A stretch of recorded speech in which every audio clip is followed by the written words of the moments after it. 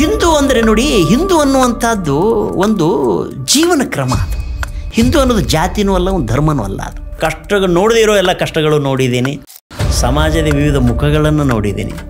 ಆಮೇಲೆ ಸಮಾಜದ ಕಟ್ಟ ಕಡೆಯ ದಟ್ಟ ದರಿದ್ರ ಸ್ಥಾನದಲ್ಲಿ ಇದ್ದು ಬಂದಿದ್ದೀನಿ, ಸ್ಮಶಾನವನ್ನೂ ಸೇರಿಸಿ. ಸಿಲ್ಲಿಲಲ್ಲಿ ಸಿಲ್ಲಿಲಲ್ಲಿ ಸಿಲ್ಲಿಲಲ್ಲಿ ವಾವ್ ವಾವ್ ಪಾವ್ ಅಂತ ನನಗೊಂದು ಪ್ರೌಡ್ ಏನು ಗೊತ್ತಾ, ನಿಮ್ಮ ಬಯೋಡೇಟಾ ಕಳಿಸ್ಕೊಟ್ರಿ, ನಾನು ಹಲೋ ಅಂತ ಮೆಸೇಜ್ ಮಾಡಿದ್ದಕ್ಕೆ 10 ಪೇಜ್ ಇತ್ತು. ಬಹುಮುಖ ಪ್ರತಿಭೆ ಅಂತಾರಲ್ಲ, ನನ್ನ ಆ ಥರದ ವ್ಯಕ್ತಿತ್ವದ ಪರ್ಸನ್ ನಾನು. ಅಧಿಕಾರಿ ಅನ್ನೋದೇ ಭಾಳ ಜನರಿಗೆ ಗೊತ್ತಿರಲಿಲ್ಲ. ಇವನು ನಟ, ನನಗೆ ಎಲ್ಲರೂ ಹೋದರೆ ಗೋವಿಂದ ಬಾರ ಇಲ್ಲಿ ಹೇಳೋ ಡೈಲಾಗ್ ಹೇಳೋ ಅನ್ನೋ ಕಂಪೌಂಡ್ರು ಬಾರ ಇಲ್ಲಿ. ಕಾರ್ಮಿಕ ಇಲಾಖೆ ಕಟ್ಟಡ ಮತ್ತು ಇತರ ನಿರ್ಮಾಣ ಕಾರ್ಮಿಕರ ಕಲ್ಯಾಣ ಮಂಡಳಿ ಜಾಯಿಂಟ್ ಸೆಕ್ರೆಟರಿ. ಅದರ ಐಡೆಂಟಿಟಿ ಏನು ಹೇಳಿದ್ರೆ, ಅದರ ಗುರುತು, ಅದರ ಲಾಂಛನ, ಚಿಹ್ನೆ ಏನು, ಶ್ರಮಮೇವ ಜಯತೆ. ಅದು ಶ್ರಮಿಕರದ್ದು, ಅದು ಇಲಾಖೆ, ಶ್ರಮಿಕರ ಇಲಾಖೆ. ಮತ್ತು ನಾವು ಶ್ರಮಿಕರೇ, ನಾವು ಕೂಲಿ ಕಾರ್ಮಿಕರೇ. ನಟನಾಗಿದ್ದು ನೀವು ಆಕ್ಸಿಡೆಂಟಲ್ ಆಗ ಸೊ ನಟ ಆಗಬೇಕು ಅಂತ ಆದವನೇನಲ್ಲ ನಾನು. ಟಿವಿ ಸೀರಿಯಲ್ವರೆಗೂ ಕರ್ಕೊಂಡ್ಬಂದಿದ್ದು ಹೇಗೆ? ಅದು ತಾನಾಗೆ ಕರ್ಕೊಂಡ್ಬಂದದ್ದಲ್ಲ, ಅದನ್ನು ನಾನಾಗಿ ಎಳ್ಕೊಂಡು ಬಂದದ್ದು.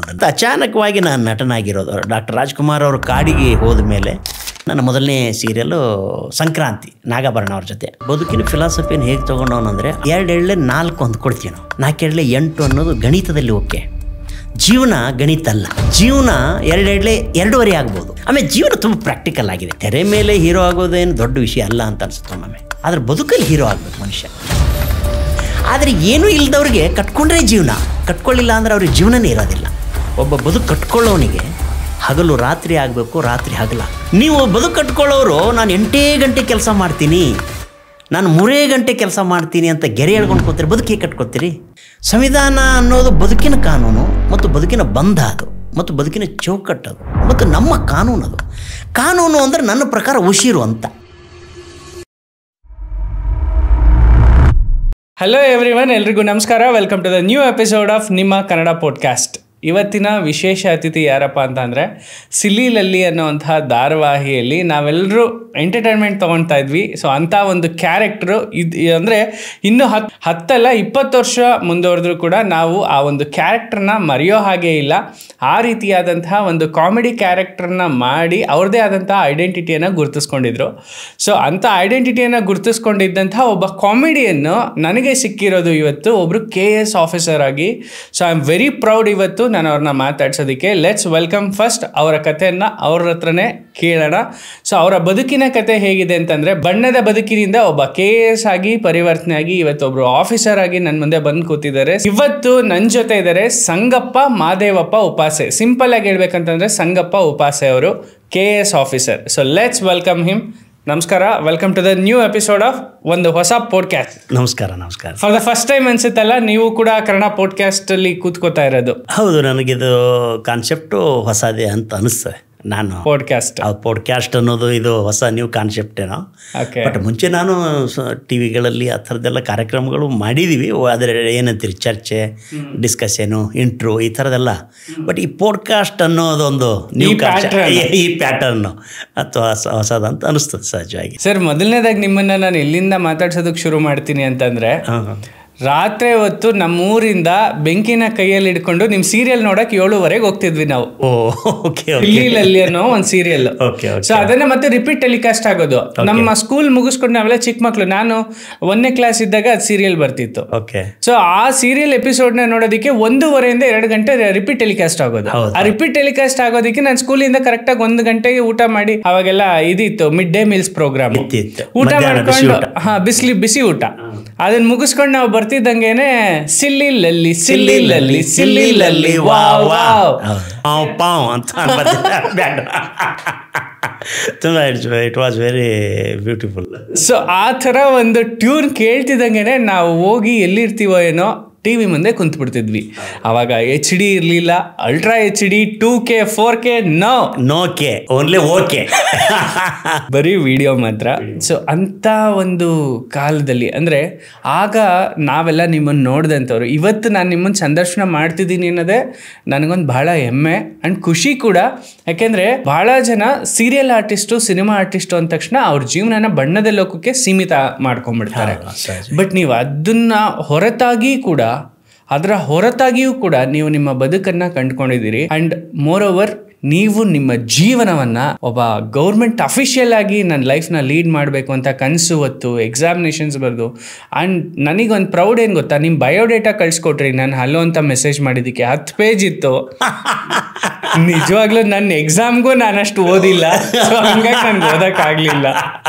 ಇಲ್ಲ, ಅದು ಅಂದ್ರೆ ನಂದೇನಾಗಿದೆ, ಒಂದೇ ಬಹುಮುಖ ಪ್ರತಿಭೆ ಅಂತಾರಲ್ಲ, ನನ್ನ ಆ ಥರದ ವ್ಯಕ್ತಿತ್ವದ ಪರ್ಸನ್ ನಾನು. ಹಾಗಾಗಿ ನನ್ನ ಬಯೋಡಾಟಾದಲ್ಲಿ ನನ್ನ ವೈಯಕ್ತಿಕ ಜೀವನದ್ದು ಕಥೆಗಳೇನು ಬಯೋಡಾಟಾದಲ್ಲಿ ಹಾಕುವಂಥದ್ದು ಇರಂಗಿಲ್ಲ. ಬಟ್ ನಂದು ರಂಗಭೂಮಿಯ ಚಟುವಟಿಕೆಗಳು, ಸಾಹಿತ್ಯದ ಚಟುವಟಿಕೆಗಳು, ಧಾರಾವಾಹಿ ಚಟುವಟಿಕೆಗಳು, ಸಿನಿಮಾ ಚಟುವಟಿಕೆಗಳು, ಹೀಗೆ ವಿವಿಧ ಚಟುವಟಿಕೆಗಳು, ಅಥವಾ ನಾನು ಅಧ್ಯಯನ ಮಾಡಿರ್ತಕ್ಕಂಥದ್ದು, ನಾನು ಬರಹಗಾರನಾಗಿ ಬರೆದಂಥ ಪುಸ್ತಕಗಳದು, ಕಲಾವಿದನಾಗಿ ಮಾಡಿರೋ ನಟನೆಯದ್ದು, ಹೀಗೆ 10 ಹಲವು ಆ್ಯಕ್ಟಿವಿಟೀಸ್ ಎಲ್ಲ ಇರೋದ್ರಿಂದ ಸಹಜವಾಗಿಯೇ ಅದು ನನಗೂ ಅದು ಮಾಡಿರಲಿಲ್ಲ. ಆ್ಯಕ್ಚುಲಿ ಒಂದು ಶಿಸ್ತುಬದ್ಧವಾದ ಬಯೋಡಾಟಾ ಕೂಡ ಸಹಜವಾಗಿ ಕೇಳ್ತಾರಲ್ಲ, ಅವಾಗ ನಾನು ಅಲ್ಲಿ ಹುಟ್ಟಿದೆ, ಇಲ್ಲಿ ಹುಟ್ಟಿದೆ, ಅಲ್ಲಿ ಬೆಳೆದೆ ಈ ಥರದ್ದು ಇತ್ತದು. ಆ್ಯಕ್ಚುಲಿ ತುಂಬ ಸಿಸ್ಟಮೆಟಿಕ್ ಆಗಿ ಒಂದು ಸ್ವಲ್ಪ, ಅಂದರೆ ಸಿಸ್ಟಮೆಟಿಕ್ ಅಂತಲ್ಲ, ಅಂದರೆ ನಾನು ಮಾಡಿರೋ ಕೆಲಸಗಳನ್ನು ಜೋಡಿಸಿ ಕಳಿಸಿರೋದು ನಿಮಗೆ ಫಸ್ಟ್ ಅದು ಆ ಥರದ್ದು. ನಿನ್ನೆ ಅದನ್ನು ಒಂದು ಸಾಯಂಕಾಲ ಫೈನಲ್ ಮಾಡಿ ಒಂದಷ್ಟೆಲ್ಲ ಅಲ್ಲಿ ಇಲ್ಲೆಲ್ಲ ಹೋಗೋದು, ಒಂದು ಕಡೆ ಒಂದು ದಾಖಲೀಕರಣ, ಅದನ್ನು ಮುಖ್ಯನೇ. ಹೌದು, ಆ ದಾಖಲೀಕರಣ ಮಾಡೋದು ಕೂಡ ಅಸ್ತವ್ಯಸ್ತ ಆಗಿದ್ದವ್ರು ನಾವೆಲ್ಲ, ಅದು ಕೂಡ ಮಾಡಿನೂ ನಿಮ್ಗೆ ಕಳಿಸಿದ್ದು. ಅದು 10 ಪೇಜ್ ಆಗಿದೆ ಅದು. ಅಂದರೆ ಫಾರ್ ದ ಫಸ್ಟ್ ಟೈಮ್ ನೀವು ನನಗೆ ಕಳಿಸಿರೋ ಅದು ಸಿಸ್ಟಮೆಟಿಕ್ ಆಗಿ ಮಾಡಿದ್ದು. ಅದಕ್ಕಿಂತ ಮುಂಚೆ ಕಳಿಸಿರ್ತೀವಿ, ಅದು ಒಂಥರ ಮುಜುಗರನೂ ಆಗುತ್ತೆ. ಏನಾಗುತ್ತೆ ನೋಡಿ, ಅಷ್ಟೆಲ್ಲ ಮಾಡಿರ್ತೀವಿ ಪಾಪ. ಅದು ಎಲ್ಲರ ಕಾರ್ಯಕ್ರಮಕ್ಕೆ ಹೋದಾಗ ಇವ್ರ ಪರಿಚಯ ಓದಿ, ಬಯೋಡಾಟಾ ಓದಿ ಅಂತ ನಾವು ಎಲ್ಲ ಹಾಡೋದು ಕಿಸಬೈದಾಸ ಅಂದಂಗೆ ಎಲ್ಲ ನಮ್ಮ ಬಗ್ಗೆ ಹೇಳ್ಕೊಂಡು ಕೂತ್ರೆ ಬೇರೆದವ್ರಿಗೆ ರುಚಿ ಅನಿಸ್ಬೇಕಲ್ಲ. ಅಲ್ಲ, 10 ನಿಮಿಷ ಬಯೋಡೇಟಾ ಒಂದು ಕಾರ್ಯಕ್ರಮದಲ್ಲಿ ನಿಮ್ದೇ ಓದಬೇಕಂದ್ರೆ ಕೂತು ಕೇಳೋರ ಪರಿಸ್ಥಿತಿ ಏನಾಗಬೇಕು, ಅದನ್ನು ಬೇಕಲ್ಲ, ಅದನ್ನು ಯೋಚನೆ ಮಾಡ್ಬೇಕು ನಾವು. ಅದಕ್ಕೆ ನಾನು ಎಲ್ಲರ ಫಂಕ್ಷನ್ ದಯವಿಟ್ಟು ಬಯೋಡಾಟಾ ಯಾವುದು ಓದಬೇಡಿ. ಇಂಪಾರ್ಟೆಂಟ್ ಏನೋ ನಟನೆ ಮಾಡ್ತಿದ್ದ, ಬರೀತಿದ್ದ, ಹರಿತಿದ್ದ, ಆ ಥರ ಏನ್ರಿ 4 ಮಾತು ಹೇಳಿ ಮುಗಿಸ್ರಿ. ಏನ್ರಿ ಬರದಾನ ಅಂದ್ರೆ ಬರದಾನ ಅಂತ ಹೇಳ್ರಿ, ಈ ಥರ ಹೇಳ್ರಿ ಅಂತ ಹೇಳಿ ನಾನೇ ರಿಕ್ವೆಸ್ಟ್ ಮಾಡ್ತೀನಿ ಅವ್ರಿಗೆ. ಸರ್, ಅಂದರೆ ನೋಡಿ, ನಿಮ್ಮ ಬಯೋಡೇಟಾ ಎಷ್ಟು ದೊಡ್ಡದಿದೆ. ಒಂದು ಸಣ್ಣ ಹಳ್ಳಿಯಲ್ಲಿ ಹುಟ್ಟಿ ಒಂದು ಬಡ ಕುಟುಂಬದಲ್ಲಿ ನೀವು ಬೆಳೆದು ಇವತ್ತು ಬಯೋಡೇಟಾನೇ 10 ಪೇಜ್ ನೀವು ಇಟ್ಕೊಂಡಿದ್ದೀರಾ ಅಂತಂದ್ರೆ ಅದು ನಿಮ್ಮ ವ್ಯಕ್ತಿತ್ವವನ್ನು ತೋರಿಸುತ್ತೆ ಸರ್. ನಿಜನೇ, ತಮಾಷೆ ಆಗಿ ನಾವು ಹೇಳ್ಬೋದು, ಏನಪ್ಪ ಇಷ್ಟೊಂದು ಪೇಜ್ ಬಯೋಡಾಟಾ ಅನ್ನೋದು. ಅಥವಾ ನಾನು ಕೂಡ ನನಗೆ ಮುಜುಗರ ಆಗುತ್ತೆ, ಇವ್ರು ಹಂಗೆ ಮಾಡಿದ್ರು ಹಿಂಗೆ ಮಾಡಿದ್ರು ಅಂತೆಲ್ಲ ಹೇಳ್ತಾ ಇರ್ತಾರೆ ಫಂಕ್ಷನ್ಗೆಲ್ಲ. ಈಗ ಜಸ್ಟ್ ನಾನು ಒಂದು ಜನಪದ ಸಮ್ಮೇಳನ ಉದ್ಘಾಟನೆ ಮಾಡಿ ಬಂದೆ ನಾನು, ಕನ್ನಡ ಸಾಹಿತ್ಯ ಪರಿಷತ್ ಬೆಳಿಗ್ಗೆ. ಆವಾಗ ಹೇಳುವಾಗ ಅವ್ರು ಅದೆಲ್ಲ ಹೇಳಿದಾಗ ನನಗೊಬ್ಬ ಮುಜುಗರ ಆಗುತ್ತೆ. ನನಗೇನು ಅಂತ ಇಷ್ಟ ಆಗಲ್ಲ ಅದು. ತುಂಬ ನಾನು ಹಂಗೆ ಮಾಡಿದೆ ಹಿಂಗೆ ಮಾಡಿದೆ ಹೇಳಬೇಕು ಹೇಳಿಸ್ಕೋಬೇಕು ಅನ್ನೋದು ನನಗೆ ವೈಯಕ್ತಿಕವಾಗಿ ಏನು ಖುಷಿದಲ್ಲ. ಅದು ಸಂಕ್ಷಿಪ್ತವಾಗಿ ಒಂದು ಪರಿಚಯ, ಅಥವಾ ನಾನು ನಟನಾಗಿ ಎಲ್ಲರಿಗೂ ಗೊತ್ತಿದೆ. ನಟನಲ್ಲದ ಮುಖಗಳು ಏನಿರ್ತದಲ್ಲ, ಏನೋ ಬರೆದಿರ್ತೀನಿ, ಇನ್ನೇನೋ ಓದಿರ್ತೀನಿ, ಇನ್ನೇನೋ ಮಾಡಿರ್ತೀನಿ, ಆ ಥರದ್ದು ಗುರುತು ಪರಿಚಯ ಆದರೆ ಅದರ ಮಾಧ್ಯಮಗಳ ಮೂಲಕ ಗೊತ್ತಾದರೆ ಓಕೆ, ಇವ್ರು ಇದೆಲ್ಲ ಮಾಡ್ತಾರೆ ಅಂತ ಜನಕ್ಕೆ ಗೊತ್ತಾಗುತ್ತೆ. ಇಲ್ಲಾಂದ್ರೆ ನಾನು ಅಧಿಕಾರಿ ಅನ್ನೋದೇ ಭಾಳ ಜನರಿಗೆ ಗೊತ್ತಿರಲಿಲ್ಲ. ಇವನು ನಟ ಗೋವಿಂದ ಬಾರ ಅಂತಿದ್ರು. ನನಗೆ ಎಲ್ಲರೂ ಹೋದರೆ ಗೋವಿಂದ ಬಾರ ಇಲ್ಲಿ ಹೇಳೋ ಒಂದು ಡೈಲಾಗ್ ಹೇಳೋ ಅನ್ನೋರು, ಕಂಪೌಂಡ್ರು ಬಾರ ಇಲ್ಲಿ ಒಂದು ಡೈಲಾಗ್ ಹೇಳು ಅಂತ. ಆ ಥರ ಪಾಪ ಜನಕ್ಕೆ ಗೊತ್ತಿರಂಗಿಲ್ಲಲ್ಲ. ಸೊ ಇತ್ತೀಚೆಗೆ ನಾನು ಬೇರೆ ಬೇರೆ ಕ್ಷೇತ್ರದಲ್ಲಿನೂ ಇದ್ದೀನಿ ಅಂತ ಇತ್ತೀಚೆಗೆ ಗೊತ್ತಾಗಿರೋದು. ಆಮೇಲೆ ನೀವು ಹೇಳೋದು ಒಂದು ಮಾತು ಭಾಳ ಮುಖ್ಯ. ಒಬ್ಬ ಮನುಷ್ಯನಿಗೆ ಆ ಬಯೋಡಾಟಾ ಅನ್ನೋದು ಇದೆಯಲ್ಲ, ಅದು ಬಯೋಡಾಟಾ ಅನ್ನೋದು ಒಂದು ವಿಳಾಸ ಇದ್ದಂಗೆ, ಒಂದು ಐಡೆಂಟಿಟಿ, ಒಂದು ವ್ಯಕ್ತಿ ಮತ್ತು ವ್ಯಕ್ತಿತ್ವದ ಐಡೆಂಟಿಟಿ. ಈ ವಿಳಾಸ ಅನ್ನೋದು ಚಂಪ ಹೇಳ್ತಿದ್ರು, ಪ್ರೊಫೆಸರ್ ಚಂದ್ರಶೇಖರ್ ಪಾಟೀಲ್ರು, ನನಗೆ ಧಾರವಾಡದ ಚಂಪ ಅವರು, ನನಗೆ ಸಾಹಿತ್ಯಿಕ ಒಂದು ಅರ್ಥದಲ್ಲಿ ಮಾನಸಿಕ ಗುರುಗಳು. ಅವರು ಮನುಷ್ಯನಿಗೆ ವಿಳಾಸ ಇರಬೇಕು ಅಂತ, ಅಡ್ರೆಸ್ ಇರಬೇಕು, ಅದೇ ಅವನದು ಮನೆ ಇರಬೇಕು ಅಂತ. ಮನೆ ಅನ್ನೋದು ವಿಳಾಸ, ಅಡ್ರೆಸ್ಸು. ಅವ್ನು ಹುಟ್ಟಿದ್ರು ಅಲ್ಲಿ ಹುಟ್ಟಬೋದು, ಇಲ್ಲ ಸತ್ರ ಅಲ್ಲೇ ಸತ್ತು ಹೋಗ್ಬೋದು ಅಂತ. ಅವನ ಐಡೆಂಟಿಟಿ ಅನ್ನೋದು ಏನಪ್ಪ ಅಂದ್ರೆ ಒಂದು ವಿಳಾಸ ಅಂತ. ಸೊ ವಿಳಾಸದ ಹಿಂದೆ ಈ ಥರದೊಂದು ಪರಿಚಯಾತ್ಮಕ ಇರೋದು ಅಥವಾ ಬೆಳೆಸ್ಕೊಳ್ಳೋದು ಇದೆಯಲ್ಲ, ಅದು ಅಷ್ಟು ಸರಳ ಅಲ್ಲ. ಅದಕ್ಕೆ ಅದರದೇ ಆದಂಥ ಶ್ರಮ ಇರ್ತದೆ. ಈಗ ನಾನು ಪುಸ್ತಕಗಳು ಬರದೆ ಅಂದರೆ ಒಂದು 10 ಪುಸ್ತಕ ಬರೆದಿದ್ದೀನಿ ಅಂದರೆ ಅದಕ್ಕೆ ಅದರದೇ ಆದ ಓದು ಶ್ರಮ ಇರ್ತದೆ. ನಾನು ಒಂದಷ್ಟು ಸೀರಿಯಲ್ ಮಾಡಿದೆ ಅಂದರೆ ಅದಕ್ಕೆ ಅದರದೇ ಆದಂಥ ಶ್ರಮ ಇರ್ತದೆ. ಸಿನಿಮಾ ಮಾಡಿದೆ ಅಂದರೆ ಶ್ರಮ ಇರ್ತದೆ. ನಾಟಕ ಮಾಡಿದೆ ಅಂದರೆ ಶ್ರಮ ಇರ್ತದೆ. ಶ್ರಮ ಇಲ್ಲದೇ ಇರೋದು ಜಗತ್ತಿನಲ್ಲಿ ಯಾವುದೂ ಇಲ್ಲ ಅಂತ. ಹಾಗಾಗಿ ನಮ್ಮಂಥವರೆಲ್ಲನೂ ಶ್ರಮ ಸಂಸ್ಕೃತಿಯನ್ನು ಹೆಚ್ಚು ನಂಬುವಂಥವ್ರು, ಶ್ರಮವನ್ನು ನಂಬುವಂಥವ್ರು, ಮತ್ತು ಶ್ರಮಮೇವ ಜಯತೆ. ನೋಡಿ, ಈಗ ನಾನಿರೋದು ಕಾರ್ಮಿಕ ಇಲಾಖೆ ಕಟ್ಟಡ ಮತ್ತು ಇತರ ನಿರ್ಮಾಣ ಕಾರ್ಮಿಕರ ಕಲ್ಯಾಣ ಮಂಡಳಿ ಜಾಯಿಂಟ್ ಸೆಕ್ರೆಟರಿ ನಾನು. ಅದರ ಐಡೆಂಟಿಟಿ ಏನು ಹೇಳಿದ್ರೆ, ಅದರ ಗುರುತು, ಅದರ ಲಾಂಛನ, ಚಿಹ್ನೆ ಏನು? ಶ್ರಮಮೇವ ಜಯತೆ. ಅದು ಶ್ರಮಿಕರದ್ದು ಅದು ಇಲಾಖೆ, ಶ್ರಮಿಕರ ಇಲಾಖೆ. ಮತ್ತು ನಾವು ಶ್ರಮಿಕರೇ, ನಾವು ಕೂಲಿ ಕಾರ್ಮಿಕರೇ. ನಾನು ಒಬ್ಬ ಕೂಲಿ ಕಾರ್ಮಿಕನ ಮಗನೇ. ನಮ್ಮ ತಂದೆ ನೇಯ್ತಿದ್ರು. ನಾನು ಕೂಲಿ ಕಾರ್ಮಿಕನ ಮಗನೇ. ಸೊ ಅಂದರೆ ಶ್ರಮಕ್ಕೆ ಬಹಳ ಮುಖ್ಯ ಇದೆ. ಶ್ರಮವನ್ನು ನಂಬಿದ್ರೆ ಶ್ರಮ ಯಾವತ್ತೂ ಕೈ ಹಿಡಿತದೆ ಅಂತಕ್ಕಂಥದ್ದು. ಅಥವಾ ಬಸವಣ್ಣವ್ರ ಕಾಯಕವೇ ಕೈಲಾಸ ಅಥವಾ ಕೃಷ್ಣನ ನಿಷ್ಕಾಮ ಕರ್ಮನೂ ಹೇಳ್ಬೋದಲ್ಲ, ಆ ಥರ ನಾನು ಹೇಳೋದು. ಓಕೆ, ಸೊ ನಟನಾಗಿ ನಾವು ನಿಮ್ಮನ್ನು ನೋಡಿದ್ದೀವಿ. ನಿಮ್ಮ ಕೆರಿಯರ್ನ 10 ಪೇಜ್ನ ಬಯೋಡೇಟಾದಲ್ಲಿ ನಾನು ಮೊದಲನೇ ಪುಟದಿಂದ ಸ್ಟಾರ್ಟ್ ಮಾಡ್ತೀನಿ. ನಟನಾಗೋದು ಅಂದರೆ ನಟನಾಗಿದ್ದು ನೀವು ಆಕ್ಸಿಡೆಂಟಲ್ ಆಗ ಅಥವಾ ಅದ್ರ ಹಿಂದೆನೇ ನೀವು ಶುರು ಮಾಡಿದ್ರ ತಯಾರಿ, ಅಥವಾ ನಿಮಗೆ ಅದರದ್ದೇ ಆದಂಥ ಒಂದು ಹಿನ್ನೆಲೆ ಇದೆಯಾ? ಸೊ ನಟ ಆಗಬೇಕು ಅಂತ ಆದವನೇನಲ್ಲ ನಾನು. ಬಟ್ ನಟನ ಆಗುವ ಎಲ್ಲ ಚಟುವಟಿಕೆಗಳು ನನಗೆ ಹಳ್ಳಿಯಲ್ಲಿನೇ ಶುರು ಆಗಿತ್ತದು. ನನ್ನ ಪ್ರೈಮರಿ ನಾನು ಹುಟ್ಟಿರೋದು ಬಿಜಾಪುರ ಜಿಲ್ಲೆ ಇಂಡಿ ತಾಲೂಕು ಅಂಜುಟಿಗೆ ಅನ್ನೋದಲ್ಲಿ. ಸೊ ಅಲ್ಲಿ ಹಳ್ಳಿ ವಾತಾವರಣ ಸಹಜವಾಗಿಯೇ. ಹಳ್ಳಿ ವಾತಾವರಣದಲ್ಲಿ ನೀವು ಹಳ್ಳಿಯಲ್ಲಿನೂ ಜಾತ್ರೆಗಳಿರ್ತದೆ, ಉತ್ಸವಗಳಿರ್ತದೆ, ನಾಡದೇವಿ ಉತ್ಸವ ಇರ್ತದೆ, ಸ್ವಾತಂತ್ರ್ಯ ಉತ್ಸವ ಇರ್ತದೆ, ಗಣರಾಜ್ಯೋತ್ಸವ ಇರ್ತದೆ, ಒಂದು ಸರ್ಕಾರಿ ಉತ್ಸವಗಳು ಇರ್ತದೆ, ಮತ್ತು ಸಾಂಪ್ರದಾಯಿಕವಾದಂಥ ದೇವರು ದಿಂಡ್ರು ಧರ್ಮಗಳ ಉತ್ಸವಗಳು ಇರ್ತದೆ, ಉರುಸು ಇರ್ತದೆ, ಅಥವಾ ನಮ್ಮ ಕೆಳಗೇರಿ ವರ್ಗದವರು ಮಾರಮ್ಮ ದುರ್ಗಮ್ಮನ ಜಾತ್ರೆಗಳಿರ್ತವೆ, ಬಲಿ ಕೊಡುವಂಥದ್ದು ಇರ್ತದೆ. ಈ ಥರದ್ದೆಲ್ಲ ಉತ್ಸವಗಳು. ಆ ಉತ್ಸವಗಳು ಸಹಜ ಗಣೇಶೋತ್ಸವ ಇರ್ತದೆ, ನಾಡ ದೇವಿ ಉತ್ಸವ ಇರ್ತದೆ. ಈ ಥರದ್ದೆಲ್ಲ ಉತ್ಸವಗಳಲ್ಲಿನೂ ನಾವು ಆ್ಯಕ್ಟಿವ್ ಆಗಿದ್ದಂಥವ್ರು. ಮತ್ತು ಏನೇ ಬಂದರೂ ಆ ಥರದಲ್ಲಿ ನಾವೇನೇ ಮುಂದಾಳೋತ್ವದಲ್ಲೋ ಅಥವಾ ನಾವೇ ಹಗಲು ರಾತ್ರಿ ಇದ್ದು. ಆಮೇಲೆ ನಮ್ಮಲ್ಲಿ ಸಾಯಿ ಸಮಿತಿ ಹುಟ್ಕೊಂಡಿತ್ತು, ಸತ್ಯಭಾವ ಸಾಹಿತ್ಯ ಪುಟ್ಪರ್ತಿಯ ಸತ್ಯಭಾವ ಸಾಹಿತ್ಯ ಸಮಿತಿ. ಮೋಸ್ಟ್ಲಿ ಅದು 1964 ಸುಮಾರಿಗೇ ಅಲ್ಲಿ ಪ್ರಾರಂಭ. ನಮ್ಮ ತಂದೆ ಅದೆಲ್ಲನೂ ಅವರು ಅಲ್ಲಿ ಭಜನೆಗೆಲ್ಲ ಹೋಗೋರು, ನಾವು ಅವ್ರ ಹಿಂದೆ ಭಜನೆ ಮಾಡಲಿಕ್ಕೆಲ್ಲ ಹೋಗೋರು. ಅಲ್ಲೆಲ್ಲ ಇತ್ತು ಕಲಪ್ ಮಾಸ್ತರು ಅಂಥೇಳಿ, ಭಾಳ ಒಳ್ಳೆ ಹಾಡುಗಾರರು. ನಮ್ಮ ತಂದೆನೂ ಈ ನಮ್ಮಲ್ಲಿನೂ ಈ ಸತ್ತರು ಕೆಟ್ಟರೆಲ್ಲ ಹಾಡ್ತಾರೆ ನೋಡಿ, ಹಳ್ಳಿಗಳಲ್ಲಿ ಈಗಲೂ ಇರ್ತಾರಲ್ಲ, ಹೌದು, ಟೈಮ್ ಗಳಿಬೇಕು ಅನ್ನೋದು, ರಾತ್ರಿ ಗಳಿಬೇಕು ಅನ್ನೋದು, ಈ ಥರದ್ದೆಲ್ಲ ಇರುತ್ತಲ್ಲ. ಆ ಹಾಡು ತಂಡದಲ್ಲಿ ನಮ್ಮ ತಂದೆನೂ ಇರೋರು, ನಾನು ಹೋಗೋನು. ಅಲ್ಲಿ ನಮ್ಮಲ್ಲಿ ಅಜ್ಜುಟಿಗೆ ಅಜ್ಜ ಅಂತ ಭಾಳ ಫೇಮಸ್ಸು, ಅಜ್ಜವ್ರ ಮಠ. ಅಲ್ಲಿ ನಡೆಯೋ ಶ್ರಾವಣ ಮಾಸದಲ್ಲೆಲ್ಲ ಪುರಾಣ ನಡೆಯುವಂಥದ್ದು, ಹಾಡೋದು, ದಿನಾಲು ಸಾಯಂಕಾಲ ಹೋಗುವಂಥದ್ದು, ಈ ಥರದ್ದೆಲ್ಲ ಪರಿಣಾಮಗಳು. ಮತ್ತು ಅಲ್ಲೇ ನಮ್ಮ ಮನೆ ಹಿಂದೆ ಕಲಾಲಿಂಗನ ಗುಡಿ ಅಂತಿದೆ, ನಮ್ಮ ಮನೆ ಹಿಂದೆನೇ. ನಮ್ಮ ಮನೆ ಮೇಲೆ ನಿಂತರೆ ಗುಡಿ ಎಲ್ಲ ಕಾಣುತ್ತೆ. ಅಲ್ಲಿ ಆ ಗುಡಿಗೆ ಹೋಗುವಂಥದ್ದು, ಭವಾನಿ ಗುಡಿಗೆ ಹೋಗುವಂಥದ್ದು, ಅಲ್ಲೇ ನಮ್ಮ ಊರಲ್ಲಿ ಮಾಳಿಂಗರಾಯನ ಗುಡಿ ಇದೆ, ಮಾಳಿಂಗರಾಯನ ಗುಡಿಗೆ ಹೋಗುವಂಥದ್ದು. ಈ ಥರದ್ದು ಎಲ್ಲ ಹಳ್ಳಿಯ ವಾತಾವರಣ ನನಗೆ ಒಂದು ರೀತಿ ಪರಿಣಾಮ ಬೀರಿ ಅದು ಮುಂದೆ ಬರ್ತಾ ಬರ್ತಾ ಬೆಳ್ಕೊಂಡಿರೋ ಒಬ್ಬ ಕಲಾವಿದನಲ್ಲಿ ಬೇಕಾದಂಥ ಒಂದು ಮನಸ್ಥಿತಿ ಆ ಹಳ್ಳಿ ವಾತಾವರಣನೇ ನಮಗೆ ಕಟ್ಟಿಕೊಡ್ತು ಅನ್ನೋ. ಆ ಹಳ್ಳಿಯಲ್ಲಿ ಇದ್ದಾಗಲೇ ನಾವು ಈ ಉತ್ಸವಗಳಲ್ಲೆಲ್ಲ ನಾಟಕ ಮಾಡುವಂಥದ್ದು, ಸ್ಕಿಟ್ ಮಾಡೋದು, ಮೈಮ್ ಮಾಡೋದು, ಭಾಷಣ ಮಾಡೋದು, ಹಾಡೋದು, ಈ ಥರದ್ದೆಲ್ಲ ಆ್ಯಕ್ಟಿವಿಟೀಸ್ಗಳು ಹಳ್ಳಿಯಿಂದನೇ ಶುರುವಾಗಿರುವಂಥದ್ದು. ಸೊ ಅಲ್ಲಿಂದ ಶುರುವಾದಂಥದ್ದು ನಿಮ್ಮನ್ನು ಟಿವಿ ಸೀರಿಯಲ್ವರೆಗೂ ಕರ್ಕೊಂಡ್ಬಂದಿದ್ದು ಹೇಗೆ? ಅದನ್ನು ನೋಡಿ, ಏನಂದರೆ ಅದು ತಾನಾಗೆ ಕರ್ಕೊಂಡ್ಬಂದದ್ದಲ್ಲ, ಅದನ್ನು ನಾನಾಗಿ ಎಳ್ಕೊಂಡು ಬಂದದ್ದು, ಅದನ್ನು ಅಂದರೆ ಬೆಳೆಸ್ಕೊಂಡು ಬಂದಿರೋದು ಅಂತ. ಹಳ್ಳಿಯಲ್ಲಿ ಪ್ರಾರಂಭ ಆಗಿರೋ ಆ ನಟನೆ ಹೈಸ್ಕೂಲಲ್ಲಿ ಬಂದಾಗ ಒಂದು ಸ್ಕಿಟ್ ಮಾಡಿದ್ದು. ಸಹಜವಾಗಿ ನಾನು ಹಳ್ಳಿಯಲ್ಲಿದ್ದಾಗ ನಮ್ಮ ಅಕ್ಕ ತಂಗಿಯರದ್ದು ಸೀರೆ, ಚೂಡಿದಾರು ಇವೆಲ್ಲ ಉಟ್ಕೊಂಡು ನಾನು ಎನ್ಯಾಕ್ಟ್ ಮಾಡ್ತಿದ್ದೆ. ನಮ್ಮ ಅಕ್ಕ ತಂಗಿ ಅತ್ತಿಯದೆಲ್ಲ ಸೀರೆ ತೊಗೊಂಡು ಉಟ್ಕೊಳ್ಳೋದು, ಕಾಮಿಡಿ ಮಾಡುವಂಥದ್ದು, ಈ ಥರದ್ದೆಲ್ಲ ಹೆಣ್ಮಕ್ಳು ಡ್ರೆಸ್ ಹಾಕ್ಕೊಂಡು. ಅದು ಹೈಸ್ಕೂಲಲ್ಲಿ ಬಂದಾಗ ಒಂದು ನಾವು ಈ ಬುಡ್ಬುಡಿಕೆನ ಕ್ಯಾರೆಕ್ಟ್ರು, ಭವಿಷ್ಯ ಹೇಳೋದು ಅದೆಲ್ಲ ಇರ್ತಲ್ಲ. ಬುಡ್ಬುಡಿಕೆ ಭವಿಷ್ಯ ಹೇಳ್ತಾನೆ, ಒಬ್ಬರು ಹೆಣ್ಮಗಳು ಭವಿಷ್ಯ ಕೇಳೋದು. ನಾನು ಹೆಣ್ಮಗಳದ್ದು ಸೀರೆ ಉಟ್ಕೊಂಡು ಪಾತ್ರ ಮಾಡಿದ್ದೆ ಅಲ್ಲಿ ಆವಾಗ ನಮ್ಮ ಬಳ್ಳೊಳ್ಳಿ ಆ ಥರದ್ದು.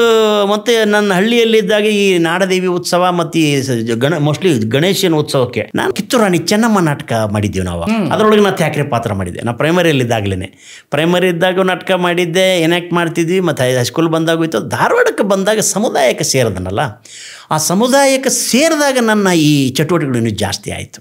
ಸಮುದಾಯ ನಾಟಕ ತಂಡದಲ್ಲಿ ಪ್ರಾರಂಭ ಆಯಿತು. ಮ್ಯಾಳ ಅಂತ ಚಂಪಾವ್ರ ನಾಟಕ ತಂಡದಲ್ಲಿ ಶುರು ಆಯಿತು. ಅಲ್ಲಿ ಕಲೋದ್ಧಾರಕ ಸಂಘ ಅಂತ ಒಂದು ನಾಟಕದ ತಂಡ, ಅಭಿನಯ ಭಾರತಿ ಅಂತ. ಆಮೇಲೆ NSD RRC ಶಿಬಿರೆಲ್ಲ ಆಯಿತು. ನಮ್ಮ ಅನಿರುದ್ಧ, ಅರುಂಧತಿ, ವಿಷ್ಣುವರ್ಧನ್ ಅಳಿ, ಅನಿರುದ್ಧ, ನಾವೆಲ್ಲ ಶಿಬಿರಾರ್ಥಿಗಳು.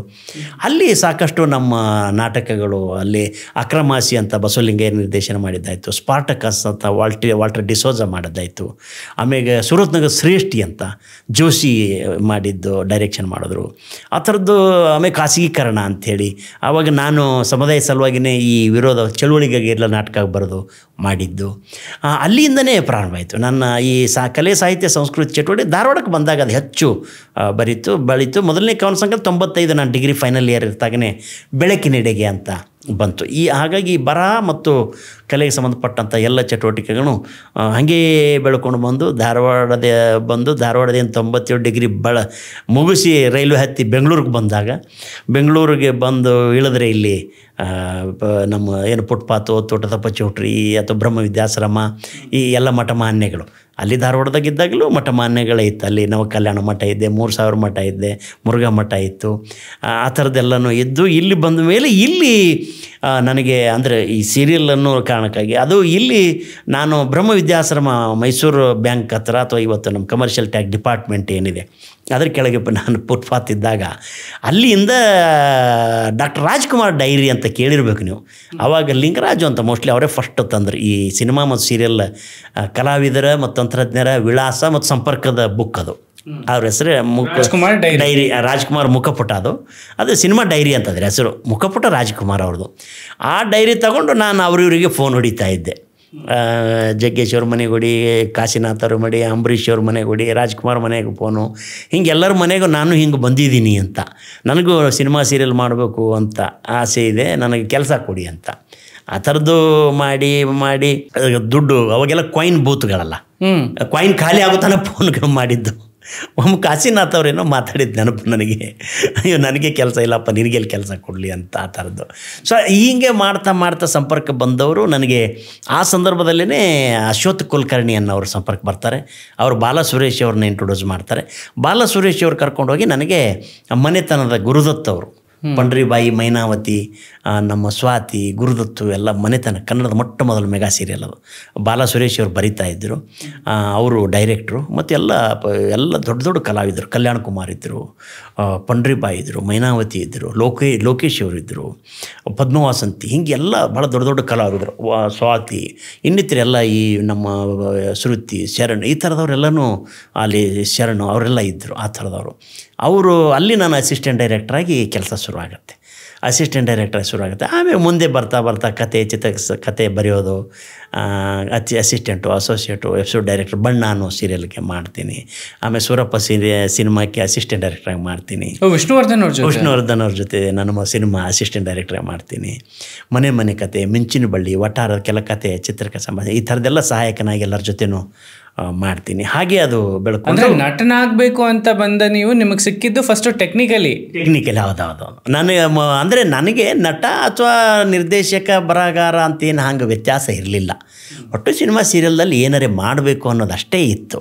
ಅಂದರೆ ನೀವು ನಟನಾಗಬೇಕು ಅಂತ ಇಲ್ಲ, ನನಗೆ ನಟನಾಗಿ ಬರಬೇಕು ಅಂತೇನು ಬರಲಿಲ್ಲ. ಬಟ್ ಅದು ಅವಕಾಶ ಹಾಗೆ ಏನಂತೀರಿ, ಬರಹಕ್ಕೂ ನನಗೆ ಸಹಕಾರಿಯಾಗಿ ಸಿಕ್ತು ಅಥವಾ ಸಹಾಯಕ ನಿರ್ದೇಶಕನಾಗಿ ಸಿಕ್ತು. ಅದು ಹಾಗೆ ಮಾಡ್ತಾ ಅಚಾನಕವಾಗಿ ನಾನು ನಟನಾಗಿರೋದು. ಡಾಕ್ಟರ್ ರಾಜ್ಕುಮಾರ್ ಅವರು ಕಾಡಿಗೆ ಹೋದ ಮೇಲೆ ಎಲ್ಲ ಶೂಟಿಂಗ್ ನಿಂತಾಗ ನನ್ನ ಮೊದಲನೇ ಸೀರಿಯಲ್ಲು ಸಂಕ್ರಾಂತಿ, ನಾಗಾಭರಣ ಅವ್ರ ಜೊತೆ, ನಾಗಾಭರಣ ಅವ್ರ ಸೀರಿಯಲ್. ಅವಾಗ ಅವರು ಅಲ್ಲಿ ತಾವರೆಕೆರೆಯಲ್ಲಿ ಸೀರಿಯಲ್ ಉದಯ ಟಿ ವಿಯಲ್ಲಿ ಬರ್ತಿತ್ತು, ಅದು ಟೆಲಿಕಾಸ್ಟ್ ಆಗ್ತಿತ್ತು. ಅದರೊಳಗೆ ನಮ್ಮ ಎಣಿಗೆ ನಟರಾಜು ಅವರೆಲ್ಲ ಇದ್ದರು.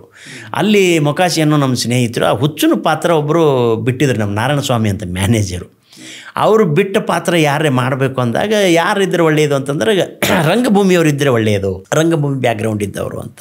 ಸೊ ನಾನು ಆಗಲೇ ತೆಲುಗಿಲೆಲ್ಲ ಬೋಳ್ಸಿ, ಚಾಣಕ್ಯ, ಚಂದ್ರಗುಪ್ತ ಮೌರ್ಯ, ಅಳಿಯ ದೇವರು, ಈ ಥರದ್ದೆಲ್ಲ ಇಲ್ಲಿ ನನ್ನ ನಾಟಕ ಮಾಡಿದ್ದೆ ನಾನು. ಇಲ್ಲಿನೂ ಬಹುರೂಪಿ ಅಂತ ನಮ್ಮದೇ ಒಂದು ತಂಡ ಮಾಡಿದ್ದೆ, ಮಾಲತೇಶ್ ಬಡ್ಗೇರು ನಾವು. ಆಮೇಲೆ ಕೆ ವಿ ನಾಗರಾಜ ಮೂರ್ತಿಯವರು ಪ್ರಯೋಗ ರಂಗದಲ್ಲಿ ನಾನು ಮಾಡ್ತಿದ್ದೆ. ಆಮೇಲೆ ನಂದನವನ ಅಂತ ಒಂದು ತಂಡದಲ್ಲಿ ಮಾಡ್ತಿದ್ದೆ, ನಾಗೇಶು, ರತ್ನ ಅವ್ರ ಜೊತೆ. ಹೀಗೆ ಇಲ್ಲಿ ವಿವಿಧ ತಂಡಗಳಲ್ಲಿನೂ ನಾನು ನಾಟಕ ಮಾಡ್ತಿದ್ದೆ. ಆವಾಗ ಆ ಪಾತ್ರಕ್ಕೆ ಒಯ್ದು ನನಗೆ ಬಣ್ಣ ಹಚ್ಚಿದ್ರು. ಅಲ್ಲಿ ಶುರು ಆಯಿತು ಅದು ನನ್ನ ಸೀರಿಯಲ್ ಅನ್ನೋ ಅರ್ಥದಲ್ಲಿ ಪಾತ್ರ ಶುರು ಆಗಿತ್ತು ಸಂಕ್ರಾಂತಿಗೆ. ಸೊ ಹುಚ್ಚಿನ ಕ್ಯಾರೆಕ್ಟರ್ ಅದು, ಬಟ್ ಚೆನ್ನಾಗಿ ಹೋಗ್ತಾ ಇತ್ತು. ನೋಡಿದೆ ಪರವಾಗಿಲ್ಲ, ಹುಚ್ಚು ಚೆನ್ನಾಗಿ ಮಾಡ್ತಾನೆ, ಬಟ್ ಯಾವ ಮಗನಿಗೆ ಗೊತ್ತಿಲ್ಲ, ನನ್ನ ಗುರುತು ಇಲ್ಲ, ಹೆಸರು ಇಲ್ಲ ಆ ಥರ. ಅವಾಗ ಬೇರೆ ನನ್ನ ಹೆಸರು ಬೇರೆ ಅಂಜುಟಿಗೆ ಸಮ್ಮಾವು ಅಂತ ಹಾಕ್ತಿದ್ದೆ. ಅಂಜುಟಿಗೆ ಅನ್ನೋದು ನಮ್ಮ ಊರು, ಅಂಜುಟಿಗೆ ಸಮ್ಮಾವು ಅಂದ್ರೆ ಸಂಗಪ್ಪ ಮಾದೇವ ಉಪಾಸಿ ಅಂತ. ಕಾವ್ಯನಾಮ ಕುವೆಂಪು ಅವರ ಪ್ರಭಾವದಿಂದಾಗಿ ಸಮ್ಮಾವು ಅಂತ. ಅವ್ನು ಡೈರೆಕ್ಟ್ ಅನ್ಕೊಂಡಿರ್ತಾನೆ, ನನ್ನ ಹೆಸರೇ ಶಾರ್ಟ್ ಐತಿ, ಈ ನನ್ನ ಮಗನ ಏನಾದ್ರು ಉದ್ದ ಹೆಸರು ಕೊಟ್ಬಿಟ್ರೆ ಇಷ್ಟು ಉದ್ದ ಆಗ್ಬಿಡ್ತದೆ, ಮತ್ತು ಇವನೇ ಹೀರೋ ಆಗ್ಬಿಡ್ತಾನೆ ಬ್ಯಾಟ್ರಲ್ಲೇ ಅಂದಿರ್ತಾರೆ. ಸೊ ಹಾಗಾಗಿ ಅದು ಬೇರೆ ಗೊತ್ತಾಗ್ತಾ ಇರಲಿಲ್ಲ. ಸೊ ಅದು ಹಂಗೆ ಬೆಳ್ಕೊಂಡು ಹೋದ್ಮೇಲೆ ಸಂಕ್ರಾಂತಿ ಆಯಿತು, ಆಮೇಲೆ ಕಾವಂಜಲಿ ಆಯಿತು. ಆಮೇಲೆ ನನಗೆ ಈ ಪಾಪ ಪಾಂಡುಗೆ ವಿಶೇಷ ಎಪಿಸೋಡ್ಗಳಿಗೆ ಸಂಪರ್ಕ ಬಂತು, ಗೆಸ್ಟ್ ರೋಲ್ ಥರ. ಅಲ್ಲಿಂದ ಸಿಲ್ಲಿಲಲ್ಲಿ ಸಿಕ್ತು. ಸಿಲ್ಲಿಲಲ್ಲಿ ಕಾಂಪೌಂಡರ್ ಗೋವಿಂದನ ಪಾತ್ರ ಅದು ಹೆಚ್ಚು ಜನಪ್ರಿಯ ಆಗಿ ಇಡೀ ಕರ್ನಾಟಕದ ಇವತ್ತಿನವರೆಗೂ ನೋಡಿ ಗೋವಿಂದ ನಾನು ಮಾಡಿದ್ದು 2000ದಿಂದ 2005, 2006ರಲ್ಲಿ ನಾನು KS ಪಾಸಾಗಿ ಅದು ಬಿಟ್ಟು ಬಂದೆ. 750 ಅಂದಾಜು 750 ಎಪಿಸೋಡು ಮಾಡಿಬಿಟ್ಟು ಬಂದಿದ್ದೆ ನಾನು. ಅದು ಒಂದಿಂದು ಕ್ಯಾರೆಕ್ಟರ್ ಅದು. ನಮ್ಮ ಸಿ ಕೆ ಚಂದ್ರು, ಗೀತಾ ಮತ್ತು ನಮ್ಮ ವಿಜಯ್ ಪ್ರಸಾದ್ ಅವರೆಲ್ಲ ಮತ್ತು ನರಸಿಂಹಮೂರ್ತಿ ಒಳ್ಳೆ ಪಾತ್ರ ಬರೋದು. ಅದು ಒಂದು ಡೈಲಾಗದ್ದು ಇದ್ದದ್ದು ಕೊನೆಗೆ ಒಂದಿನ ಹೋಗಿ 2 ದಿನ ಹೋಗಿ 10 ದಿನ ಹೋಗಿ 15 ಇಡೀ ಒಂದು 15-20 ದಿನ ತಿಂಗಳಾನುಗಟ್ಟಲೆ ಬೇಕು ಅನ್ನೋಂಗಾಯ್ತು. ಮತ್ತು ಗೋವಿಂದ ಬೇಕೇ ಬೇಕು ಅನ್ನೋಂಗಾಯ್ತು. ನಾನು ಗೋವಿಂದ ಕಾರಣಾಂತರದಿಂದ ನಾನು ಸ್ವಲ್ಪ ದಿನ ಬಿಟ್ಟಿದ್ದೆ ಅದನ್ನು. ಆದರೆ ಮಧ್ಯೆ ಜನಗಳಿಂದ ಬಂದ ಅಭಿಪ್ರಾಯ ಇಲ್ಲ, ಗೋವಿಂದ ಬೇಕೇ ಬೇಕು ಅನ್ನೋಂಗೆ ಬಂದು ಮತ್ತೆ ನನ್ನನ್ನು ಎಂಟ್ರಿ ಮಾಡಿ ಹೊಸ ಡ್ರೆಸ್ ಎಲ್ಲ ಹೊಲಿಸಿ ಮತ್ತೆ ಅದು ಬೆಳಕೊಂಡೋಯ್ತು. ಆಮೇಲೆ KS ಆದಮೇಲೆ ನಾನು ಗೌರವಯುತವಾಗಿ ಅವರು ನನಗೆ ಸನ್ಮಾನ ಮಾಡಿ ಎಲ್ಲ ಬಿಟ್ಟು ಬೀಳ್ಕೊಟ್ರು. ಮಾಡಿದ್ದು ಎಷ್ಟು ವರ್ಷ ನೋಡಿ, 20 ವರ್ಷ ಆಯಿತು. ಇವತ್ತಿನವರೆಗೂ ಗೋವಿಂದ ಜೀವಂತವಾಗಿದ್ದಾನೆ. ಆಮೇಲೆ ಗೋವಿಂದನ ಪಾತ್ರ ಇನ್ನು ಯಾರೋ ಒಬ್ರು ಮಾಡಿದ್ರು, ಅವಾಗ 2ನೇ ಭಾಗ ಏನೋ ಮಾಡಿದ್ರು ಮೋಸ್ಟ್ಲಿ. ಅದು ಅಂತ ಕ್ಲಿಕ್ ಆಗಲಿಲ್ಲ. ಅದು ಈಗ ಯಾರು ಕೇಳಿದ್ರು ಈಗಲೂ ಇದೇ ನಮ್ಮ ಪಾತ್ರ ಅಥವಾ ಇದ್ರ ಬಗ್ಗೆನೇ ಹೇಳ್ತಾರೆ. ಮತ್ತು ಇವತ್ತಿನವರೆಗೂ ಅದನ್ನು ನೋಡ್ತಾರೆ ಮತ್ತು ಅದ್ರ ಬಗ್ಗೆನೇ ಹೆಚ್ಚು ಜನ ಮಾತಾಡ್ತಾರೆ. ಅಂದರೆ ಜನಕ್ಕೆ ಯಾವುದು ಇಷ್ಟ ಒಮ್ಮೆ ಆಯಿತು ಅಂದರೆ ಆ ಟೇಸ್ಟ್ ಚೇಂಜ್ ಮಾಡೋದು ಭಾಳ ಕಷ್ಟ ಆಗ್ತದೆ. ಸೊ ಇಲ್ಲಿವರೆಗೂ ಎಲ್ಲರೂ ಹೇಳೋದು ಅದೇನೇ ನೋಡಿ, ಇಲ್ಲ ರೀ ನಿಮ್ಮ ಥರ ಸೀರಿಯಲ್ ನಾವೆಲ್ಲ ಮತ್ತೆ ಎಲ್ಲೂ ನೋಡಲೇ ಇಲ್ಲ ಅಂತ. ಈಗಲೂ ಸಾಕಷ್ಟು ಕಾಮಿಡಿ ಶೋಗಳು ಮಾಡ್ತಾರೆ, ಸೀರಿಯಲ್ ಮಾಡ್ತಾರೆ, ಎಲ್ಲರೂ ಮಾಡ್ತಾರೆ. ಬಟ್ ಆದರೂ ಜನ ನೋಡಿ ಅವ್ರನ್ನ ಯಾರೂ ಒಪ್ಕೊಳ್ಳೋಕೆ ತಯಾರಿಲ್ಲ ಇವತ್ತಿಗೂ ಕೂಡ. ಇಲ್ಲ ರೀ ಅದು ನೀವು ಮಾಡಿದ್ದೇ ಅದು ಅದ್ರ ಮುಂದೆ ಈಗ ಮಾಡೋ ಯಾವುವು ಅಲ್ಲ ಅಂತಲೇ ಹೇಳ್ತಾರೆ ಜನರ ಅಭಿಪ್ರಾಯ. ಹೌದು. ಆಮೇಲೆ ನೀವು ಮಾತಾಡುವಂಥ ಪ್ರೊನೌನ್ಸಿಯೇಷನ್ ಇದೆಯಲ್ಲ, ಅದು ಸ್ವಲ್ಪ ಒಂಚೂರು ಏನಾದರೂ ಮಾಡಿಫೈ ಮಾಡಿಬಿಟ್ರೆ ಜನರಿಗೆ ಆಟೋಮೆಟಿಕ್ಕಾಗಿ ನಗು ತರಿಸುತ್ತೆ. ಅದು ಏನು ಗೊತ್ತಿಲ್ಲ. ಬಟ್ ಆ ಥರದ್ದು ಅಲ್ಲ. ಮತ್ತು ನಂದೊಂದೇ ಅಂತಲ್ಲ, ಅಲ್ಲಿರೋ 9 ನವಗ್ರಹಗಳಿದ್ವು, ಅಲ್ಲಿ 9 ಕ್ಯಾರೆಕ್ಟರ್ಗಳವೆಲ್ಲ. ಆ 9 ಕ್ಯಾರೆಕ್ಟರ್ಗಳು ಭಾಳ ಅದ್ಭುತವಾಗಿ ಇದ್ದು ಮತ್ತು ಹಾಗೆ ರೂಪಿಸಿದ್ರು ಅವರು, ಚಂದ್ರು ಸರು ಅಥವಾ ನಮ್ಮ ನರಸಿಂಹಮೂರ್ತಿಗಳು ಮತ್ತು ವಿಜಯ್ ಪ್ರಸಾದ್. ಸೊ ಎಲ್ಲ ಪಾತ್ರಗಳು ವಂಡರ್ಫುಲ್ಲೇ ಇದ್ವಲ್ಲ, ಎಲ್ಲ ಪಾತ್ರಗಳು ಮನಗಿದ್ದಿದ್ದು. ಬರೀ ಗೋವಿಂದನೂ ಓಕೆ. ಆ್ಯಕ್ಚುಲಿ ಗೋವಿಂದ ಲೆಕ್ಕಕ್ಕೆ ಇರಲಿಲ್ಲ. ಹೌದು, ಗೋವಿಂದ ಅನ್ನೋದು ಒಂದು ಸುಮ್ಮ ಅಸಿಸ್ಟೆಂಟು, ಬ್ಯಾಗ್ ತಂದಿಡೋ, ಅದು ಒಯ್ದು ಕೊಡು ಅಷ್ಟೇ ಇತ್ತದು. ಬಟ್ ಅದು ಬರ್ತಾ ಬರ್ತಾ ಅದರದ್ದೇ ಆದ ಡೈಲಾಗ್ಗಳು ಹುಟ್ಕೊಳ್ತು. ಅರ್ಥವಾಯಿತು ಬಿಡಿ ಅನ್ನೋದಾಯಿತು, ಅಥವಾ ಆ ಕೋತಿ ಗೋವಿಂದ ಅಂತ ಕರೆಯೋದಾಯಿತು, ಅಥವಾ ಡಾಕ್ಟ್ರೇ ತಾವು ತಿಳ್ಕೊಳ್ಳಲ್ಲ ಅಂದರೆ ಒಂದು ಮಾತು, ನೀವು ನನಗೆ ಕೊಡಬೇಕಾದ 2 ವರ್ಷದ ಬೋನಸ್ ನಾನು ಕೇಳಲ್ಲ ಅಂತ ಈ ಥರದಲ್ಲಿ ಹೇಳೋದು. ಈ ಥರದ ಮಾತುಗಳು ಜನಗಳಿಗೆ ತುಂಬ ಅರ್ಥ ಆಯ್ತು. ಕುಕ್ಕಿಗೂ ನಿಮಗೂ ಒಳ್ಳೆ ಕಾಂಬಿನೇಷನ್. ಅಲ್ಲಿ ನಮ್ಮ ನೈಕಿ ಅವಳು ಯಾರವರು ನಮಿತಾ, ನಾನು NML ಅಂತ, ಮೊದಲು SML ಅಂತಿತ್ತು, NML ಅಂತ ಆಯ್ತು. ಅವಳು ನಮಗೂ ಹಾವ ಮುಗಿಸಿ ಇದು ಇದ್ದಂಗೆ, ಅವಳಿಗೂ ಡಾಕ್ಟ್ರಿಗೂ ಒಂದು ಡಿಂಗ್ ಡಾಂಗ್ ಇದ್ದಂಗೆ. ಆಮೇಲೆ ಒಂದು ಸರ್ಕಾಸ್ಟಿಕ್ ಅರ್ಥವಾಯಿತು ಬಿಡಿ ಅನ್ನುವಂಥ ಒಂದು ಮ್ಯಾನರಿಸಮು. ಇವೆಲ್ಲ ನೋಡಿ ನಾವು ಮಾಡಿರೋ ಎಷ್ಟು ದಿನ ಇದ್ದರೂ ನಾವು ಮೋಸ್ಟ್ಲಿ ಇರ್ತೀವೋ ಇಲ್ಲೋ, ಆದರೂ ಅವೆಲ್ಲ ಪಾತ್ರಗಳು ಇರ್ತವೆ ಅನ್ನುವಂಥದ್ದು ಮತ್ತು ಜನ ಅದನ್ನು ಇಷ್ಟಪಡ್ತಾರೆ ಅನ್ನುವಂಥದ್ದು. ಹಾಗಾಗಿಯೇ ನನಗೆ ಇತ್ತೀಚೆಗೆ ನೀವು ಯಾಕೆ ಮಾಡೋದಿಲ್ಲ, ನೀವು ಸಿನಿಮಾ ಯಾಕೆ ಮಾಡೋದಿಲ್ಲ, ಸೀರಿಯಲ್ ಯಾಕೆ ಮಾಡೋದಿಲ್ಲ ಅಂತೆಲ್ಲ ಕೇಳಿದಾಗ, ಇಲ್ಲ ರೀ ನಾನು ಟೈಮ್ ಇದ್ದಾಗ ಮಾಡ್ತೀನಿ, ನಾನೀಗ ಸರ್ಕಾರ ನೌಕರ ಎಲ್ಲ ಟೈಮ್ ಮಾಡೋಕ್ಕಾಗೋದಿಲ್ಲ, ರಜೆಗಳಲ್ಲೆಲ್ಲ ಮಾಡ್ತೀನಿ. ಮಾಡಿದ್ದೀನಿ, ರಂಜಾನ್ ಅಂತ 2023 ಮಾಡಿದೆ. ಹಾಗಾಗಿನೇ ಆ ಗೋವಿಂದನನ್ನೇ ಅಪ್ಗ್ರೇಡ್ ಮಾಡೋದಕ್ಕೆ ಈಗ ಗಲಿಬಿಲಿ ಗೋವಿಂದ ಅಂತೇಳಿ ಒಂದು ಪ್ರಾಜೆಕ್ಟ್ ಎತ್ಕೊಂಡು ಕೆಲಸ ಮಾಡುವಂಥ ಅನಿವಾರ್ಯತೆ ಜನನೇ ತಂದಿರೋದು. ಕಾಮಿಡಿ ಚಾನಲ್ ಅದು. ಈ ಗೋವಿಂದನ ಇನ್ನೂ ಹೆಚ್ಚಿನ ಹಂತಕ್ಕೆ ಒಯ್ಯುವಂಥ ಒಂದು ಇದು ಅಪ್ಲಿಫ್ಟ್, ಆ ಗೋವಿಂದನಿಗೆ ಇಲ್ಲಿ ಒಂದು ಪ್ರಮೋಷನ್ ಕೊಡಿಸೋದು.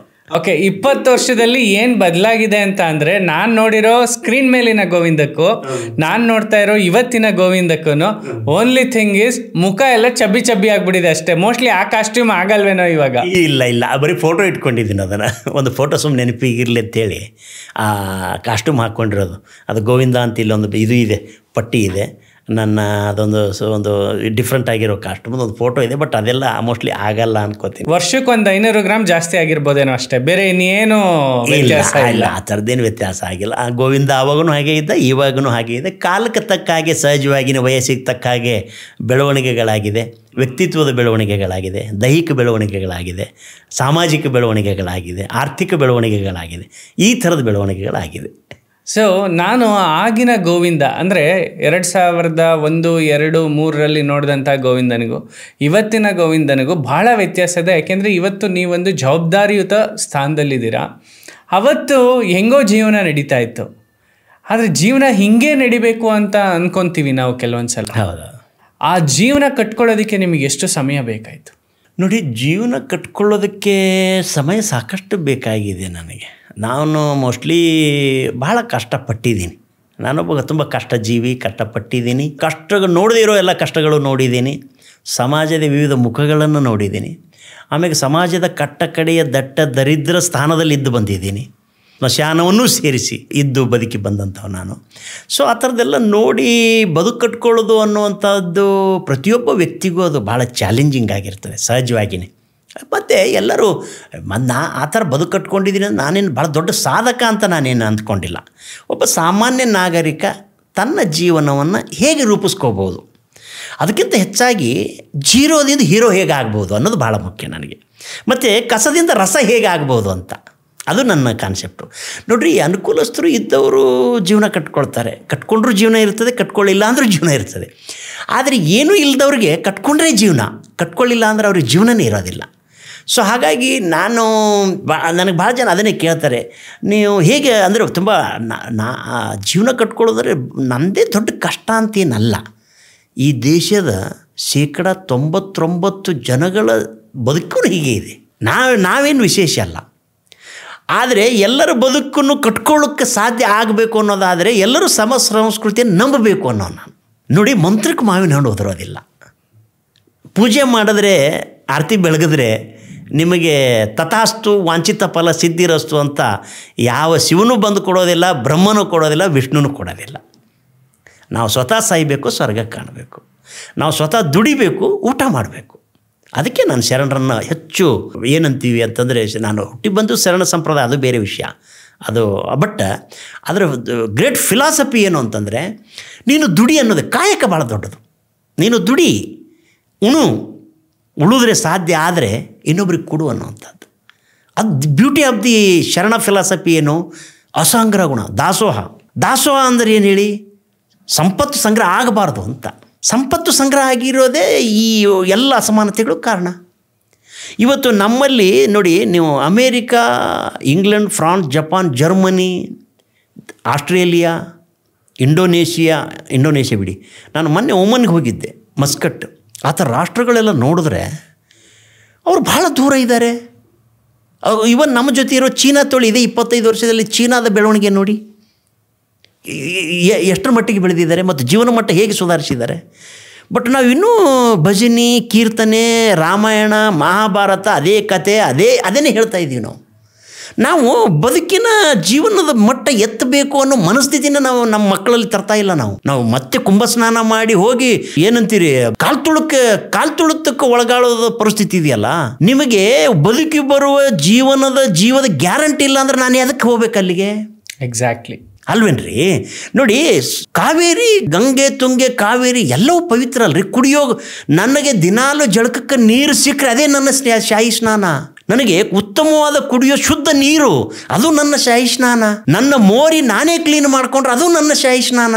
ನನ್ನ ಕುಂಡಿ ನಾನೇ ತೊಳ್ಕೊಂಡ್ರೆ ಅದೇ ನನ್ನ ಶಾಹಿ ಸ್ನಾನ. ಏನಾಗುತ್ತೆ ನೋಡಿ, ನಮಗೆ ನಮ್ಮ ಟಾಯ್ಲೆಟ್ ಇನ್ಯಾರೋ ಕ್ಲೀನ್ ಮಾಡಬೇಕು, ನಮ್ಮ ಬೀದಿ ಇನ್ಯಾರೋ ಗುಡಿಸ್ಬೇಕು, ನಮ್ಮ ಮನೆಗೂ 4 ಆಳುಗಳೇ ಬೇಕು.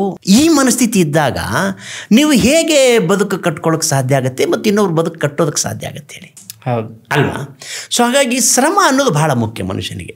ಶ್ರಮ ಅಂದರೆ ಸಾಧಕ ಅನ್ನೋದು ನನಗೆ ಇವರು ಮೊನ್ನೆ ಸುಬ್ರಹ್ಮಣ್ಯನ್ ಅವರು LNT ಸುಬ್ರಹ್ಮಣ್ಯನ್ ಅವರು ಹೇಳಿದ್ರು ನೋಡಿ, ವಾರಕ್ಕೆ 90 ಅವರ್ ಕೆಲಸ ಏನೋ ಮಾಡಬೇಕು ಅಂತ ಹೇಳಿದ್ರು. ನಾರಾಯಣ ಮೂರ್ತಿನೂ ವಾರಕ್ಕೆ 70 ಅವರ್ ಕೆಲಸ ಮಾಡಬೇಕು ಅಂತ ಹೇಳಿದ್ರು. ಅದು ಕಾರ್ಮಿಕ ಕಾನೂನು ದೃಷ್ಟಿಯಿಂದ ಅದು ಸಾಧ್ಯ ಇಲ್ಲ ಅಂತ ಅಂದ್ಕೋಬೋದು. ಆದರೆ ಒಬ್ಬ ಶ್ರಮಿಕನಿಗೆ, ಒಬ್ಬ ಬದುಕು ಕಟ್ಕೊಳ್ಳೋನಿಗೆ ಹಗಲು ರಾತ್ರಿ ಆಗಬೇಕು, ರಾತ್ರಿ ಹಗಲಾಗಬೇಕು. ನೀವು ಬದುಕು ಕಟ್ಕೊಳ್ಳೋರು ನಾನು 8 ಗಂಟೆ ಕೆಲಸ ಮಾಡ್ತೀನಿ, ನಾನು 3 ಗಂಟೆ ಕೆಲಸ ಮಾಡ್ತೀನಿ ಅಂತ ಗೆರೆ ಹೇಳ್ಕೊಂಡು ಕೂತ್ರೆ ಬದುಕು ಹೇಗೆ ಕಟ್ಕೊತೀರಿ? ಅಲ್ವೇನ್ರಿ? ನಾನು ಬರೀ ಬದುಕು ಕಟ್ಕೊಳ್ಳೋದು ಒಂದೇ ಅಲ್ಲ, ನಿಮಗೆ ಇರೋ ಒಂದು ಜೀವನ, ನಿಮಗೆ ಇರೋ ಒಂದು ಜೀವನದಲ್ಲಿ ಬದುಕು ಕಟ್ಕೋಬೇಕು, ಬದುಕು ನಡೆಸಬೇಕು, ಮತ್ತು ನಿಮ್ಮಲ್ಲಿ ವ್ಯಕ್ತಿತ್ವದಲ್ಲಿ ಏನಾರು ಇದ್ದರೆ ತೋರಿಸ್ಬೇಕಲ್ಲ ನಿಮಗೆ. ಇದು ವೆರಿ ಚಾಲೆಂಜಿಂಗ್ ಅಲ್ಲ. ಆಮೇಲೆ ಸೊಸೈಟಿ ನಿಮಗೆಲ್ಲನೂ ಕೊಟ್ಟಿರೋಂಗಿಲ್ಲಲ್ಲ. ನೀವು ಓದಬೇಕು, ನಿಮ್ಮ ಪ್ರತಿಭೆ ಪಣಕ್ಕಿಡಬೇಕು, ಪ್ರೂವ್ ಮಾಡಬೇಕು, ಪ್ರೂವ್ ಮಾಡ್ಲಿಕ್ಕೆ ಅವಕಾಶ ಬೇಕು, ಸಮಯ ಬೇಕು. ಮತ್ತು ನೀವು ಬರೀ ಗೆರೆ ಎಳೆದು ದುಡಿತಾ ಹೋದರೆ ನೀವು ಏನು ಮಾಡ್ಲಿಕ್ಕೆ ಸಾಧ್ಯ ಆಗುತ್ತೆ ಹೇಳಿ? ಅಂದರೆ ನನ್ನ ಪ್ರಶ್ನೆ ಏನಿತ್ತು ಅಂತಂದರೆ, ನೀವು ಒಬ್ಬರು ನಟನಾಗಿ ಇದ್ದಿದ್ದರಿಂದ ನಿಮ್ಗೆ ಬದುಕು ಕಟ್ಕೊಳ್ಳೋಕೆ ಹೇಗೆ ಸಾಧ್ಯ ಆಯಿತು ಅಂತಂದರೆ, ನಾವು ಜೀವನದಲ್ಲಿ ಹಿಂಗೆ ಬದುಕಬೇಕು ಅಂತ ಹೇಳಿ ನಿರ್ಧಾರ ಮಾಡ್ತೀವಿ. ನೀವು ನಿಮ್ಮ ಜೀವನದಲ್ಲಿ ಯಾವಾಗ ನಿರ್ಧಾರ ಮಾಡಿದ್ರಿ? ಹೇಗೆ ಇದೆಲ್ಲ ಸಾಧ್ಯ ಆಯಿತು? ಅಂದರೆ ನಾನು ನಿರ್ಧಾರ ನೋಡಿ ಏನಾಗತ್ತೀವ್ರೆ, ನಾನು ಬದುಕಿನ ಫಿಲಾಸಫಿಯನ್ನು ಹೇಗೆ ತೊಗೊಂಡವನು ಅಂದರೆ, ನನ್ನ ಮುಂದೆ ಹೆಂಗ್ ಕೂತಿದ್ದೀರಾ ಅಂದ್ರೆ, ಒಬ್ಬ ನಿರ್ದೇಶಕನಿಂದ ನಟನಿಂದ ಒಬ್ಬ ಫಿಲಾಂಥ್ರಫಿಸ್ಟ್ ಆಗ್ಬಿಟ್ಟಿದ್ದೀರಾ ಈಗ. ಅಲ್ಲ ಅಂದರೆ ಜೀವನ ನೋಡಿ ಏನಾಗುತ್ತೆ, ಜೀವನನೂ 2 ಎಳ್ಳೆ 4 ಅಂದ್ಕೊಳ್ತೀವಿ ನಾವು. 4 ಎಳ್ಳೆ 8 ಅನ್ನೋದು ಗಣಿತದಲ್ಲಿ ಓಕೆ. ಜೀವನ ಗಣಿತ ಅಲ್ಲ. ಜೀವನ 2 ಎಳ್ಳೆ 2.5 ಆಗ್ಬೋದು, 3.5 ಆಗ್ಬೋದು ಜೀವನ ಅನ್ನೋದು. ಆಮೇಲೆ ಜೀವನ ತುಂಬ ಪ್ರಾಕ್ಟಿಕಲ್ ಆಗಿದೆ. ಆಮೇಲೆ ನಾವು ಹೀಗೆ ಆಗಬೇಕು ಅಂತ ಹೋಗ್ತೀವಿ ಅಂತಲೂ ಅಂದ್ಕೊಂಡ್ರು ಆಗ್ತೀವಿ ಅನ್ನೋ ಗ್ಯಾರಂಟಿ ಬದುಕಿನಲ್ಲಿ ಇರೋದಿಲ್ಲ. ಕೆಲವು ಟೈಮ್ ನಾನು IAS ಮಾಡಬೇಕು ಅಂತ ಪ್ರಯತ್ನಪಟ್ಟು ಆಗಲಿಲ್ಲ, KS ಮಾಡಬೇಕು ಅಂತ ಮಾಡಿದೆ. ಅದು ನಾನು ಏನೂ ಆಗೋದಿಲ್ಲ ಅಂತ ಜ್ಯೋತಿಷಿ ಹೇಳಿದರು, ಅದೆಲ್ಲವೂ ಸಾಧ್ಯ ಮಾಡಿದ್ದೀನಿ, ಅದು ಬೇರೆ ವಿಷಯ. ನಾನು MA ಓದಂಗಿಲ್ಲ ಅಂತ ಹೇಳಿದರು, ನಾನು PhD ಮಾಡೋಂಗಿಲ್ಲ ಅಂತ ಹೇಳಿದರು, ನಾನು UGC ನೆಟ್ ಪಾಸ್ ಮಾಡಲ್ಲ ಅಂತ ಹೇಳಿದರು, ನಾನು KS ಮಾಡಲ್ಲ ಅಂತಲೂ ಹೇಳಿದರು. ಬಟ್ ಎಲ್ಲವನ್ನೂ ಮಾಡಿದ್ವಿ. ಅದ್ರ ಶ್ರಮದಿಂದ ಆಗಿರೋದಂತ. ಅಂದರೆ ಶ್ರಮಿಕನಾದರೆ ಏನೆಲ್ಲ ಸಾಧ್ಯ ಅನ್ನೋದು, ಅಥವಾ ಶ್ರಮಿಕನಾದರೆ ನಟನೂ ಆಗಬಹುದು, ನಿರ್ದೇಶಕನೂ ಆಗ್ಬೋದು, ಬರಹಗಾರನೂ ಆಗ್ಬೋದು.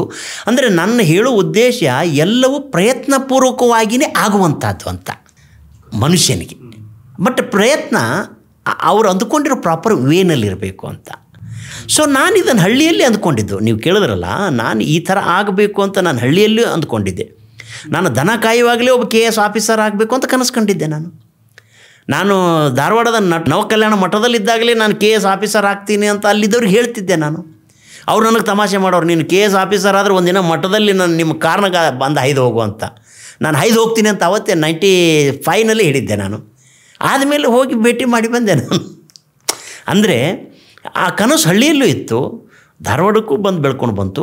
ಆದರೆ ಬೆಂಗಳೂರಿಗೆ ಬಂದಾಗ ನಾನು ಏನೋ ಸಿನಿಮಾ ಕ್ಷೇತ್ರದಲ್ಲಿ ನಟನಾ ಕ್ಷೇತ್ರ ಮಾಡಬೇಕು ಅಂತ ಬಂದನಲ್ಲ, ಅದ್ರ ಜೊತೆಗೆ ನನಗೆ ತೋಟದಪ್ಪ ಚೌಟ್ರಿ ಊಟ ವಸತಿಗೆ ಸಿಕ್ತಲ್ಲ, ಅದರಿಂದ ನಾನು KS ಮಾಡ್ಕೊಳ್ಳೋಕೆ ಅನುಕೂಲ ಆಯಿತು, MA ಪಾಸ್ ಮಾಡ್ಲಿಕ್ಕಾಯಿತು, UGC ಪಾಸ್ ಮಾಡ್ಲಿಕ್ಕಾಯಿತು, ಮತ್ತು ಈ ಸಿನಿಮಾ ಸೀರಿಯಲ್ ಮಾಡಲಿಕ್ಕೂ ಸಾಧ್ಯ ಆಯಿತು. ಅಂದರೆ ಹಳ್ಳಿಯಲ್ಲಿದ್ದ ಕನಸು ಧಾರವಾಡಕ್ಕೆ ಬಂದಾಗ ಬೆಳ್ಕೊಂಡು ಬಂತು, ಬೆಂಗಳೂರಿಗೆ ಬಂದಾಗ ಇಂಪ್ಲಿಮೆಂಟ್ ಆಯಿತು. ನಿಮಗೆ ಸರ್, ನಿಮಗೆ ಎಷ್ಟು ಸಂಬಳ ಬರ್ತಿತ್ತು? ಅಂದರೆ ಆರ್ಟಿಸ್ಟ್ ಆಗಿ ಬದುಕು ಕಟ್ಕೊಳ್ಳೋದು ಇವತ್ತು ಭಾಳ ಕಷ್ಟ ಸರ್. ನನಗೆ ಗೊತ್ತಿರೋದು ಈ ಮಟ್ಟದಲ್ಲೂ ನಾವು 2025 ಈಗಲೂ ಕೂಡ ಒಬ್ಬ ಆರ್ಟಿಸ್ಟು ಬದುಕನ್ನು ರೂಪಿಸ್ಕೊಳ್ಳೋದು ಕಷ್ಟ. ಯಾಕೆಂದರೆ ಸೀರಿಯಲ್ ಅಂದರೆ ನಿಮಗೆ ತಿಂಗಳಲ್ಲಿ 10 ದಿನ 15 ದಿನ ಕೆಲಸ ಇರುತ್ತೆ, ಇನ್ನು ತಿಂಗಳು ಪೂರ್ತಿ ಖಾಲಿ ಕೂತ್ಕೋಬೇಕು. ಆ ಖಾಲಿ ಕೂತ್ಕೊಳ್ಳೋ ಟೈಮಲ್ಲಿ ಒಬ್ಬೊಬ್ಬರು ಒಂದೊಂದು ಥರ ರೂಢಿ ಮಾಡ್ಕೊಂಡಿರ್ತಾರೆ. ಬಟ್ ನೀವು ನನಗನ್ಸುತ್ತೆ ಆ ಸಮಯವನ್ನು ಓದಿಗಾಗಿ ಬಳಸಿದ್ರೇನೋ ಅಂತ. ಹೌದು ನೋಡಿ, ನಾನು ಬರೀ ನಟನೆ ಮಾಡ್ಕೊಂಡಿರಲಿಲ್ಲ, ಒಂದು ಓದು ಕೆಲಸನೂ ಒಟ್ಟಿಗೆ ಮಾಡಿದೆ ನಾನು. ಮತ್ತು ಆವಾಗ ನಾನು ಪತ್ರಿಕೆಯಲ್ಲಿ ಕೆಲಸ ಮಾಡ್ತಿದ್ದೆ. ನನ್ನದೇ ಕನ್ನಡಿ ಅಂತ ಮ್ಯಾಗ್ಝಿನ್ ಇತ್ತು, ಈ ಸಂಜೆ ಅರಗಿಣಿ ಒಳಗಿದ್ದೆ, ಸಿನಿಮಿನಿ ಸ್ಕ್ರೀನ್ ಅಂತ ಪತ್ರಿಕೆಯಲ್ಲಿದ್ದೆ, ಮತ್ತು ಉದಯವಾಣಿಗೆ ರಿಪೋರ್ಟರ್ ಆಗಿದ್ದೆ, ವಿಜಯ ಕರ್ನಾಟಕ ಸರ್ಕ್ಯುಲೇಷನ್ ಮಾಡ್ತಿದ್ದೆ. ಹೀಗೆ ನಾನು ಆಮೇಲೆ ಕತೆ, ಚಿತ್ರಕಥೆ, ಸಂಭಾಷಣೆ ಸಹಾಯಕನಾಗಿ ಬರೀತಾ ಇದ್ದೆ, ಅಸಿಸ್ಟೆಂಟು ಅಸೋಸಿಯೇಟ್ ಡೈರೆಕ್ಟ್ರಾಗಿ ಮಾಡ್ತಾಯಿದ್ದೆ. ನಾನು ಎಲ್ಲ ಒಟ್ಟಿಗೆ ಮಾಡ್ಕೊಂಡ್ಬಂದೆ. ನಾನು ಈಗ ನಟನೆ ಮಾಡಿ ಸುಮ್ಮನೆ ಕೂತೆ ಅಲ್ಲ, ನನಗೆ ಪ್ರತಿಭೆಗಳು ಎಲ್ಲವೂ ನೋಡಿ, ನಾನೇನು ಪ್ರಯತ್ನಗಳು ಮಾಡಿದ್ದೀನೋ ಅವೆಲ್ಲ ಹೊಲ್ಕೊಂಡೇ ಬಂತು. ನನಗೆ ಹೊಲ್ಕೊಂಡು ಬಂತು ಗಾಡ್ ಗಿಫ್ಟು ಮತ್ತು ಇದು ಅಂತ ಅಲ್ಲ. ಮತ್ತು ಅಂದರೆ ಪ್ರಯತ್ನಪೂರ್ವಕವಾಗಿ ಬೆಳೆಸ್ಕೊಂಡದ್ದಂತ. ಅಂದರೆ ಪ್ರಯತ್ನನೇ ಮುಖ್ಯ ಅನ್ನೋದೇ ನನ್ನ ಉದ್ದೇಶ ಹೇಳಬೇಕಾಗಿದೆ. ಸೊ ಅವೆಲ್ಲನೂ ಪ್ರಯತ್ನ ಮಾಡ್ಕೊಂಡು ಬಂದದ್ದು ಎಲ್ಲವೂ ನನ್ನ ಕೈ ಹಿಡಿತು.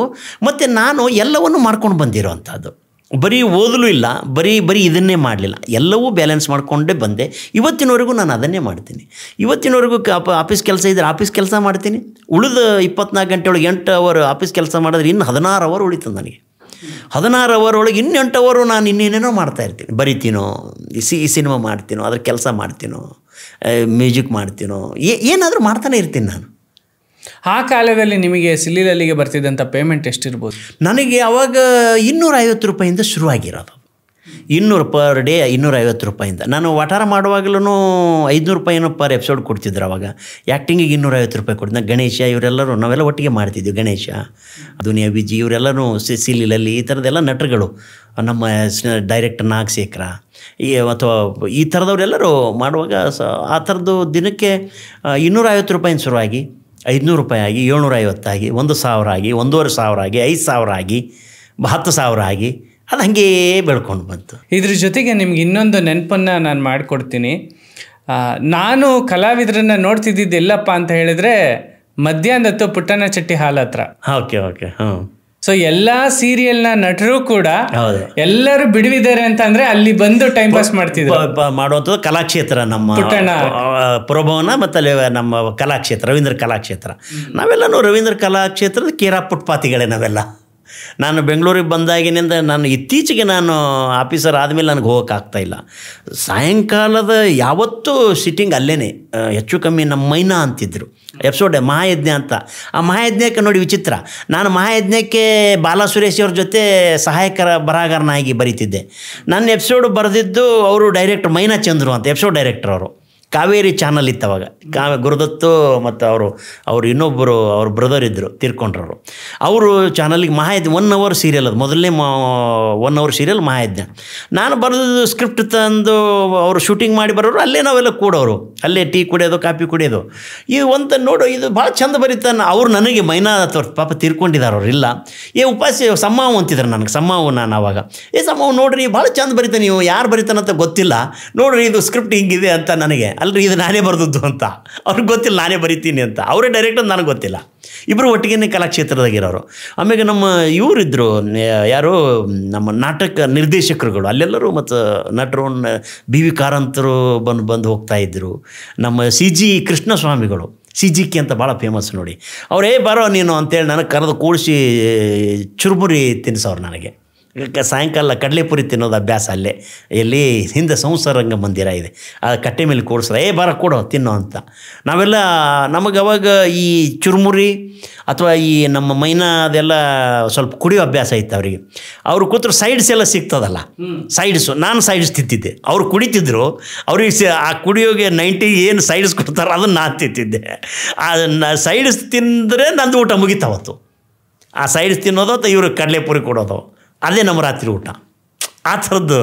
ಸೊ ಕೇರಪ್ಪ ಕಲಾಕ್ಷೇತ್ರದ ವೈಶಿಷ್ಟ್ಯ ಅಂದರೆ ಆ ಥರನೇ ನಾವು ಅಲ್ಲಿ ಬೆಳ್ಕೊಂಡು ಬಂದ್ವಿ, ನಾಟಕ ಮಾಡಿದ್ವಿ. ನಾನು ಯಾಕೆ ಅದನ್ನು ಜ್ಞಾಪಿಸಿದೆ ಅಂತ ಅಂದರೆ, ನಾನು ಬಹುಶಃ ಆವಾಗ ಒಂದು 5ನೇ ಕ್ಲಾಸೋ 6ನೇ ಕ್ಲಾಸೋ ಓದ್ತಿದ್ನೇನೋ. ಆ ಸಮಯದಲ್ಲಿ ನಾನು ಬಂಕ್ ಆಗ್ತಾ ಇದ್ವಿ ನೋಡಿ. ನಮ್ಗೆ ಆವಾಗಲೇ ನನಗೆ ಈ ತೆರೆ ಮೇಲೆ ಬರಬೇಕು ಅನ್ನೋ ಹುಚ್ಚು. ಸೊ ಆಗ ನನಗೆ ಯಾರನ್ನೋ ಒಬ್ರನ್ನ ಹಿಂಗೆ ಕೇಳಿದೆ, ಎಲ್ಲಿ ಸಿನಿಮಾ ಆರ್ಟಿಸ್ಟ್ಗಳು, ಸೀರಿಯಲ್ ಆರ್ಟಿಸ್ಟ್ಗಳೆಲ್ಲ ಎಲ್ಲಿ ಸಿಗ್ತಾರೆ? ಏನಿಲ್ಲ ಬ್ರದರ್, ನೀವು ಒಂದು ಕೆಲಸ ಮಾಡಿ, ಒಂದು ಸಂಜೆ 5 ಗಂಟೆ ಕಲಾಕ್ಷೇತ್ರ ಹತ್ರ ಹೋಗ್ಬಿಡಿ, 4-5 ಗಂಟೆಗೆ ಒಟ್ರಾಶಿ ಜನ ಸಿಗ್ತಾರೆ ಅಂದರು. ಒಂದು ವಾರ ಕಂಟಿನ್ಯೂ ಬಂದೆ ನಿಮ್ಮನ್ನೆಲ್ಲ ನೋಡೋಕ್ಕೆ ಅಂತಾನೆ ನಾನು. ಓಕೆ. ಅಂದರೆ ನನಗೆ ನೀವು ಅವರು ಮಣಿ ಅಂತ ಹೇಳ್ಬಿಟ್ಟು ಸುಮಾರು ಜನ ಅಲ್ಲಿ ಇರ್ತಿದ್ರಿ. ಇರೋಬರ ಸೀರಿಯಲ್, ಈ ರಂಗೋಲಿ ಸೀರಿಯಲ್ ಆರ್ಟಿಸ್ಟ್ಗಳು ಎಲ್ಲರೂ ಅಲ್ಲೇ ಇರ್ತಿದ್ರು, ಇರ್ತಾರೆ, ಬಿದ್ದು. ಹೌದಾ, ಎಲ್ಲರೂ ಇರ್ತಿದ್ರು ಅಲ್ಲೆಲ್ಲರೂ. ಸೊ ನಮಗೆ ನಿಮ್ಮನ್ನ ಹೊರ ಜಗತ್ತು ನೋಡೋದು ಒಂದ್ ರೀತಿ ಆದ್ರೆ, ನಿಮ್ಮನ್ನ ನೋಡಕ್ಕೆ ಅಂತಾನೆ ನಮ್ಮಂತ ಹುಡುಗರುಗಳು ಕ್ಯೂರಿಯಾಸಿಟಿಗೋಸ್ಕರ ಬರ್ತಿದ್ವಿ. ನಾನು ಆಗ ನಿಮ್ಮನ್ನೆಲ್ಲ ನೋಡಿದ್ದೆ ಅಲ್ಲಿ ಕಲಾಕ್ಷೇತ್ರದಲ್ಲಿ. ಅದು ಇವಾಗ ನನಗೆ ಜ್ಞಾಪಕ ಬಂತು.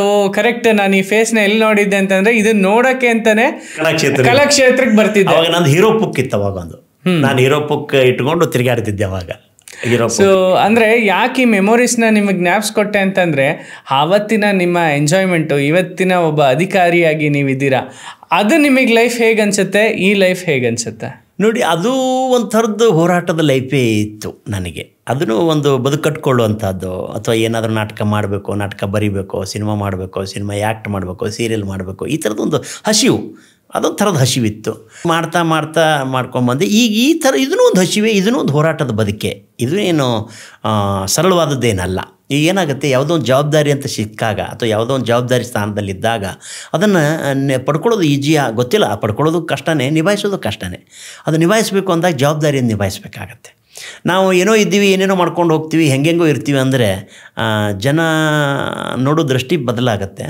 ಆಮೇಲೆ ನಮ್ಮ ಜವಾಬ್ದಾರಿನೂ ಉಳಿಯಂಗಿಲ್ಲ ಅಂತ. ಈಗ ಹೆಸರು ಗಳಿಸೋದು ಭಾಳ ದೊಡ್ಡದೇ, ಆದರೆ ಅದು ಉಳಿಸ್ಕೊಳ್ಳೋದು ಇನ್ನೂ ದೊಡ್ಡದು ಅಂತ.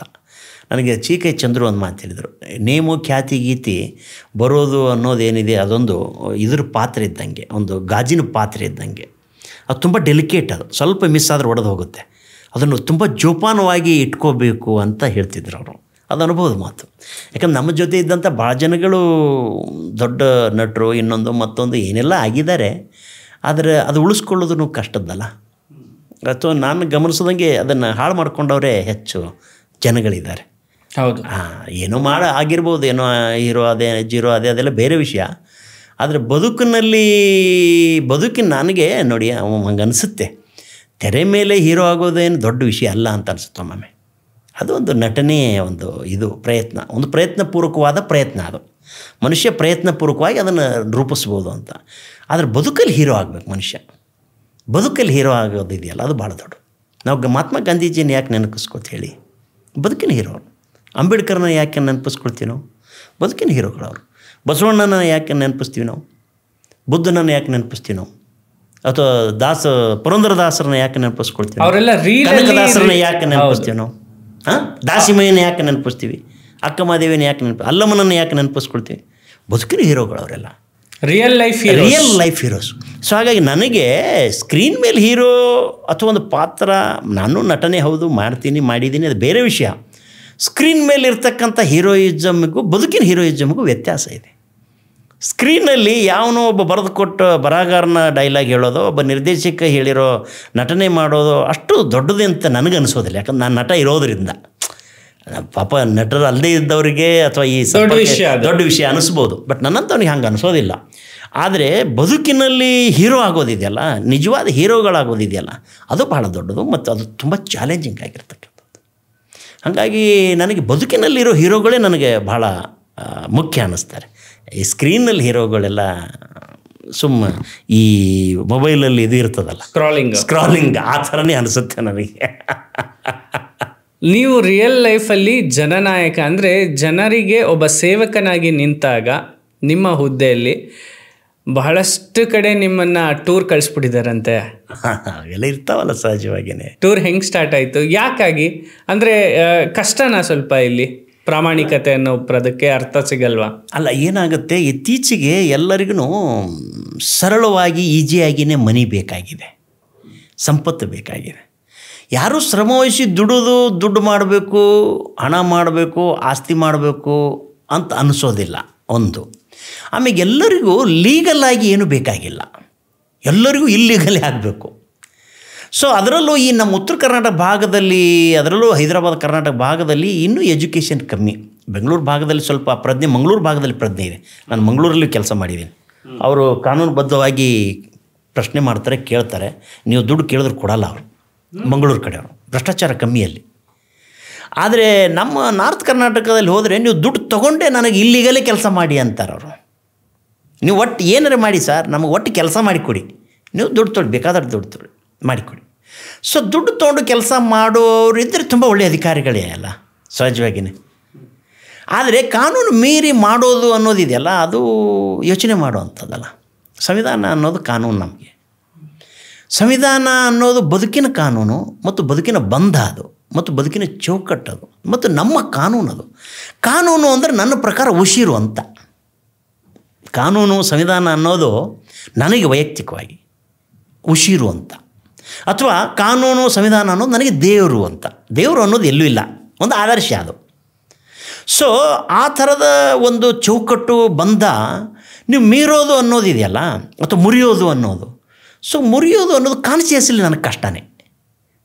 ಅನ್ನೋಯಿಂಗ್ಲಿ ಏನಾದರೂ ತಪ್ಪಾಗಿದ್ದರೆ ಗೊತ್ತಿಲ್ಲ ನನಗೆ, ಬಟ್ ಉದ್ದೇಶಪೂರ್ವಕವಾಗಿ ಆ ಕಾನೂನನ್ನು ಮುರಿದು ಏನೋ ಮಾಡೋದು, ಅದರಿಂದ ನಾನೇನಾದರೂ ಲಾಭ ಮಾಡ್ಕೋಬೇಕು ಅನ್ನೋದು ವೈಯಕ್ತಿಕವಾಗಿ ನನಗಿಷ್ಟ ಆಗೋದಿಲ್ಲ. ಸೊ ಆ ಥರದ ಕೆಲಸಗಳು, ಆ ಥರದ್ದು ಸಂದರ್ಭಗಳು ಬಂದಾಗ ಸಹಜವಾಗಿಯೇ ಅದು ಹತ್ತಾರು ಇಲಾಖೆಗಳಲ್ಲಿ ಹಂಗಾಗಿದೆ ನನಗೆ. ಅದು ಕರ್ನಾಟಕ ಟೂರ್ ಮಾಡಿ ನಾನು ಕರ್ನಾಟಕ, ಮಂಗಳೂರು ಆಗಿದೆ, ಬೆಂಗಳೂರು ಆಗಿದೆ, ಗುಲ್ಬರ್ಗ ಆಗಿದೆ, ಯಾದಗಿರಿ ಆಗಿದೆ, ಕೊಪ್ಪಳ ಆಗಿದೆ, ಇಲ್ಲಿ ಹತ್ತಾರು ಇಲಾಖೆಗಳಾಗಿದೆ. ಆ ಥರದ್ದು ಆಗಿದೆ. ಅಂದರೆ ಏನಾಗುತ್ತೆ, ಒಂದು ಅದು ಬೇಡ ಅಂತ ನಾವರೇ ಓಡಿ ಹೋಗಿರ್ತೀವಿ, ಇಲ್ಲ ನಮ್ಮನ್ನು ಇವನೇನು ಬೇಡ ಅಂತ ನನಗರೇ ಓಡಿಸಿರ್ತಾರೆ. ಈ ಥರ ಆಗುತ್ತೆ. ಸಹಜವಾಗಿ ಒಂದು ಸ್ವಲ್ಪ ಕಾನೂನುಬದ್ಧವಾಗಿ ಕೆಲಸ ಮಾಡೋದು ವ್ಯವಸ್ಥೆಯಲ್ಲಿ ಇತ್ತೀಚೆಗೆ ಕಷ್ಟನೇ ಇದೆ. ಅದೇನು ಸುಳ್ಳೇನಲ್ಲ ಅದು. ಸೊ ಕಾನೂನು ಇನ್ನು ಅಧಿಕಾರದಲ್ಲಿ ಇದೀರಿ, ಏನು ಮಾತಾಡಂಗಿಲ್ಲ, ಪ್ರಶ್ನೆಗೆ ಉತ್ತರ ಕೊಡೋದು ಇಲ್ಲ, ಆ ಥರ ಏನಿಲ್ಲ. ಅಂದರೆ ಕಾನೂನುಬದ್ಧವಾಗಿ ಕೆಲಸ ಮಾಡೋದಿದೆಯಲ್ಲ. ಸೊ ಹಂಗಾಗಿ ಕಾನೂನುಬದ್ಧವಾಗಿ ಸ್ವಲ್ಪ ಕೆಲಸ ಮಾಡೋದು ವ್ಯವಸ್ಥೆಯಲ್ಲಿ ಕಷ್ಟ ಇದೆ. ಮತ್ತು ಈಗೇನಾಗಿದೆ, ಜನಗಳೂ ಈಜಿ ಗೋಯಿಂಗ್ ಆಗಿಬಿಟ್ಟಿದ್ದಾರೆ. ಏನೋ ಆಗಲಿಪ್ಪ, ನಮ್ಮ ಕೆಲಸ ಆಗಲಿ, ಆಯ್ತು ಅದೇನು ತೊಗೊಂಡು ಬಿಡಲಿ ಅಂತ ಅನ್ನೋ ಮನಸ್ಥಿತಿಗೂ ಬಂದುಬಿಟ್ಟಿದ್ದಾರೆ. ಸೊ ಈಗ ಆ ಮನಸ್ಥಿತಿ ಜನಗಳಲ್ಲಿ ಇದೆ ಅಂದಾಗ ನಾವಿನ್ನು ಬೇಲಿನ ಎದ್ದು ಹೊಲ ಮೇಯ್ತಾ ಇದ್ದಾಗ ಇನ್ನು ಯಾರಿಗೆ ಕೇಳೋದು ಅನ್ನೋ ಪ್ರಶ್ನೆ ಬರ್ತದೆ. ಈಗಿನ ವ್ಯವಸ್ಥೆ ಎಲ್ಲ ಹಾಗೆ ಆಗಿದೆ. ಸೊ ಅದ್ರ ಬಗ್ಗೆ ಮಾತಾಡದೇ ಇರೋದು ಒಳ್ಳೆಯದು ಅಂತಲೂ ಒಮ್ಮೆ ಅನಿಸುತ್ತೆ. ಹೌದು, ಯಾಕೆ ನೀವು ಇನ್ನೂ ಆನ್ ಡ್ಯೂಟಿಯಲ್ಲಿ ಇದ್ದೀರಲ್ಲ, ಅದು ಒಳ್ಳೇದೇ. ಇನ್ನು ಎಷ್ಟು ವರ್ಷ ಸರ್ವಿಸ್ ಇದೆ? ನನಗೆ ಇನ್ನೂ 10 ವರ್ಷ ಸರ್ವಿಸ್ ಇದೆ. ಮತ್ತೆ ಹಂಗಾದ್ರೆ ಮಾತಾಡ್ದಲ್ಲೇ ಇರೋದೇ ಒಳ್ಳೇದು. ಮತ್ತೆ ಎಲ್ಲಾರು ನೀರಿಲ್ದರ ಕಡೆ ಟ್ರಾನ್ಸ್ಫರ್ ಮಾಡ್ಬಿಟ್ರೆ ಕಷ್ಟ. ಈಗ ಒಟ್ಟಿನಲ್ಲಿ ಯಾವುದೋ ಒಂದು ಇಲಾಖೆ ನೀನು ಅಲ್ಲಿ ತೆಪ್ಪಗಿರೋ ಮರ ನೀನು ಎಲ್ಲೂ ಸೆಟ್ ಆಗಲ್ಲ ಅಂತ ಅಲ್ಲಿ ಹಾಕ್ಬಿಟ್ಟಿದ್ದಾರೆ ನಿಮ್ಮನ್ನ. ಒಳ್ಳೆ ಇಲಾಖೆ, ಒಂದು ಸೇವೆ ಮಾಡುವಂಥ ಕಾರ್ಮಿಕ ಇಲಾಖೆ. ಮತ್ತು ಕಾರ್ಮಿಕರು, ನಾವು ಎಲ್ಲ ಕಾರ್ಮಿಕರ ಮಕ್ಕಳು ಕಾರ್ಮಿಕರೇ ಆಗಿರೋದ್ರಿಂದ ಕನಿಷ್ಠ ಪ್ರಾಮಾಣಿಕತೆಯಿಂದ ಕೆಲಸ ಮಾಡಲಿಕ್ಕೆ ಒಳ್ಳೆ ಮಿನಿಸ್ಟ್ರ್ ಇದ್ದಾರೆ. ಸಂತೋಷ್ ಲಾಡ್ ತುಂಬ ಒಳ್ಳೆಯ ಮಿನಿಸ್ಟ್ರು. ಸೊ ಹಾಗಾಗಿ ಒಳ್ಳೆ ಕೆಲಸ ಮಾಡ್ಲಿಕ್ಕೆ ಸ್ಕೋಪ್ ಇದೆ, ಮಾಡ್ತಾಯಿದ್ದೀವಿ. ಸುಮಾರು ನೋಡಿ, ನಾನು ಬಂದಾಗ 1 ವರ್ಷ ಆಯ್ತು ನಾನು ಬಂದಾಗ 55 ಲಕ್ಷ ರಿಜಿಸ್ಟರ್ ಕಾರ್ಮಿಕರ ಕಾರ್ಡ್ ಇತ್ತು, 55 ಲಕ್ಷ. ಸೊ ಈ 1 ವರ್ಷದಲ್ಲಿ ಇವಾಗ ಬರೀ 30 ಲಕ್ಷ ಉಳಿದಿದೆ. ಅಂದರೆ ಇಲ್ಲಿಗಲ್ 25 ಲಕ್ಷ ಕಾರ್ಡುಗಳು ರದ್ದು ಮಾಡಿವಿ, ಕ್ರಮ ಮಾಡಿವಿ. ಅಂದರೆ ಮಾನ್ಯ ಸಚಿವರು, ನಮ್ಮ ಕಾರ್ಯದರ್ಶಿಗಳು ಮತ್ತು ನಾವು ಬಿಗಿ ಕ್ರಮ ತಗೊಂಡು, ಅಂದರೆ ಯಾರ್ಯಾರೋ ಕಾರ್ಡ್ಗಳಿತ್ತು, ಕಾರ್ಮಿಕರಲ್ಲದೆ ಇದ್ದಂಥವ್ರ ಕಾರ್ಡ್ಗಳಿತ್ತು, ಅದೆಲ್ಲವೂ ರದ್ದು ಮಾಡಿದಾಗ ನಿಜವಾದ ಸವಲತ್ತು, ನಿಜವಾದ ಸೌಲಭ್ಯ ಯಾರಿಗೆ ಸಿಗಬೇಕು? ನಿಜವಾದ ಪ್ರಾಮಾಣಿಕವಾಗಿ ನಿಜವಾದ ಕಾರ್ಮಿಕಕ್ಕೆ ಸಿಗಬೇಕು. ಯಾಕಂದ್ರೆ ಅದು ಅವನ ಹಕ್ಕು, ಅದು ಅವನ ಹೆಸರಲ್ಲಿ ಬರುವಂಥ ಸೆಸ್ ಅದು ನಮಗೆ. ಆ ಕ್ರಮದಿಂದಾಗಿ ನಾವು 25 ಲಕ್ಷ ಕಾರ್ಡ್ ರದ್ದು ಮಾಡಿದ್ರಿಂದ ಮುಂದೆ ಭವಿಷ್ಯತ್ತಿನಲ್ಲಿ ನಿಜವಾದ ಕಾರ್ಮಿಕರಿಗೆ ಎಲ್ಲ ಸವಲತ್ತು ಸಿಗಲಿಕ್ಕೆ ಅವಕಾಶ ಆಗುತ್ತೆ. ಮತ್ತು ಅದು ಒಂದು ಕೆಲಸ ಮಾಡ್ಲಿಕ್ಕೆ ನಮಗೊಂದು ಅವಕಾಶ ಅಲ್ಲ. ಹೌದಾ ಸರ್? ಎಷ್ಟು ಇಲಾಖೆಗಳನ್ನ ಬದಲಾಯಿಸಿದಿರಾ? ಯಾವ್ಯಾವ ಇಲಾಖೆಯಲ್ಲಿ ಕಾರ್ಯನಿರ್ವಹಿಸಿದ್ದೀರಾ? ನಾನು ಇಲ್ಲಿವರೆಗೂ ಇದು ನನಗೆ 14ನೇ ಇಲಾಖೆನೇ. ಇದು 18 ವರ್ಷದಲ್ಲಿ 14ನೇ ಇಲಾಖೆ. ಟ್ರಾನ್ಸ್ಫರ್ ಆಗಿದೆ 16 ಸಲ, ಒಂದು 20-25ನೇ ಬಾರಿ ಟ್ರಾನ್ಸ್ಫರ್ ಆಗಿದೆ. ಬಟ್ ಶುರುವಿಗೆಲ್ಲ BBMPಯಲ್ಲಿದ್ದೆ, ದಾಸರಲ್ಲಿ ACF ಆಗಿದ್ದೆ. ಅದಾದಮೇಲೆ ನಾನು ಎನರ್ಜಿ ಡಿಪಾರ್ಟ್ಮೆಂಟಿಗೆ ಹೋದೆ. ಅದಾದಮೇಲೆ ಕಾನೂನು ಸೇವಾ ಪ್ರಾಧಿಕಾರ, ಕಾನೂನು ಇಲಾಖೆಗೆ ಹೋದೆ. ಅದಾದಮೇಲೆ ಮಂಗಳೂರು ಪೋರ್ಟಿಗೆ ಹೋದೆ. ಆಮೇಲೆ ಹಾರ್ಟಿಕಲ್ಚರಿಗಿದ್ದೆ, ಫಾರೆಸ್ಟಿಗಿದ್ದೆ, ಅನಿಮಲ್ ಹಸ್ಬೆಂಡ್ರಿಲಿದ್ದೆ. ಆಮೇಲೆ ಮುನ್ಸಿಪಲ್ ಕಮಿಷನರ್ ಆಗಿ ಯಾದಗಿರಿಗಿದ್ದೆ, ಕೊಪ್ಪಳ ಅಥಾರಿಟಿ ಕಮಿಷನರ್ ಆಗಿದ್ದೆ, ಜಾಯಿಂಟ್ ಕಮಿಷನರ್ ಆಗಿ ಗುಲ್ಬರ್ಗಕ್ಕಿದ್ದೆ. ಆಮೇಲೆ ಚಿಕ್ಕಬಳ್ಳಾಪುರ ಜಿಲ್ಲಾ CAO ಆಗಿದ್ದೆ. ಆಮೇಲೆ ರೇರಾದ ಫೈನಾನ್ಸ್ ಕಂಟ್ರೋಲರ್ ಆಗಿದ್ದೆ. ಅದಾದಮೇಲೆ ಇಲ್ಲಿ ಕಮರ್ಷಿಯಲ್ ಟ್ಯಾಕ್ಸಿಗೆ ಬಂದೆ. ಆಮೇಲೆ ಮತ್ತೆ ಯಾದಗಿರಿಗೆ ಹೋದೆ. ಅಲ್ಲೇನೋ ಗೌರ್ಮೆಂಟ್ ಲ್ಯಾಂಡ್ ಅಟೆಂಡ್ ಮಾಡಿದೆ, ಟ್ರಾನ್ಸ್ಫರ್ ಆಯಿತು. ಆದಮೇಲೆ ಮತ್ತೆ ಈಗ ಇಲ್ಲಿ ಕಾರ್ಮಿಕ ಇಲಾಖೆಗೆ ಬಂದೆ. ಸೊ ಆ ಥರದ್ದು ಅಂದರೆ ಏನಾಗ್ತದೆ ನೋಡಿ, ಈ ಯಾವುದೋ ಒತ್ತುವರಿ ಈಗೆಲ್ಲ ಏನಾಗಿದೆ, ಈ ಲ್ಯಾಂಡ್ ಮಾಫಿಯಾ ಅಂತೀವಲ್ಲ, ಅದು ಸ್ವಲ್ಪ ಹೆಚ್ಚಾಗಿದೆ ಇತ್ತೀಚೆಗೆ. ಅಂದರೆ ಯಾವುದೋ ಸರ್ಕಾರಿ ಲ್ಯಾಂಡ್ಗಳನ್ನು ಒತ್ತುವರಿ ಮಾಡ್ಕೊಳ್ಳೋವಂಥದ್ದು, ಯಾವುದೋ ಖಾಲಿ ಜಾಗ ಇದೆ ಅಂದರೆ ಯಾರೋ ಎನ್ಕ್ರೋಚ್ಮೆಂಟ್ ಮಾಡ್ಕೊಂಡು ಬೇರೆಯವ್ರಿಗೆ ಡುಪ್ಲಿಕೇಟ್ ಮಾಡುವಂಥದ್ದು. ಇತ್ತೀಚೆಗೆ ಆ ಮನಸ್ಥಿತಿ ಜಾಸ್ತಿ ಆಗಿದೆ. ನಾನು ಯಾದಗಿರಿಯಲ್ಲಿ ಲಾಸ್ಟ್ ಇದ್ದಾಗ ಅದೇ ನೋಡಿ, ಅಲ್ಲಿನೂ ಸುಮಾರು 16 ಕೋಟಿ ಜಾಗ ನಾನು ಒತ್ತುವರಿ ಎಲ್ಲ ತೆರವು ಮಾಡಿದ್ದಲ್ಲಿ ನಾನು ಒಳ್ಳೆ ಕೆಲಸ ಮಾಡಿದ್ದೀನಿ. ಅಲ್ಲಿ ಜನ ನೆನಪಿಸ್ಕೋತಾರೆ, ಮತ್ತು ಇವಾಗಲೂ ಬಾ ಅಂತ ಕರೀತಾರೆ. ಬಟ್ ನಾನು ಈಗ ಹೋಗೋ ಪರಿಸ್ಥಿತಿಯಲ್ಲಿಲ್ಲ. ಯಾಕೆ? ಸೊ ಅಲ್ಲಿ ನೋಡಿ, ಯಾರ್ದೋ ಜಾಗ, ಯಾರೋ ಅವನು 84ರಲ್ಲಿ ಲೇಔಟ್ ಅದೆಪ್ಪ ಅಂತ ಒಬ್ಬ 84ರಾಗ ಲೇಔಟ್ ಮಾಡಿದ್ದ. ಅವಾಗೆ ಮಾಡಿ ಅದು ಎಷ್ಟೋ ಎಕರೆ, 5 ಎಕರೆನೋ ಎಷ್ಟೋ ಮಾಡಿ ಸೈಟ್ ಮಾರಿ ಸತ್ತು ಹೋಗಿಬಿಟ್ಟಿದ್ದಾನು. ಈಗ ಒಬ್ಬ ಅದೆಪ್ಪ ಅನ್ನೋದು ಹೆಸರಿನ ಅದೆಪ್ಪ ಅಂತ ಅದೆಪ್ಪ ಅಂತ ಅವನಿಗೊಬ್ಬ ತಾತಕ್ಕೆ ತಂದರು. ಅವನ ಹೆಸರಿಗೆ duplicate ID card, ration card, election card ಎಲ್ಲವೂ ಡುಪ್ಲಿಕೇಟು. ಅವನೇ ಓನರು, ಯಾರು ಹೇಳಿ, ಅವನೇ ಲೇಔಟ್ ಓನರ್ ಅಂಥೇಳಿ ಆ ಲೇಔಟಲ್ಲಿರೋ ಖಾಲಿ ಜಾಗ ತೋರಿಸೋದು, ಇದೇ ನಂದೇ ಲೇಔಟು ಅಂಥೇಳಿ ತೋರಿಸಿಗೆ ರಿಜಿಸ್ಟ್ರೇಷನ್ ಮಾಡಿಕೊಡೋದು. 10 ಜನರಿಗೆ ರಿಜಿಸ್ಟ್ರೇಷನ್. ಪಾಪ ಅವ್ರು ಯಾರೋ ರಿಟೈರ್ಡ್ ಆಗಿರೋ ಮಾಸ್ಟ್ರುಗಳು, ಅವರು ಇವರು ಮನುಷ್ಯ ಸಹಜ ಅಲ್ರಿ. ಒಂದು ಜಾಗ ತೊಗೊಂಡ್ರೆ ಜೀವನ ಕಟ್ಕೊಳ್ಳೋಕೋ ಮನೆ ಕಟ್ಕೊಳ್ಳೋಕೋ ಅಂತ ಮನುಷ್ಯ ಸಹಜ ಆಸೆ ಬದುಕಲ್ವ, ಎಲ್ಲರಿಗೂ ಐಡೆಂಟಿಟಿ ಪ್ರಶ್ನೆ. ತೊಗೊಂಡ್ರೆ ಅವೆಲ್ಲ ಡುಪ್ಲಿಕೇಟು, 4-5 ಕೋಟಿ ಡುಪ್ಲಿಕೇಟ್ ವ್ಯವಹಾರ. ಅದು ಯಾವುದೋ ಖಾತಾ ಮಾಡ್ಲಿಕ್ಕೆ ಬಂದಾಗ ನನ್ನ ಕೈ ಸಿಕ್ಕಾಕೋದು. ಖಾತಾ ಮಾಡ್ಲಿಕ್ಕೆ ಬಂದಾಗ ನಾನು ಅದು ಯಾವುದೋ ಒಂದು ಸೈನ್ ಹಾಕಬೇಕಿತ್ತು, ನೋಡಿದಾಗ ಅದು ಹಿಡಿದು ಎಳೆದ್ರೆ ಎಲ್ಲವೂ ಹೊರಗೆ ಬಂತು. ಆಮೇಲೆ ಅಲ್ಲಿ ಅದಕ್ಕೇನು ಕ್ರಮ ಮಾಡುವಂಥದ್ದು, FIR ಮಾಡುವಂಥದ್ದು ಮಾಡಿ ಅದಕ್ಕೆ ಸಂಬಂಧಪಟ್ಟವರಿಗೆಲ್ಲ ಕ್ರಮ ಆಗಿ ಈ ಥರದ್ದು ಇನ್ಸಿಡೆಂಟ್ಗಳು, ಈ ಥರದ್ದು ಸಾಕಷ್ಟು ಆಗಿದಾವ್ರಿ. 1-2 ಆ ಥರದ್ದು ಏನಾಗುತ್ತೆ, ಈ ಥರದ್ದು ಕಂಡಾಗ ಇಂಥವೆಲ್ಲ ನೋಡ್ಕೊಂಡು ಸುಮ್ಮನೆ ಕೂಡೋದು ಹೆಂಗೆ? ಹಂಗಾಗಿ ನಿಮಗೆ ಜಾಗ ಇಲ್ಲ ಎಲ್ಲೋ. ಅಲ್ಲ ಅದು ಇರಲ್ಲ, ಬಟ್ ಎಲ್ಲಾದರೂ ಒಂದು ಕಡೆ ಇದ್ದೇ ಇರ್ತದೆ. ನನಗೆ ಬರೋ ಸಂಬಳ ನನಗೆ ಬರ್ತದೆ. ಒಂದಿನ ಲೇಟ್ ಆಗ್ಬೋದು, 2 ದಿನ ಲೇಟ್ ಆಗ್ಬೋದು, 1-2 ದಿನ ಲೇಟ್ ಆಗ್ಬೋದು, ಬೇರೆ ವಿಷಯ. ಹಂಗೆ ನೋಡಿದ್ರೆ ಇನ್ನೂ 1-2 ತಿಂಗಳು ಸಂಬಳ ನಂದು ಹಳೆ ಇಲ್ಲ, 2 ಇಲಾಖೆಗಳಲ್ಲಿ ಬರಬೇಕು. ನಾನು ಇನ್ನೂ 2 ಹಳೆ ಸಂಬಳಗಳು ಬರಬೇಕು. ಬಟ್ ಆ ಥರದ್ದು ನೋಡಿಕೊಂಡು ಕೊಡೋದು ಅಂದಾಗ ನಮ್ಮಂಥ ಈ ಕಲಾವಿದರು ಬರಹಗಾರ ಮನಸ್ಥಿತಿ ಒಪ್ಪೋದಿಲ್ಲ. ಈಗ ನಾನು ಸುಮ್ಮನೆ ಒಬ್ಬ ಅಧಿಕಾರಿ ಆಗಿದ್ದರೆ ಮೋಸ್ಟ್ಲಿ ತುಂಬ ಅನುಕೂಲವಾಗಿ ಇನ್ನೇನೇನೋ ಇರ್ತಿದ್ದೇನೋ ನನಗೆ ಗೊತ್ತಾರೆ ಯಾರು. ಏನು ರೀ ಒಂದು ನಿಮ್ಮಂತ KS ಆಫೀಸರ್ ನಿಮ್ಗೇನು ರೀ ಕಮ್ಮಿ ರೀ, ಎಂತೆಂಥವ್ರು ಇದ್ದಾರೆ, ಹೆಂಗೆ ಮಾಡ್ತಾರೆ ಹಿಂಗೆ ಮಾಡ್ತಾರೆ ಎಲ್ಲನೂ ಹೇಳ್ತಾರೆ. ನಾನು ಹೇಳಿದೆಪ್ಪ ಎಂತೆಂಥವ್ರು ಇದ್ದಾರೆ, ಏನು ಮಾಡ್ತಾರೆ ಎಲ್ಲರೂ ನಿಜನೇ. ನನ್ನ ಜೊತೆ ಇದ್ದಂಥವ್ರು ಒಂದು 15 ಜನ ಜೈಲಲ್ಲಿದ್ದಾರೆ, ಜೈಲಿಗೆ ಹೋಗಿ ಬಂದಿದ್ದಾರೆ. ನಾನು ಅದೆಲ್ಲ ನೋಡಿದ್ದೀನಿ. ನನಗೆ ಜೈಲಲ್ಲಿ ಇರಬೇಕಿಂತ ಹೊರಗಿರೋದು ಖುಷಿ ಅನಿಸಿದೆ. ಹಾಗಾಗಿ ನಾನು ಹೊರಗಿದ್ದೀನಿ. ಆ ಥರದ್ದು ಯಾವುದೂ ಮಾಡೋದಿಲ್ಲ ಅಂತ. ಸೊ ಸಹಜವಾಗಿ ಇಲ್ಲಿಗಲ್ ಮಾಡಿದ್ರೆ ಕಾನೂನು ಕ್ರಮ ಆಗೇ ಆಗುತ್ತಲ್ಲ, ಯಾರೇ ಮಾಡಲಿ, ಹೌದು ಅಲ್ವಾ? ಸೊ ಕಾನೂನು ಕ್ರಮ ಎದುರಿಸೋದಕ್ಕಿಂತ ಇರೋದರಲ್ಲಿ ಇರೋ ಹಾಸಿಗೆ ಒಳಗೆ ಕಾಲು ಚಾಚ್ಕೊಂಡಿರೋದು ಬೆಟ್ರಲ್ಲ. ಕೂಡ್ರ ಮೇಳ ಬೇಡಪ್ಪ, ನನ್ನ ಕೈಲಿ ಆಗಲ್ಲ, ನೀ ಯಾರೇ ಬೇಕೋ ತಂದು ಕೂರಿಸ್ಕೊಂಡು ಕೆಲಸ ಮಾಡ್ಕೊ. ಮಾಡೋರು ಮಾಡ್ತಾರೆ, ಅವೆಲ್ಲನೂ ಅದೇನು ನಡೀತಾರೆ. ಪ್ರಪಂಚ ನೋಡ್ರಿ, ರಾಜ ಸತ್ತ ರಾಜಕೀಯ ನಿಲ್ಲೋದಿಲ್ಲ. ಇನ್ನೊಬ್ಬ ರಾಜ ಬರ್ತಾನೆ, ನಾನಿಲ್ಲ ಅಂದರೆ ಇನ್ನೊಬ್ಬ ಪ್ರಜೆ ಬರ್ತಾನೆ, ಬಂದು ಕೆಲಸ ಮಾಡ್ತಾನೆ. ಪ್ರಪಂಚದಲ್ಲಿ ಯಾವುದೂ ನಿಲ್ಲೋದಿಲ್ಲ. ಎಂತೆಂಥ ರಾಜ ಮಹಾರಾಜರೇ ಆಳಿ ಮಣ್ಣಾಗ ಹೋಗ್ಬಿಟ್ರೆ, ನಾವು ಕ್ವಾಟಿ ಕಟ್ಕೊಂಡು ಆಳದವ್ರೆ ಕ್ವಾಟೆ ಮುಳುಗೋಗ್ಯಾರ, ಕೋಟೆ ಕಟ್ಟಿ ಮೆರೆದವರೆಲ್ಲ ಏನಾದರು ಮಣ್ಣಾದರು ಅಂತ. ಹಾಗೆ ಯಾರೂ ಪ್ರಪಂಚಕ್ಕೆ ಮತ್ತು ಈ ಸಮಾಜಕ್ಕೆ ಯಾರೂ ಅನಿವಾರ್ಯ ಅಲ್ಲ. ಯಾರೂ ಅನಿವಾರ್ಯ. ನಾವೆಲ್ಲರೂ ತೃಣ ಸಮಾನರೇ. ವ್ಯವಸ್ಥೆಗೆ ನಾವೆಲ್ಲ ತೃಣ ಸಮಾನರು. ನಾವು ಯಾರೂ ದೊಡ್ಡ ಏನೂ ಅಲ್ಲ. ನಾವು ಏನು ನಮ್ಮ ಇವರು ಅದೇ ಹೇಳ್ತಾರಲ್ಲ, ನಾವು ಹಾಗೆ ಹೀಗೆ, ನಾವು ಹಾಗೆ ಹೀಗೆ ಅಂತ ಹೇಳ್ತಾರವಲ್ಲ. ಸೊ ಅವು ಯಾವುವು ಅಲ್ಲ, ಅವು ಯಾವುವು ನಡೆಯೋದಿಲ್ಲ. ಅದು ವ್ಯವಸ್ಥೆ ಸಮಾಜದ ಮುಂದೆ ನಮ್ಮ ಯಾವುದು ಎಲ್ಲವೂ ತೃಣ ಸಮಾನ ನನ್ನ ಪ್ರಕಾರ. ಸಮಾಜದಲ್ಲಿ ಈಗ ಒಬ್ಬ ಅಧಿಕಾರಿಯಾಗಿ ನೀವು ಎಲ್ರಿಗೂ ಸರ್ವ್ ಮಾಡ್ತಿದ್ದೀರಾ. ನಮ್ಮಲ್ಲಿ ಒಂದು ಮಾತಿತ್ತು, ಕೆಂಗಲ್ ಹನುಮಂತಯ್ಯ ಅವರು ವಿಧಾನಸೌಧದ ಮುಂದೆ ಒಂದು ನೇಮ್ ಬೋರ್ಡ್ನ ಹಾಕಿದ್ದಾರೆ. ಅಂದರೆ ಸರ್ಕಾರಿ ಕೆಲಸ ದೇವ್ರ ಕೆಲಸ ಅಂತ ಹೇಳಿ. ಸೊ ಯಾಕೆ ಈ ಮಾತನ್ನು ಜ್ಞಾಪಿಸ್ಕೊತಾ ಇದ್ದೀನಿ ಅಂತಂದರೆ, ಪ್ರಾಮಾಣಿಕ ಅನ್ನೋಂತಹ ಒಂದು ಬ್ಯಾಡ್ಜ್ನ ಹಾಕ್ಕೊಂಡು ಕೇವಲ ಮೈಕ್ಗೆ ಅಥವಾ ಕ್ಯಾಮ್ರಾ ಮುಂದೆ ಮಾತಾಡೋದು ಬೇರೆ, ಆದರೆ ಬದುಕಲ್ಲಿ ಅಳವಡಿಸ್ಕೊಂಡು ಅದೇ ಹುದ್ದೆಯಲ್ಲಿರೋದಲ್ಲ ಬಹಳ ಕಷ್ಟ. ಹಾಗಿದ್ದಾಗಲೇ ನಿಮಗೆ ಟೂರಿಂಗ್ ಸ್ಟಾರ್ಟ್ ಆಗೋದು. ಹೌದು, ಅದು ನಿಜ. ಸುಮ್ಮ ತಮಾಷೆಗೆ ಹಂಗೆ ಅನಿಸುತ್ತೀನಿ. ಅದು ಎಲ್ಲರೂ ಅದು ಹೇಳ್ತಾರೆ, ಸರ್ಕಾರಿ ಕೆಲಸ ದೇವರ ಕೆಲಸ ಅಂತ. ನಾನು ಹಂಗೆ ಅನಿಸುತ್ತೆ. ಸರ್ಕಾರಿ ಕೆಲಸ ನಿಜವಾಗಿ ಮನುಷ್ಯರ ಕೆಲಸ ಅಂತ. ನಾವು ದೇವ್ರ ಕೆಲಸ ಅಂತ ಬರೆದಿರೋದ್ರಿಂದನೇ ಎಲ್ಲ ಕೆಲಸ ದೇವ್ರದ್ದೇ ಆಗಿಬಿಟ್ಟಾವೆ ಇವಾಗ. ಯಾಕಂದ್ರೆ ಏನು ಮಾಡಿದ್ರು ದೇವ್ರು ಕೇಳಂಗಿಲ್ಲಲ್ರಿ. ಒಳ್ಳೆಯವನಿಗೂ ದೇವ್ರಿದ್ದಾನೆ, ಕೆಟ್ಟವನಿಗೂ ನೋಡಿ, ನೀವು ಏನಾದ್ರು ಮಾಡಿ ದೇವ್ರು ಯಾವತ್ತಾದ್ರೂ ಯಾವ ದೇವರಾದರೂ ಬಂದು ನಿಮಗೆ ಮಾತಾಡಿಸಿದೇನ್ರಿ? ಹಾಂ, ನೀವು ಯಾವುದು ಇಲ್ಲಿಗಲ್ ಮಾಡಿದರೆ ಏನು ಕೇಳಿದೆಯಾ? ಅಥವಾ ನೀವು ಯಾವುದಾದ್ರೂ ಸೈಟ್ ಹೊಡ್ಕೊಂಡ್ರೆ ಕೇಳಿದೆಯಾ? ನೀವು ಇನ್ನೊಂದು ಮನೆ ಮಾಡಿದ್ರೆ ಕೇಳಿದೆಯಾ? ಅಲ್ಲ, ಕಳ್ತನ ಮಾಡೋಕ್ಕಿಂತ ಮುಂಚೆ ದೇವ್ರಿಗೆ ಪ್ರಾರ್ಥನೆ ಮಾಡೋದು, ಇವತ್ತೊಬ್ಬ ಒಳ್ಳೆ ಗಿರಾಕಿ ಸಿಗ್ಲಪ್ಪ, ನನಗೆ ಒಳ್ಳೆ ಮನೆ ಕನ್ನ ಹಾಕಬೇಕು ವಿಘ್ನೇಶ್ವರ ಅಂತಾರೆ ಅಲ್ವ?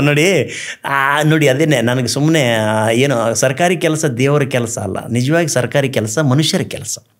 ಮನುಷ್ಯರು ಬಹಳ ಮುಖ್ಯ. ನಾವು ಕೊಡೋ ಸೇವೆ ಮನುಷ್ಯರಿಗೆ ಮತ್ತು ಮನುಷ್ಯರನ್ನು ಮನುಷ್ಯರಾಗಿ ನೋಡುವಂಥದ್ದು. ಸೊ ಮನುಷ್ಯರಿಗೆ ಕೆಲಸ ಕೊಡುವಾಗ ನಾವು ಮನುಷ್ಯರ ಕೆಲಸ ದೇವ್ರ ಕೆಲಸ ಮಾಡಿದೀವಿ ಅನ್ನೋದಾದರೆ ನೀವು ಏನು ಮಾಡಿದ್ರು ದೇವ್ರು ಕೇಳೋದೇ ಇಲ್ವಲ್ಲ. ಹಾಗಾಗಿನೇ ಸರ್ಕಾರಿ ಕೆಲಸ ದೇವ್ರ ಕೆಲಸ ಆಗಿದೆ. ಯಾರೂ ಕೇಳದೇ ಇರತಕ್ಕಂಥ ವ್ಯವಸ್ಥೆ ನಿರ್ಮಾಣ ಆಗಿದೆ. ಮತ್ತು ಯಾರೂ ಕೇಳೋದಿಲ್ಲ ಅಂದಾಗ ಎಲ್ಲ ಅವಾಂತರಗಳು ನಡೀತಾನೆ ಇರ್ತದಲ್ಲ ಸಹಜ. ಅಂದರೆ ಕೆಂಗಲ್ ಹನುಮಂತಯ್ಯನವರ ಒಂದು ಕಾನ್ಸೆಪ್ಟ್ ಏನಾಗಿತ್ತು ಅಂದರೆ, ಸರ್ಕಾರಿ ಕೆಲಸ ದೇವ್ರ ಕೆಲಸ ಅಂದರೆ, ಸರ್ಕಾರಿ ಕೆಲಸ ಮಾಡೋರು ನಾವು, ದೇವರು ಅಂತಂದರೆ ಜನರು. ಅಂದರೆ ದೇವರ ಕೆಲಸ ಅಂತ ಯಾಕೆ ಹಾಕಿದ್ರು ಅಂದರೆ, ದೇವ್ರ ಕೆಲಸನ ಅಚ್ಚುಕಟ್ಟಾಗಿ ಮಾಡ್ತೀವಿ ನಾವು. ಅಲ್ಲ, ನಿಜ. ಸಹಜವಾಗಿ ನೋಡಿ, ಪ್ರಜೆಗಳಿಂದ ಪ್ರಜಾಪ್ರಭುತ್ವ ಸರ್ಕಾರದಲ್ಲಿ ಜನಗಳೇ ಅಧಿಪತಿಗಳು ಮತ್ತು ಜನಗಳೇ ದೇವರು ಅನ್ನೋದು ಸತ್ಯನೇ. ನಾನು ಅದು ಅಲ್ಲಗಳಿತಾ ಇಲ್ಲ.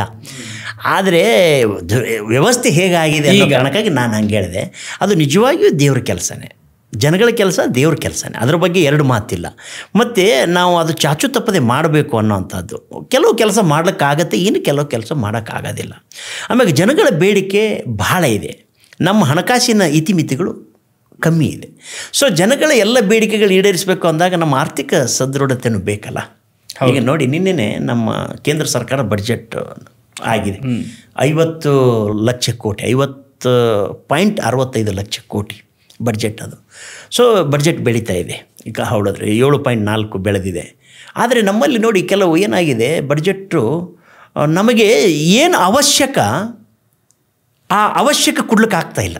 ಯಾವುದೇ ಸರ್ಕಾರ, ನಾನು ಯಾವುದು ಕೇಂದ್ರ ರಾಜ್ಯ ಅಂತ ಹೇಳ್ತಾ ಇಲ್ಲ, ಅಥವಾ ಯಾರನ್ನೂ ವಿರೋಧವಾಗಿ ಅಥವಾ ಪರವಾಗಿಯೂ ಮಾತಾಡ್ತಾ ಇಲ್ಲ. ನಾವು ಅಂದುಕೊಂಡ ಕ್ಷೇತ್ರಗಳೇನಿದೆ, ನಮಗೆ ಶಿಕ್ಷಣ ಉಚಿತವಾಗಿ ಕೊಡಬೇಕಲ್ಲ, ಆರೋಗ್ಯ ಉಚಿತವಾಗಿ ಕೊಡಬೇಕಲ್ಲ. ಅತ್ಯಂತ ಅವಶ್ಯ ಅಲ್ರಿ ಶಿಕ್ಷಣ, ಆರೋಗ್ಯ ಅನ್ನೋದು ಮನುಷ್ಯನ ಮೂಲಭೂತ ಹಕ್ಕಲ್ಲ. ವಸತಿ ಅದು ಹಕ್ಕೇ, ಕೊಡಬೇಕಲ್ಲ. ಬಟ್ ನಾವು ಶಿಕ್ಷಣ ಉಚಿತವಾಗಿಯೂ ಕೊಡ್ತಾ ಇಲ್ಲ, ಆರೋಗ್ಯನೂ ಉಚಿತವಾಗಿ ಕೊಡ್ತಾ ಇಲ್ಲ. ಇರ್ಲಿಕ್ಕೂ ಜಾಗ ಕೊಡ್ತಾ ಇದ್ದೀವಿ ಅಥವಾ ಮನೆ ಕಟ್ತಾ ಇದ್ದೀವಿ, ಓಕೆ. ಆದರೆ ಮೂಲಭೂತವಾಗಿ ಕೊಡಬೇಕಾದದ್ದೇ ನಾವು ಕೊಡ್ತಾ ಇಲ್ಲ ನಾವ್ಯಾವು ಅಲ್ವಾ. ಯಾವುದಕ್ಕೆ ಆದ್ಯತೆ ಕೊಡಬೇಕು ಅನ್ನೋದಕ್ಕೆ ಒಂದು ಸಂಪತ್ತಿನ ಲಿಮಿಟು ಮತ್ತು ನಮ್ಮ ಬೇಡಿಕೆಗಳು ಹೆಚ್ಚಾಗಿರುವಂಥದ್ದು. ಹೀಗಾಗಿ ಬಡ್ಜೆಟ್ ಮಾಡೋರಿಗೂ ಕೂಡ ಈ ಗೊಂದಲ ಇದೆ. ನಾನು ಇಲಾಖೆಗಳಲ್ಲಿ ಬಡ್ಜೆಟ್ ಮಾಡಿದವನೇ ನಾನು ಮತ್ತು 10 ಇಲಾಖೆಗಳಿಗೆ ಹಣಕಾಸು ಮುಖ್ಯ ನಿಯಂತ್ರಕನಾಗಿ, ಹಣಕಾಸು ಮುಖ್ಯಸ್ಥನಾಗಿ ಕೆಲಸ ಮಾಡಿದ್ದೀನಿ. ನನ್ನಲ್ಲಿ 100 ರೂಪಾಯಿ ಇತ್ತು ಅಂದಾಗ, 200 ರೂಪಾಯಿ ಬೇಡಿಕೆ ಇದ್ದಾಗ 100 ರೂಪಾಯಿ ಹಂಚಬೇಕು ಅಂದಾಗ ವ್ಯತ್ಯಾಸಗಳಾಗೇ ಆಗುತ್ತೆ. ನಾವು ಅವಾಗ ಯಾರಿಗೇನು ಕೊಟ್ರೂ ಒಂದು ಮಾತು ಬರ್ತದೆ ಯಾವಾಗ, ಇದಕ್ಕೆ ಅದು ಕೊಡಲಿಲ್ಲ, ಅದಕ್ಕೆ ಇದು ಕೊಡಲಿಲ್ಲ ಅಂತ, ನೀವು ಅದಕ್ಕೆ ಕೊಡಲಿಲ್ಲ, ಇದಕ್ಕೆ ಕೊಡಲಿಲ್ಲ ಅಂತ.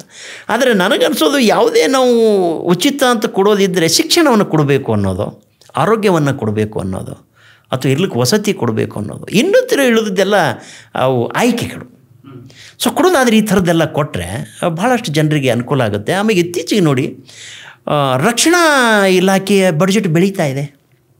ಇವತ್ತು ನಿನ್ನೆ ಬಡ್ಜೆಟ್ನಲ್ಲಿ 6.87 ಎಷ್ಟೋ ಲಕ್ಷ ಕೋಟಿ, ಅಂದರೆ 7 ಲಕ್ಷ ಕೋಟಿ ಬಂದಿದೆ.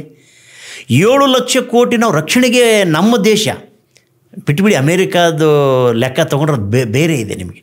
ಅಲ್ಲಿ ಅಮೇರಿಕಾದ ಬಡ್ಜೆಟಿನ ಲೆಕ್ಕ ತೊಗೊಂಡ್ರೆ ಮೋಸ್ಟ್ಲಿ ಒಂದು 2,000 ಲಕ್ಷ ಕೋಟಿನೂ ಇರಬೇಕು. ಅದು ಅಂದಾಜು ಗೊತ್ತಿಲ್ಲ ನನಗೆ, ಇನ್ನೂ ಜಾಸ್ತಿ ಆಗಿದೆಯೇನೋ, 2,500 ಲಕ್ಷ ಕೋಟಿನೂ ಇರ್ಬೋದೇನೋ ಆ ಥರ.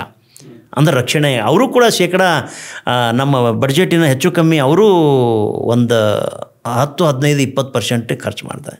ಅಂದರೆ ಈ ಮಾತು ಯಾಕೆ ಹೇಳ್ತಾ ಇದ್ದೀನಿ ಅಂದರೆ, ರಕ್ಷಣೆ ಅನ್ನೋದು ಎಷ್ಟು ಮುಖ್ಯ ಆಗಿದೆ ಅನ್ನುವಂಥದ್ದು, ಅಥವಾ ಈ ದೇಶಗಳ ಮಧ್ಯೆ ಈ ಯುದ್ಧಗಳು ನಡೆಯುವಂಥದ್ದು, ದಾಳಿ ಆಗುವಂಥದ್ದು, ಅಣುಬಾಂಬುಗಳು ದಾಳಿ ಆಗುವಂಥದ್ದು, ಅಥವಾ ಯುದ್ಧಗಳನ್ನು ಲೈವ್ ನೋಡೋ ಪರಿಸ್ಥಿತಿ ಬಂದಿದೆಯಲ್ಲ, ಇದು ಅತ್ಯಂತ ದುರಾದೃಷ್ಟವಶಾತ್ ಅಂತ, ಅತ್ಯಂತ ದುರಾದೃಷ್ಟಕರ. ನೋಡಿರಿ, ನಾನು ಯಾವುದೋ ಮಗುವಿಗೆ ಶಿಕ್ಷಣ ಕೊಡೋದು, ಯಾವುದೋ ಮಗುವಿನಿಗೆ ಆರೋಗ್ಯ ಕೊಡುವಂಥ ದುಡ್ಡು ತೊಗೊಂಡೋಗಿ ನಾವು ರಕ್ಷಣೆಗೆ ಇವತ್ತು ಬಳಸ್ತಾ ಇರುವ ಅನಿವಾರ್ಯತೆ ಬಂದಿದೆ ಅಲ್ವಾ. ಅಂದರೆ ಬದುಕನ್ನು ಒತ್ತಿ ಇಟ್ಟು ಕೇವಲ ರಕ್ಷಣೆಗಾಗಿ ನಾವೆಲ್ಲರೂ ಹೋರಾಟ ಮಾಡ್ತಾಯಿದ್ದೀವಿ. ನಾನು ರೋಗ ಬಂದರೆ ಸತ್ತು ಹೋಗ್ತೀನಿ ಪರವಾಗಿಲ್ಲ, ಊಟ ಇಲ್ಲ ಸತ್ತು ಹೋಗ್ತೀನಿ ಪರವಾಗಿಲ್ಲ, ವಿದ್ಯೆ ಇಲ್ಲ ಸತ್ತು ಹೋಗ್ತೀನಿ ಪರವಾಗಿಲ್ಲ, ಅದು ರಕ್ಷಣೆ ಮಾಡ್ಕೊಳ್ಳೋದು ಅನಿವಾರ್ಯ ಆಗಿದೆ. ನಮ್ಮ ದೇಶಕ್ಕೂ ಅದು ಅನಿವಾರ್ಯ ಆಗಿದೆ, ಇತರ ದೇಶಕ್ಕೂ ಅನಿವಾರ್ಯ. ಸೊ ಈ ಥರದ ಒಂದು ವ್ಯವಸ್ಥೆ ಇವತ್ತು ಬೆಳೀತಾ ಇದೆಯಲ್ಲ, ಇದು ಬದುಕಿಗೆ ಒಳ್ಳೆಯವಾದಂಥ ಒಂದು ವ್ಯವಸ್ಥೆ ಅನಿಸೋದಿಲ್ಲ ಅಂತ. ಹೌದು ಅಲ್ವಾ. ನಾವು ಏನು ಕೊಡಬೇಕು ಅನ್ನೋ ಆದ್ಯತೆಯೇ ಕೊಡೋಕ್ಕಾಗೋದಿಲ್ಲಲ್ಲ, ಮತ್ತು ಅದು ಅವಶ್ಯಕತೆ ಅಲ್ಲಲ್ಲ. ಈಗ ನೋಡಿರಿ, ನೀವು ಕೂತು ಪ್ರೀತಿಯಿಂದ ಮಾತಾಡ್ತಾ ಇದ್ದೀವಿ, ನೀವು ಪ್ರೀತಿ ಇಲ್ಲದೆ ಹೋದಾಗ ಗನ್ ಹಿಡ್ಕೊಂಡು ಮಾತಾಡ್ಕೊಂಡು ಕೂತ್ರೆ, ಈಗ ನಿಮ್ಮ ಮೇಲೆ ಒಂದು ನಂಬಿಕೆ ಇರೋದ್ರಿಂದ ನಾವು ಇಟ್ಟು ಪ್ರೀತಿಯಿಂದ ಮಾತಾಡ್ಕೊಂಡೆ, ನನ್ನ ಮೇಲೆ ನಿಮ್ಮ ಮೇಲೆ ನಂಬಿಕೆನೇ ಇಲ್ಲ ಅಂದಮೇಲೆ ನಾವು ಪೆನ್ ಬಿಟ್ಟು ಗನ್ ಹಿಡಿಬೇಕಾಗತ್ತೆ. ನಾನು ನಿಮಗೆ ಯಾವಾಗ ಡಮಾರ ಅನ್ನಿಸ್ತೀನೋ, ನೀವು ನನಗೆ ಯಾವಾಗ ಡಮಾರ ಅನ್ನಿಸ್ತೀನೋ ಅಂತ ಲೆಕ್ಕ ಇಟ್ಕೊಂಡೆ ನಾವು ಟೈಮ್ ಬಾಂಬರ್ ಇಟ್ಕೊಂಡೇ ಮಾತಾಡ್ಕೊಂಡು ಕೊಡು. ಈಗ ಜಗತ್ತಿನ ಪರಿಸ್ಥಿತಿ ಇದಾಗಿದೆ. ಅತ್ಯಂತ ನೋಡಿ, ನೀವು ರಷ್ಯಾ ಉಕ್ರೇನ್ ದಾಳಿಗಳು ಅಥವಾ ಅಮೇರಿಕ ಈ ಥರ ಬೇರೆ ಬೇರೆ ದಾಳಿಗಳಾಯ್ತಲ್ಲ, ಇರಾಕ್ ಇವೆಲ್ಲ ನೋಡಿದ್ರೆ ವಿಶ್ವಸಂಸ್ಥೆ ಅನ್ನುವಂಥದ್ದು ಎಲ್ಲಿದೆ ಅಂತ ಕೇಳೋ ಪರಿಸ್ಥಿತಿ ಬಂದಿದೆ. ಆಮೇಲೆ ದುಡ್ಡು ಇದ್ದವರೇ ಜಗತ್ತನ್ನು ಆಳಬೇಕು ಅನ್ನೋ ಪರಿಸ್ಥಿತಿ ಆಗಿದೆ. ಈಗ ರಷ್ಯಾ ಮತ್ತು ಅಮೇರಿಕಾದ ಪರಿಸ್ಥಿತಿಗಳನ್ನು ಇಟ್ಕೊಂಡು ಮಾತಾಡಿದ್ರೆ ಅವರು ಅತ್ಯಂತ ಆಸ್ತಿವಂತರು, ಸಬಲರು ಜಗತ್ತಿಗೆ ನಮಗೆ ಹೋಲಿಸಿದ್ರೆ, ಅಲ್ವೇನ್ರಿ? ಅವ್ರು 30-35 ಕೋಟಿ ಜನ ಶ್ರೀಮಂತರ ರಾಷ್ಟ್ರಗಳು. ಈಗ ಅವ್ರು ಏನು ಹೇಳ್ತಾರೆ ಅವ್ರದ್ದೇ ಮಾತನಾಡ್ತದೆ ಇಡೀ ಜಗತ್ತಲ್ಲಿ. ಹೌದು ಅಲ್ವಾ? ಸೊ ನಮ್ಮಂಥ ಬಡ ರಾಷ್ಟ್ರಗಳು, ಬಡ ಅಂದರೆ ಈಗ ಮುಂದುವರಿದ ರಾಷ್ಟ್ರಗಳು, ನಾವೇನು ಮುಂದುವರೆದ ರಾಷ್ಟ್ರ ಅಲ್ಲ. ನಾವು ಕರೆನ್ಸಿಯಲ್ಲಿ ಇನ್ನೂ ಮುಂದುವರೆದಿಲ್ಲ. ಯಾಕೆಂದರೆ $1 ನಮ್ಮಲ್ಲಿ 80 ರೂಪಾಯಿ 85 ರೂಪಾಯಿ ನಡೀತಾ ಇದೆ ಇವತ್ತು. ಹೌದು. ಈಗ ನಾವು ಅವ್ರದ್ದು ಲೆಕ್ಕ ತಗೊಂಡ್ರೆ ನಾವು ಭಾಳ ದೂರ ಇದ್ದೀವಿ. ನಾವು ಆರ್ಥಿಕ ಮಟ್ಟದಲ್ಲಿ ಭಾಳ ಕೆಳಗಿದ್ದೀವಿ. ಅಮೆರಿಕಾಗೆ ಹೋಲಿಸ್ಕೊಂಡ್ರೆ 80 ಪಟ್ಟು ಹಿಂದೆ ಇದ್ದೀವಿ ಅಂತ ಅರ್ಥ. ಅಂದರೆ ನಮ್ಮಲ್ಲಿ ನಾವು ಆರ್ಥಿಕ ಮಟ್ಟದಲ್ಲಿ ಸದೃಢವಾಗಿದ್ದೀವಿ ನಮ್ಮ ರಾಷ್ಟ್ರ ಅಂತ ಅಂದರೆ, ನಮ್ಮ $1 ಅವರ $86 ಆಗ ನಾವು ಮೇಲೆ ಇದ್ದೀವಿ ಅಂತ. ಎಲ್ಲಿ ಸಾಧ್ಯ ಇದೆ? ಸಾಧ್ಯ ಇಲ್ಲದೆ ಇರತಕ್ಕಂಥದ್ದು. ಅದು ಅತ್ಯಂತ ಇಂಪ್ರ್ಯಾಕ್ಟಿಕಲ್. ಯಾಕೆ ಇಂಪ್ರ್ಯಾಕ್ಟಿಕಲ್ಲು? ನಾವು ಇರೋ ಮಾನವ ಸಂಪನ್ಮೂಲವನ್ನು ಚೀನಾದ ಥರ ಬಳಸ್ತಾ ಇಲ್ಲ. ನಾವು ನಮ್ಮ ಮಾನವ ಸಂಪನ್ಮೂಲ ನಾವು ಏನು ಮಾಡ್ತಾಯಿದ್ದೀವಿ ಹೇಳ್ರಿ? ನಾವು ಯಾರೋ ಸಾಲ ಸೋಲನ್ನು ಮಾಡಿ ಓದ್ತಾರೆ, ಡಿಗ್ರಿಗಳು ಸರ್ಟಿಫಿಕೇಟ್ ತೊಗೊಳ್ತಾರೆ, ಸರ್ಟಿಫಿಕೇಟ್ ತೊಗೊಳ್ಳೋದು ಸುಮ್ಮನೆ ಮನೇಲಿ ಇಟ್ಕೊಂಡು ಕೂತು ಬಿಡೋದು, ಸೋಕೇಶನಾಗ ಹಾಕ್ಕೊಂಡು. ನಾವು ಯಾರಿಗೆ ಓದಿರೋ ತಕ್ಕಂಗೆ ಕೆಲಸ ಕೊಡ್ತಾಯಿದ್ದೀವಿ? ನಾವು ಯಾರಿಗೆ ಎಷ್ಟು ಓದುವ ಪ್ರಮಾಣಕ್ಕೂ ನಮ್ಮ ಕೆಲಸ ಕ್ರಿಯೇಷನ್ ಪ್ರಮಾಣಕ್ಕೂ ಉದ್ಯೋಗ ಸೃಷ್ಟಿ ಪ್ರಮಾಣಕ್ಕೂ ಅನುಪಾತ ಒಂದು ಲೆಕ್ಕಾಚಾರ ಇಲ್ಲ ಇದೆ ನಮ್ಮಲ್ಲಿಲ್ಲ. 3,000 ಕೊಡ್ತಿದ್ದೀವಿ ಮಾಡ್ಕೊಳ್ಳಿ ನೀವು ಅಲ್ಲ, ಅದು ನೋಡಿ, ಅವೆಲ್ಲ ನೋಡಿ ಏನಾಗುತ್ತೆ, ನೀವು ಅದನ್ನು ತೊಗೊಂಡು ಮಾಡೋದೇನು ಹೇಳಿ. ನೋಡಿರಿ, ಮನುಷ್ಯನಿಗೆ ಮೀನು ಕೊಡೋದಕ್ಕಿಂತ ಮೀನು ಹಿಡಿಯೋದು ಕಲಿಸ್ಬೇಕು. ನೀವು ಮೀನು ಹಿಡಿಯೋದು ಕಲಿಸಿದ್ರೆ ಅವನು ಮೀನು ಹಿಡ್ಕೊಂಡು ತಿನ್ಕೊಂಡು ಬದುಕೊಂಡು ಹೋಗ್ತಾನೆ. ನೀವು ಒಂದು ಮೀನು ಕೊಡ್ತೀರಿ ಸರಿ, ಈ ದಿನ ಬೇರೆ ಬೇರೆಯವ್ರು ಯಾರು ಮೀನು ಕೊಡ್ತಾರೆ ನಿಮಗೆ ಅಲ್ವಾ? ಸೊ ಹಾಗಾಗಿ ನಮ್ಮಲ್ಲಿರ್ತಕ್ಕಂಥ ಮಾನವ ಸಂಪನ್ಮೂಲದ ಸದ್ಬಳಕೆ ಇಲ್ಲ, ಅಥವಾ ಮಾನವ ಸಂಪನ್ಮೂಲಕ್ಕೆ ಬೇಕಾದಂಥ ಆಧುನಿಕ ಚಾಕಚಕ್ಯತೆಗಳು ತಯಾರು ಮಾಡೋ ವ್ಯವಸ್ಥೆಗಳಿಲ್ಲ. ಬರೀ ಎಲ್ಲರೂ ಸರ್ಟಿಫಿಕೇಟ್ ಓದೋರೇ ಆಗಿದ್ದಾರೆ. ಆಮೇಲೆ ಇವತ್ತು ನೋಡಿ ವೃತ್ತಿಗಳು ಹೆಂಗಾಗಿದ್ದಾವೆ, ಯಾರಿಗೂ ಅವರವ್ರ ವೃತ್ತಿಗಳ ಬಗ್ಗೆ ಅವ್ರಿಗೆ ಯಾರಿಗೂ ಗೊತ್ತಿಲ್ಲ, ಗೌರವವಿಲ್ಲ ಕೆಲಸದ ಬಗ್ಗೆ. ಎಲ್ಲರೂ IT-BTನೇ ನಂಬಬೇಕು. ನೋಡಿ, ಬಹುಸಂಖ್ಯಾತ ರೈತರೇ ಇರೋ ದೇಶ ಇದು. 75-80% ರೈತರೇ ಇರ್ತಕ್ಕಂಥದ್ದು. ರೈತಾಪಿ ಜೀವನ, ನಾವೆಲ್ಲ ರೈತರ ಮಕ್ಕಳು. ಹೌದು. ನಮಗೆ ರೈತರು ಹೊಲಕ್ಕೆ ಹೋಗಿ ನೀರು ಉಣಿಸೋದು, ಕಳೆ ಕೀಳೋದು, ಕೂಲಿ ಮಾಡೋದು ಅಥವಾ ಒಕ್ಕಲ್ತನ ಮಾಡೋದು ಅಂದ್ರೆ ನಾವು ಅವಮಾನ ಅಂತ ತಿಳ್ಕೊಂಡಿದ್ದೀವಿ. ನಮ್ಮ ಸರ್ಟಿಫಿಕೇಟ್ಗಳು ನಮ್ಮನ್ನು ಅಂಗವೈಕಲ್ಯರಾಗಿ ಮಾಡಿಬಿಟ್ಟಿದ್ದಾವೆ. ಇವತ್ತು ನಾವು ಡಿಗ್ರಿ ಮಾಡಿದ್ದೀನಿ, MA ಮಾಡಿದ್ದೀನಿ, ನಾವು ಯಾರೂ ಏನು ಸಲಿಕೆ ಗುದ್ದಿಗೆ ಮುಟ್ಟೋ ಪರಿಸ್ಥಿತಿಯಲ್ಲಿ ಇಲ್ಲ ನಾವು. ಮತ್ತು ಈ ಮನಸ್ಥಿತಿ ಎಜುಕೇಷನನ್ನು ಏನು ಮಾಡ್ಲಿಕ್ಕೆ ಸಾಧ್ಯ ಹೇಳಿ? ದೇಶವನ್ನು ಉತ್ಪಾದಕ ರಾಷ್ಟ್ರವಾಗಿ GDP ಹೆಚ್ಚಾಕಬೇಕು, ದೇಶವನ್ನು ಉತ್ಪಾದಕ ರಾಷ್ಟ್ರ ಮಾಡಬೇಕು ಅಂದಾಗ ನಮ್ಮಲ್ಲಿ ಸ್ಕಿಲ್ ಇರ್ತಕ್ಕಂಥ ಮಾನವ ಸಂಪನ್ಮೂಲ ಬಳಸಬೇಕು. ಆ ಮಾನವ ಸಂಪನ್ಮೂಲವನ್ನು ಬಳಸಿ ಅದರಿಂದ ಉತ್ಪಾದನೆ ಮಾಡಬೇಕಲ್ಲ ನಾವು. ಇವತ್ತು ಚೀನಾ ನೋಡ್ರಿ, ಎಂಥ ಸಣ್ಣ ಪುಟ್ಟ ಇಂಡಸ್ಟ್ರಿಗಳು ಮಾಡಿ ಆ ಕರಕುಶಲ ವಸ್ತುಗಳೆಲ್ಲ ಮಾಡಿ ಬದುಕು ಕಟ್ಕೊಳ್ಳುವಂಥ ಪರಿಪಾಠ ಅವರಲ್ಲಿ ಬೆಳೆದಿದೆ. ನಮ್ಮಲ್ಲಿಲ್ಲ. ನಮ್ಮಲ್ಲಿ ಒಬ್ಬನೇ ದುಡಿಬೇಕು, ಮನೆಗೆ 5 ಮಂದಿ ಇರಲಿ 10 ಮಂದಿ ಇರಲಿ ಒಬ್ಬರೇ ಅವರೆಲ್ಲ ಕೂತು ಊಟ ಮಾಡೋ ಪರಿಸ್ಥಿತಿ ತಂದುಬಿಟ್ಟಿದ್ದೀವಿ ನಾವು. ನಾವೆಲ್ಲರೂ ದುಡ್ಕೊಂಡು ಉಣಬೇಕು ಅಂತ ಇಲ್ಲವೇ ಇಲ್ಲ ನಮ್ಮಲ್ಲಿ, ಆ ಸಂಸ್ಕೃತಿನೇ ಇಲ್ಲ ನಮ್ಮಲ್ಲಿ. ಮತ್ತು ಆ ಸಂಸ್ಕೃತಿ ಬರಬೇಕು ಅಂದಾಗ ನಾವು ನಮ್ಮ ಮಾನವ ಸಂಪನ್ಮೂಲವನ್ನು ಗುರುತಿಸಬೇಕು, ಅಥವಾ ಅವರಲ್ಲಿ ಆ ಶಕ್ತಿಯನ್ನು ತುಂಬಬೇಕಲ್ಲ. ನಿಜ. ನಮ್ಮಲ್ಲಿ ಬದುಕು ನೋಡಿ, ಬದುಕು ಬರೀ ಬದುಕಾಗಬಾರ್ದು, ಬದುಕು ಸರ್ವಾಂಗ ಸುಂದರ ಆಗಬೇಕು. ಸರ್ವಾಂಗ ಸುಂದರ ಅಂತಂದರೆ ಹೇಗೆ ಬಂದರೂ ಬದುಕ್ತೀನಿ ಅನ್ನೋ ಮನಸ್ಥಿತಿ ಬೇಕಲ್ಲ. ನೋಡಿ, ನಮ್ಮ ರೈತರುಗಳು ಅಥವಾ ಈ ಸಣ್ಣ ಪುಟ್ಟ ಸಾಲ ಮಾಡಿದವರು ಆತ್ಮಹತ್ಯೆ ಮಾಡ್ಕೊಳ್ತಾ ಇದ್ದಾರೆ ಇವತ್ತು. ಹೌದು. ನೋಡಿ, ಅವ್ರಿಗೆ ಎಷ್ಟು ಬದುಕು ದೊಡ್ಡ ಸಮಸ್ಯೆ ಅಲ್ಲ ರೀ. ಅವನು ಯಾವನೋ 5,000 ರೂಪಾಯಿ ಸಾಲ ತೊಗೊಂಡೋಗಿ 5,000 ರೂಪಾಯಿ ಬಡ್ಡಿ ಕಟ್ಟಿದ್ದಾನೆ. ಆದರೆ ಬಡ್ಡಿ ಕೊಡೋದು ತಗೊಳ್ಳೋದು ಕಾನೂನು ಮೀರಿ ಇರೋದು ತಪ್ಪೇ ಅದೆಲ್ಲವು. ಆದರೆ ಒಂದು 5,000 ಸಾಲ ತೊಗೊಂಡು 5,000 ತೀರಿಸ್ಕೊಳ್ಳೋಕೆ ಆಗದೇ ಇರೋನು ಇವತ್ತು ಆತ್ಮಹತ್ಯೆ ಮಾಡ್ಕೊಳ್ಳೋ ಮನಸ್ಥಿತಿ ಬಂದಿದೆಯಲ್ಲ, ಅದು ದುರ್ದೈವದ್ದು ಅಂತ. ಅದು ದೊಡ್ಡ ಸಮಸ್ಯೆ ಅಲ್ಲ ಬಿಡಿ. 5-10 ಲಕ್ಷ ಸಾಲ ಮಾಡಿದ್ದಾರೆ, ಅವ್ರಿಗೆ ದಿಕ್ಕಂಡಿಲ್ಲ, ಸತ್ತು ಹೋಗಿದ್ದಾರೆ, ಅದು ಒಂದು ಬೇರೆ ವಿಷಯ. ಆದರೆ ಈ ಥರ ಸಣ್ಣ ಪುಟ್ಟ ಮನಸ್ಥಿತಿಯವರು ಸಾಯ್ತಾ ಇದ್ದಾರೆ ಅನ್ನೋದಕ್ಕೆ ಏನು ಅನಿಸುತ್ತೆ, ಅವ್ರ ಮನಸ್ಸು ಸದೃಢವಾಗಲಿಲ್ಲ ಅಂತ, ಅಥವಾ ಆ ಮನಸ್ಸು ಸದೃಢವಾಗುವಂಥ ಒಂದು ವಾತಾವರಣ ಅಥವಾ ನಮ್ಮಲ್ಲಿ ಅದು ನಾವು ರೂಪಿಸಲಿಲ್ಲ ಅಂತಲೇ ಅನಿಸುತ್ತೆ ನಮಗೆ. ಓಕೆ, ಸೊ ದೇಶದ ಚಿಂತನೆ ಭಾಳ ವಿಸ್ತೃತವಾಗಿದೆ ತಮ್ಮ ಮನಸ್ಸಿನಲ್ಲಿ. ಅದು ನಿಮ್ಮ ಮಾತುಗಳಿಂದ ನನಗೆ ಅರ್ಥ ಆಗ್ತಾ ಇದೆ. ಯಾಕೆಂದರೆ ತುಂಬ ಎಲಾಬೊರೇಟಾಗಿ ಯೋಚನೆ ಮಾಡಿ ಇಡೀ ವಿಶ್ವದ ಒಂದು ಪ್ರಗತಿಯಲ್ಲಿ ಭಾರತದ ಪ್ರಗತಿ ಹೇಗಾಗಬೇಕು ಅನ್ನೋ ಚಿಂತನೆ ನಿಮ್ಮಲ್ಲಿದೆ. ಹೌದಲ್ರಿ. ನೋಡಿ, ನಾನು ಬೇರೆ ಸುಮ್ಮನೆ ಇತ್ತೀಚೆಗೆ ಹೋಗ್ತಾ ಇರೋದು ಬೇರೆ ರಾಷ್ಟ್ರಗಳಿಗೆ, ಬೇರೆ ಇದಕ್ಕೆ ಸುಮ್ಮನೆ ಕಾರ್ಯಕ್ರಮಕ್ಕೆ ಹೋದಾಗ ನೋಡಿದಾಗ ಅವ್ರು ನಮ್ಮಿಂದ ತುಂಬ ಒಂದು 100 ವರ್ಷ ದೂರ ಇದ್ದಾರೆ ಅಂತಲೇ ಅನಿಸುತ್ತೆ ನನಗೆ. ನಾವು ಅಲ್ಲಿ ಹೋಗಿ ಬಂದರೆ ನಾನೆಲ್ಲೋ ಸ್ಲಮ್ಮಲ್ಲಿದ್ದೀನಿ ಅಂತ ಅನಿಸುತ್ತೆ ನನಗೆ. ನಾನಿದ್ದು ಮನೆ ವ್ಯವಸ್ಥಿತವಾಗಿಯೇ ಇದೆ, ನಾನೇ ಸ್ಲಮ್ಮಲ್ಲಿದ್ದೀನಲ್ಲಪ್ಪ, ನನಗಿಂತ ಅವ್ರು ಎಷ್ಟು ಮುಂದಿದ್ದಾರಲ್ಲಪ್ಪ ಅಂತ. ಅಂದರೆ ನನಗೆ ಯಾಕೆ ಹಂಗೆ ಅನ್ನಿಸ್ತದೆ ಅಂದರೆ, ನಮ್ಮ ಜನ ಯಾಕೆ ಹಂಗಿಲ್ಲ ಅಂತ. ಅಂದರೆ ಅವರೇನೋ ಸ್ವರ್ಗದಿಂದ ಏನು ಇಳಿದು ಬಂದಿಲ್ಲ, ಅಥವಾ ನಾವೇನು ನರಕದಿಂದ ಇಳಿದು ಬಂದಿಲ್ಲ, ಅಥವಾ ಸ್ವರ್ಗ ನರಕಗಳಂತೂ ಇಲ್ಲವೇ ಇಲ್ಲ. ಎಲ್ಲ ಮನುಷ್ಯ ಪ್ರಯತ್ನದಿಂದನೇ ಹಂಗೆ ಮಾಡ್ಕೊಂಡಿದ್ದಾರಾ? ಹೌದಲ್ವೇನ್ರಿ? ಅವರೇನು ಮನುಷ್ಯ ಪ್ರಯತ್ನಗಳೇ ಅಲ್ಲ. ಮನುಷ್ಯ ಪ್ರಯತ್ನನೇ ಆದಾಗ, ಸಂಪನ್ಮೂಲ ಇದ್ದಾಗ ಮನುಷ್ಯ ಬದುಕು ಹಸನಾಗ್ಲಿಕ್ಕೆ ಸಾಧ್ಯ ಇದೆ. ನೋಡಿ, ಒಟ್ಟು ಬದುಕಿನ ಉದ್ದೇಶ ಏನು ಹೇಳಿ? ಒಬ್ಬ ಮನುಷ್ಯ ಹುಟ್ಟಬೇಕು, ಬದುಕಬೇಕು, ಸಂತೋಷವಾಗಿ ಸಾಯಬೇಕು ಅನ್ನೋದೇ ಪ್ರಕೃತಿ ನಿಯಮ. ಇನ್ನೇನಿಲ್ಲ ಇಲ್ಲಿ ಸುಡುಗಾಡು. ಹೌದಾ? ಮತ್ತು ಕನಿಷ್ಠ ಸಾಯುವವರೆಗೂ ಒಂದು ವ್ಯವಸ್ಥಿತವಾದ ವ್ಯವಸ್ಥೆ ನಮ್ಮಲ್ಲಿ ಇಲ್ಲವಲ್ಲ. ಈಗ ನಾಳೆ ನಾನೇ ಸಾಯ್ತೀನಿ ಅಂತ ಬಂದರೂ ನೆಮ್ಮದಿಯಿಂದ ಸಾಯುವ ವಾತಾವರಣ ನಮಗಿಲ್ಲ ಅನ್ನೋದಾದರೆ ಮತ್ತಿನ್ನು ನಾವು ಯಾರಿಗೆ ಏನು ಮಾಡಿ ಏನು ಪ್ರಯೋಜನ? ಬಟ್ ಅದೇ ನೀವು ಆರೋಗ್ಯದ ಸ್ಥಾನಮಾನಗಳು ನೀವು ನೋಡಿದ್ರೆ ಆಸ್ಟ್ರೇಲಿಯಾ, ಅಮೇರಿಕಾ, ಜಪಾನ್, ಜರ್ಮನಿ, ನ್ಯೂಜಿಲ್ಯಾಂಡದವರು ನಂಬರ್ 1 ಟಾಪ್ 10 ಅವರೆಲ್ಲ. ಅದು ವರದಿ ಇದೆ ವರ್ಲ್ಡ್ ಹೆಲ್ತ್ ಆರ್ಗನೈಜೇಷನ್ದವ್ರದ್ದು. ಯಾವ ದೇಶದಲ್ಲಿ ಒಳ್ಳೆಯ ಆರೋಗ್ಯ ಇದೆ, ಯಾವ ದೇಶದಲ್ಲಿ ಜನ ನೆಮ್ಮದಿಯಿಂದ ಸಾಯ್ತಾರೆ, ಯಾವ ದೇಶದಲ್ಲಿ ಜಪಾನಿಗರು ಅವರೆಲ್ಲ, ಜರ್ಮನಿಗರು ದೀರ್ಘಾಯುಷ್ಯವುಳ್ಳವರು ಇರ್ತಾರೆ. ನಮ್ಮಲ್ಲಿ ಎಲ್ಲಿದೆ?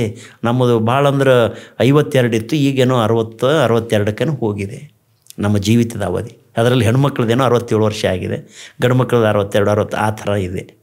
ಅಂದರೆ ಇನ್ನೂ ನಾವು ಪ್ರಯತ್ನಪೂರ್ವಕವಾಗಿ ಮಾಡೋದು ಭಾಳ ಇದೆ ಅಂತ. ಸರ್, ಅದ್ರ ಜೊತೆ ನಿಮ್ಮ ಜೀವನದಲ್ಲಿ ಸಾಹಿತ್ಯಾತ್ಮಕವಾಗಿ ಬಹಳಷ್ಟು ಪುಸ್ತಕಗಳನ್ನ ಬರೆದಿದ್ದೀರಾ. ಅದರಲ್ಲಿ ನಿಮಗೆ ವಚನ ಸಾಹಿತ್ಯದ ಆಸಕ್ತಿ ಬಹಳ ಅಂತ ಹೇಳಿ ಕೇಳ್ಪಟ್ಟಿದ್ದೀನಿ.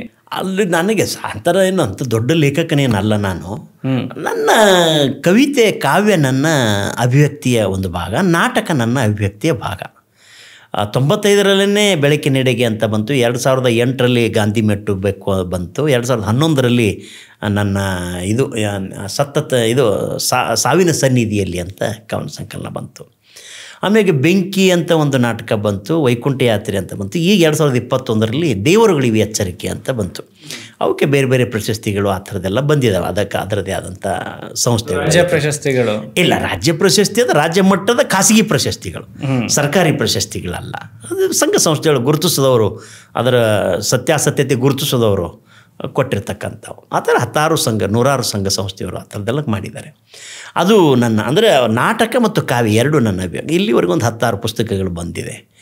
ಮತ್ತು ನಾನು ಇತ್ತೀಚೆಗೆ ಹಂಪಿ ಯೂನಿವರ್ಸಿಟಿ PhD ಮಾಡಿದೆ, ವಚನ ವಿಮರ್ಶೆಗಳ ಸಾಂಸ್ಕೃತಿಕ ಅನುಸಂಧಾನ. ವಚನ ಸಾಹಿತ್ಯ ಅಂದರೆ ನಾನು ಆ ಪರಂಪರೆಯಲ್ಲಿ ಹುಟ್ಟಿ ಬೆಳೆದು ಬಂದೆ ಅನ್ನೋದು ಕಾರಣ ಅಂತೇನು ಹಾಗೇನಿಲ್ಲ. ಆದರೆ ಆ ಪರಂಪರೆ ಇದೆಯಲ್ಲ, ಶರಣ ಪರಂಪರೆ ಅನ್ನೋದಿದೆಯಲ್ಲ, ಅದು ಭಾಳ ಎಲ್ಲರನ್ನೂ ಒಳಗೊಂದಾಗಿರತಕ್ಕಂಥದ್ದು. ಬಸವಣ್ಣ ಅವರ ಮಾತಲ್ಲಿ ಹೇಳಬೇಕು ಅಂದರೆ ಇವನಾರವನೆಂದೆನಿಸದಿರಿಯ, ಇವ ನಮ್ಮವನೆಂದೆನಿಸಯ್ಯ, ಕೂಡಲ ಸಂಗಮ ದೇವ ನಿಮ್ಮ ಮನೆಯ ಮಗನೆಂದೆನಿಸಯ್ಯ. ಸೊ 108 ಜಾತಿಗಳು ಅಥವಾ ಈ ಬ್ರಾಹ್ಮಣ, ಕ್ಷತ್ರಿಯ, ವೈಶ್ಯ, ಶೂದ್ರ ಅನ್ನುವ ಸಮಾಜದ ಸ್ತರಗಳು ಎಲ್ಲರೂ ನಮ್ಮವರು ಅಂತ ಒಪ್ಕೊಳ್ಳೋದಿದೆಯಲ್ಲ, ಅದು ಬಹಳ ದೊಡ್ಡದು. ಎಲ್ಲರನ್ನು ಒಪ್ಕೊಳ್ಳೋದು ಕಷ್ಟದ್ರಿ. ನನ್ನ ಮನೆಯ ನನ್ನ ಹೆಂಡತಿ, ನನ್ನ ಮಗಳನ್ನು ಒಪ್ಕೊಳ್ಳೋದೇ ಎಷ್ಟೋ ಕಷ್ಟ. ನನ್ನ ತಾಯಿಯನ್ನು ಒಪ್ಕೊಳ್ಳೋದು ಕಷ್ಟ, ಅಣ್ಣತಮ್ಮರನ್ನು ಒಪ್ಕೊಳ್ಳೋದು ಕಷ್ಟ ಅಲ್ವಾ? ಒಂದು ಕುಟುಂಬದ ವ್ಯಕ್ತಿಗಳನ್ನೇ ಒಪ್ಕೊಳ್ಳೋದು ಕಷ್ಟ ಇರುವಾಗ ಸಮಾಜದ ಇನ್ನಿತರ ವರ್ಗಗಳನ್ನು ಒಪ್ಕೊಳ್ಳೋದು ಇದೆಯಲ್ಲ, ಅದು ಬಹಳ ಕಷ್ಟದ್ದು.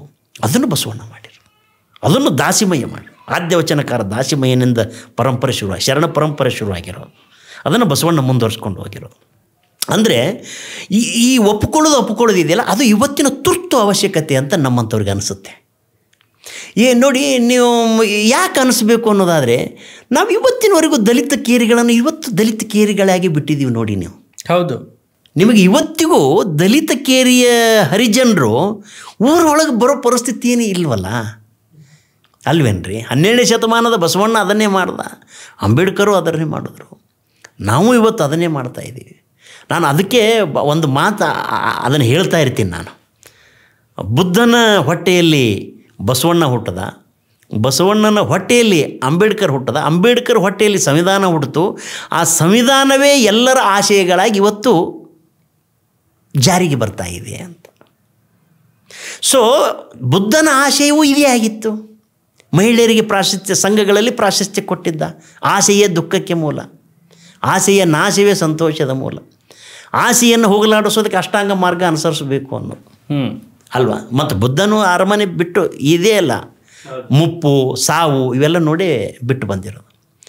ಬಸವಣ್ಣನು ಆ ಬುದ್ಧನ ಮುಂದುವರೆದ ಭಾಗವಾಗಿಯೇ ಹೇಳಿದ್ದಲ್ಲೆಲ್ಲ, ಕಳಬೇಡ, ಕೊಲಬೇಡ, ಹುಸಿಯ ನುಡಿಯಲು ಬೇಡ, ಮುನಿಯ ಬೇಡ, ಅನ್ಯರಿಗೆ ಅಸಹ್ಯ ಪಡಬೇಡ, ತನ್ನ ಬಣ್ಣಿಸಬೇಡ, ಇದರೂ ಹಳಿಯಲು ಬೇಡ. ಇದೇ ಅಂತರಂಗ ಶುದ್ಧಿ, ಇದೇ ಬಹಿರಂಗ ಶುದ್ಧಿ, ಇದೇ ನಮ್ಮ ಕೂಡಲ ಸಂಗಮ ದೇವನು ಒಲಿಸುವ ಪರಿ. ಈ ವಿಷಯಗಳೇ ಅಂಬೇಡ್ಕರ್ ಸಂವಿಧಾನದಲ್ಲಿ ಬಂದಿರೋದು. ಇನ್ನೇನಿದೆ? ಇದೇ ಬುದ್ಧ, ಬಸವ ಅಥವಾ ದಾಸರ ತತ್ವಗಳೇ ಸಂವಿಧಾನದಲ್ಲಿರೋದು. ಹಾಗಾಗಿ ಸಂವಿಧಾನ ಅಂತಕ್ಕಂಥದ್ದು ಬರೀ ರಿಸರ್ವೇಷನ್ ಪಡೆಯೋರಿಗೆ ಅಷ್ಟೇ ಸಂವಿಧಾನ ಅಥವಾ ಇದು ಬರೀ ಇವರಿಗೆ ಸಂವಿಧಾನ ಅನ್ನೋ ಕಲ್ಪನೆ ಅತ್ಯಂತ ತಪ್ಪು ಕಲ್ಪನೆ. ಸಂವಿಧಾನ ಅನ್ನತಕ್ಕಂಥದ್ದು ಎಲ್ಲ ಜನಗಳ ಸಂವಿಧಾನ, ಅದು ಎಲ್ಲ ಜನಗಳ ಕಾನೂನು. ಅದು ಬ್ರಾಹ್ಮಣ, ಕ್ಷತ್ರಿಯ, ವೈಶ್ಯ, ಶೂದ್ರರಾದಿಯಾಗಿ ಎಲ್ಲರ ಬದುಕಿನ ಬಂಧವಾಗಿ ಸಂವಿಧಾನ ಇರತಕ್ಕಂಥದ್ದು. ನೀವು ಯಾವುದೇ ರಿಸರ್ವೇಷನ್ನು ತಗೊಳ್ಳುವಂಥವರಿಗೆ ಸಂವಿಧಾನದ ಮೂಲಕ ಸಿಕ್ಕಿರೋದು. ಅದು ಮೇಲ್ವರ್ಗದವ್ರಿಗೆ ಸಿಗಲಿ, ಕೆಳವರ್ಗದವ್ರಿಗೆ ಸಿಗಲಿ ಅಲ್ವಾ. ನಾವು ಸಂವಿಧಾನದ ಬಗ್ಗೆ ಒಂದು ತಪ್ಪು ಕಲ್ಪನೆ ಎಲ್ಲರಲ್ಲೂ ಇದೆ, ಸಂವಿಧಾನ ಮತ್ತು ಈ ರಿಸರ್ವೇಷನ್ಗಳ ಬಗ್ಗೆ ಅಥವಾ ಆ ಥರ. ಅಂದರೆ ಅದು ಅವರಿಗೆ ಮಾತ್ರ ಸೀಮಿತ, ಅವ್ರಿಗೆ ಸೀಮಿತ, ಇವ್ರಿಗೆ ಸೀಮಿತ ಇಲ್ಲ. ಯಾಕ್ರಿ ಬ್ರಾಹ್ಮಣರಲ್ಲಿ ಬಡವ್ರು ಇಲ್ವೇನ್ರಿ? ದಲಿತರಲ್ಲೂ ಬಡವರು ಇದ್ದಾರೆ, ಬ್ರಾಹ್ಮಣರಲ್ಲೂ ಇದ್ದಾರೆ. ಯಾಕೆ ಲಿಂಗಾಯತರುಗಳಿಲ್ವಾ, ಗೌಡ್ರುಗಳಲ್ಲಿಲ್ವಾ? ಬಡವರು ಇದ್ದಾರೆ ರೀ, ಎಲ್ಲ ಕಡೆ ಬಡವರು ಇದ್ದಾರೆ, ಎಲ್ಲ ವರ್ಗದಲ್ಲೂ ಬಡವರಿದ್ದಾರೆ. ಎಲ್ಲ ವರ್ಗದಲ್ಲೂ ಎಲ್ಲರೂ ಶ್ರೀಮಂತರಿಲ್ಲ, ಎಲ್ಲ ವರ್ಗದಲ್ಲೂ ಎಲ್ಲರೂ ಬಡವರಿಲ್ಲ. ನೀವು ಹಾಂಗೆ ಮಾಡೋದಾದರೆ ಎಲ್ಲವನ್ನು ಆರ್ಥಿಕ ಪಾತಳಿಯಲ್ಲಿ ನಿಟ್ಟು ನೋಡಬೇಕಲ್ಲ. ಈಗ ನಮ್ಮ ಸಾಮಾಜಿಕ ಆರ್ಥಿಕ ಏನು ವರದಿಗಳೆಲ್ಲ ಇದಾವಲ್ಲ, ಆ ಥರದ್ದು ಎಲ್ಲ ಜನಾಂಗದ್ದು ಸಾಮಾಜಿಕ ಸಮಸ್ಯೆ ಇದ್ದೇ ಇದೆ ಬಿಡಿ. ನಾವು ಪರಿಶಿಷ್ಟ ಜಾತಿ ಪರಿಶಿಷ್ಟ ಪಂಗಡದವ್ರಿಗೆ ಸಾಮಾಜಿಕ ಸಮಸ್ಯೆ ಇದೆ, ಅದಕ್ಕೆ ರಿಸರ್ವೇಷನ್ ಬೇಕು ಅಥವಾ ಇನ್ನೊಂದು ಬೇಕು, ಅದು ಕೊಡಲೇಬೇಕು, ಅದು ಅದ್ರ ಬಗ್ಗೆ ಪ್ರಶ್ನೆ ಅಲ್ಲ. ಇನ್ನಿರದಂಥ ಸಮುದಾಯದಲ್ಲಿನೂ ಕೂಡ ಬಡವರು ಇದ್ದಾರಲ್ಲ, ಗುರುತಿಸ್ಬೇಕಲ್ಲ ನಾವು ಅವ್ರನ್ನ ಈ ರಿಸರ್ವೇಷನ್ ಅಂಡ್ರೆ ನೋಡೋಕ್ಕಾಗೋದಿಲ್ಲ. ಅದನ್ನು ನೀವು ಬ್ರಾಹ್ಮಣರಲ್ಲಿ ಬಡವರಿದ್ದಾರೆ, ಅವ್ರನ್ನ ಈ ರಿಸರ್ವೇಷನ್ ನೋಡೋಕ್ಕಾಗೋದಿಲ್ಲ. ಅದನ್ನು ಅವರ ಏನಂತೀರಿ, ಅದನ್ನು ನಾವು ಅಧ್ಯಯನ ಮಾಡೇ ತಿಳ್ಕೋಬೇಕು. ಹೌದಪ್ಪ, ಈ ವರ್ಗದಲ್ಲೂ ಇಷ್ಟು ಬಡವರಿದ್ದಾರೆ, ಆರ್ಥಿಕವಾಗಿ ಇವರು ಬಡವರಿದ್ದಾರೆ, ಇಲ್ಲಿ ಇವರು ಸಾಮಾಜಿಕವಾಗಿ ಬಡವರಿದ್ದಾರೆ, ಇಲ್ಲಿ ಇವರು ಶೈಕ್ಷಣಿಕವಾಗಿ ಬಡವರಿದ್ದಾರೆ. ಈ ಥರದ ಅಧ್ಯಯನಗಳಾದಾಗ ಯಾವ ವರ್ಗಕ್ಕೆ ಯಾವ ಸವಲತ್ತುಗಳು ಸಿಗಬೇಕು ಅನ್ನೋದು ಕೂಡ ಸಂವಿಧಾನಬದ್ಧವಾಗಿ ಸಿಗಬೇಕು ಅಂತ, ಹೌದಲ್ಲ? ಆ ಥರ ನೋಡಿ, ಏನಾಗಿದೆ ಇತ್ತೀಚೆಗೆ ಈ ರಿಸರ್ವೇಷನ್ ಅನ್ನುವಂಥದ್ದು ಕೇವಲ ಶೈಕ್ಷಣಿಕ ಮತ್ತು ಸಾಮಾಜಿಕವಾಗಿ ಅಷ್ಟೇ ಆಗಿದೆ, ಔದ್ಯೋಗಿಕವಾಗಿ. ಈ ಶೈಕ್ಷಣಿಕ, ಸಾಮಾಜಿಕ, ಔದ್ಯೋಗಿಕವಾಗಿ ಆಗಿರೋ ಕಾರಣಕ್ಕಾಗಿ ಏನಾಗಿದೆ, ವರ್ಗಗಳಲ್ಲಿ, ವರ್ಣಗಳಲ್ಲಿ, ಸಮಾಜ ಜಾತಿಗಳಲ್ಲಿ ಇವತ್ತಿಗೂ ವೈಮನಸ್ಸು ತುಂಬಿ ತುಳುಕ್ತಾ ಇದೆ. ಯಾರೂ ತೋರಿಸ್ಕೊಡೋದಿಲ್ಲ ನಿಮಗೆ. ಬಟ್ ಹಿಂದೆ ಮಾತಾಡ್ತಾರೆ, ಏನು ಅವ ರಿಸರ್ವೇಷನ್ನು ಒಳಗೆ ಸಿಲೆಕ್ಟ್ ಆಗಿ ಬಂದವನು, ಇವನು ಜನರಲಲ್ಲಿ ಸಿಲೆಕ್ಟ್ ಆಗಿ ಬಂದವನು, ಇವನು 2A ಅದವನು, ಇವನು 3B ಅವನು, ಇವನು SC, ಇವನು ST, ಈ ಥರ ಈ ವೈಮನಸ್ಸಿದೆಯಲ್ಲ, ಈ ವೈಮನಸ್ಸು ಹೋಗಲಾಡಿಸ್ಬೇಕು.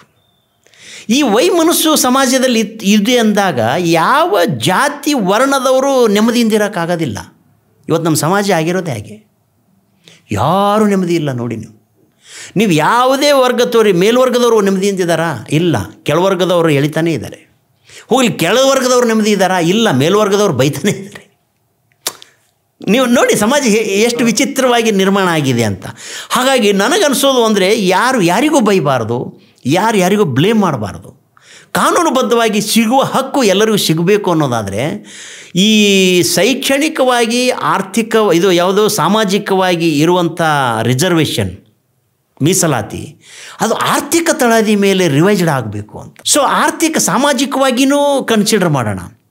ಆರ್ಥಿಕವಾಗಿ ಅದನ್ನು ಪರಿಗಣಿಸಲಿಕ್ಕೆ ಸಾಧ್ಯ ಆದರೆ, ಆರ್ಥಿಕವಾಗಿ ಅವನು ಮೇಲ್ವರ್ಗದವನೇ ಆಗಿರಲಿ, ಬ್ರಾಹ್ಮಣನೇ ಆಗಿರಲಿ, ಕ್ಷತ್ರಿಯನೇ ಆಗಿರಲಿ, ಶೂದ್ರನೇ ಆಗಿರಲಿ, ದಲಿತನೇ ಆಗಿರಲಿ, ಯಾವನು ಆರ್ಥಿಕವಾಗಿ ಹಿಂದುಳಿದದನೋ ಅವನಿಗೆ ಒಂದಷ್ಟು ಮೀಸಲಾತಿ ಸಿಕ್ಕರೆ ಆ ಸಮುದಾಯ ಮೇಲೆ ಬರಲಿಕ್ಕೆ ಸಾಧ್ಯ ಆಗತ್ತೆ ಅಂತ.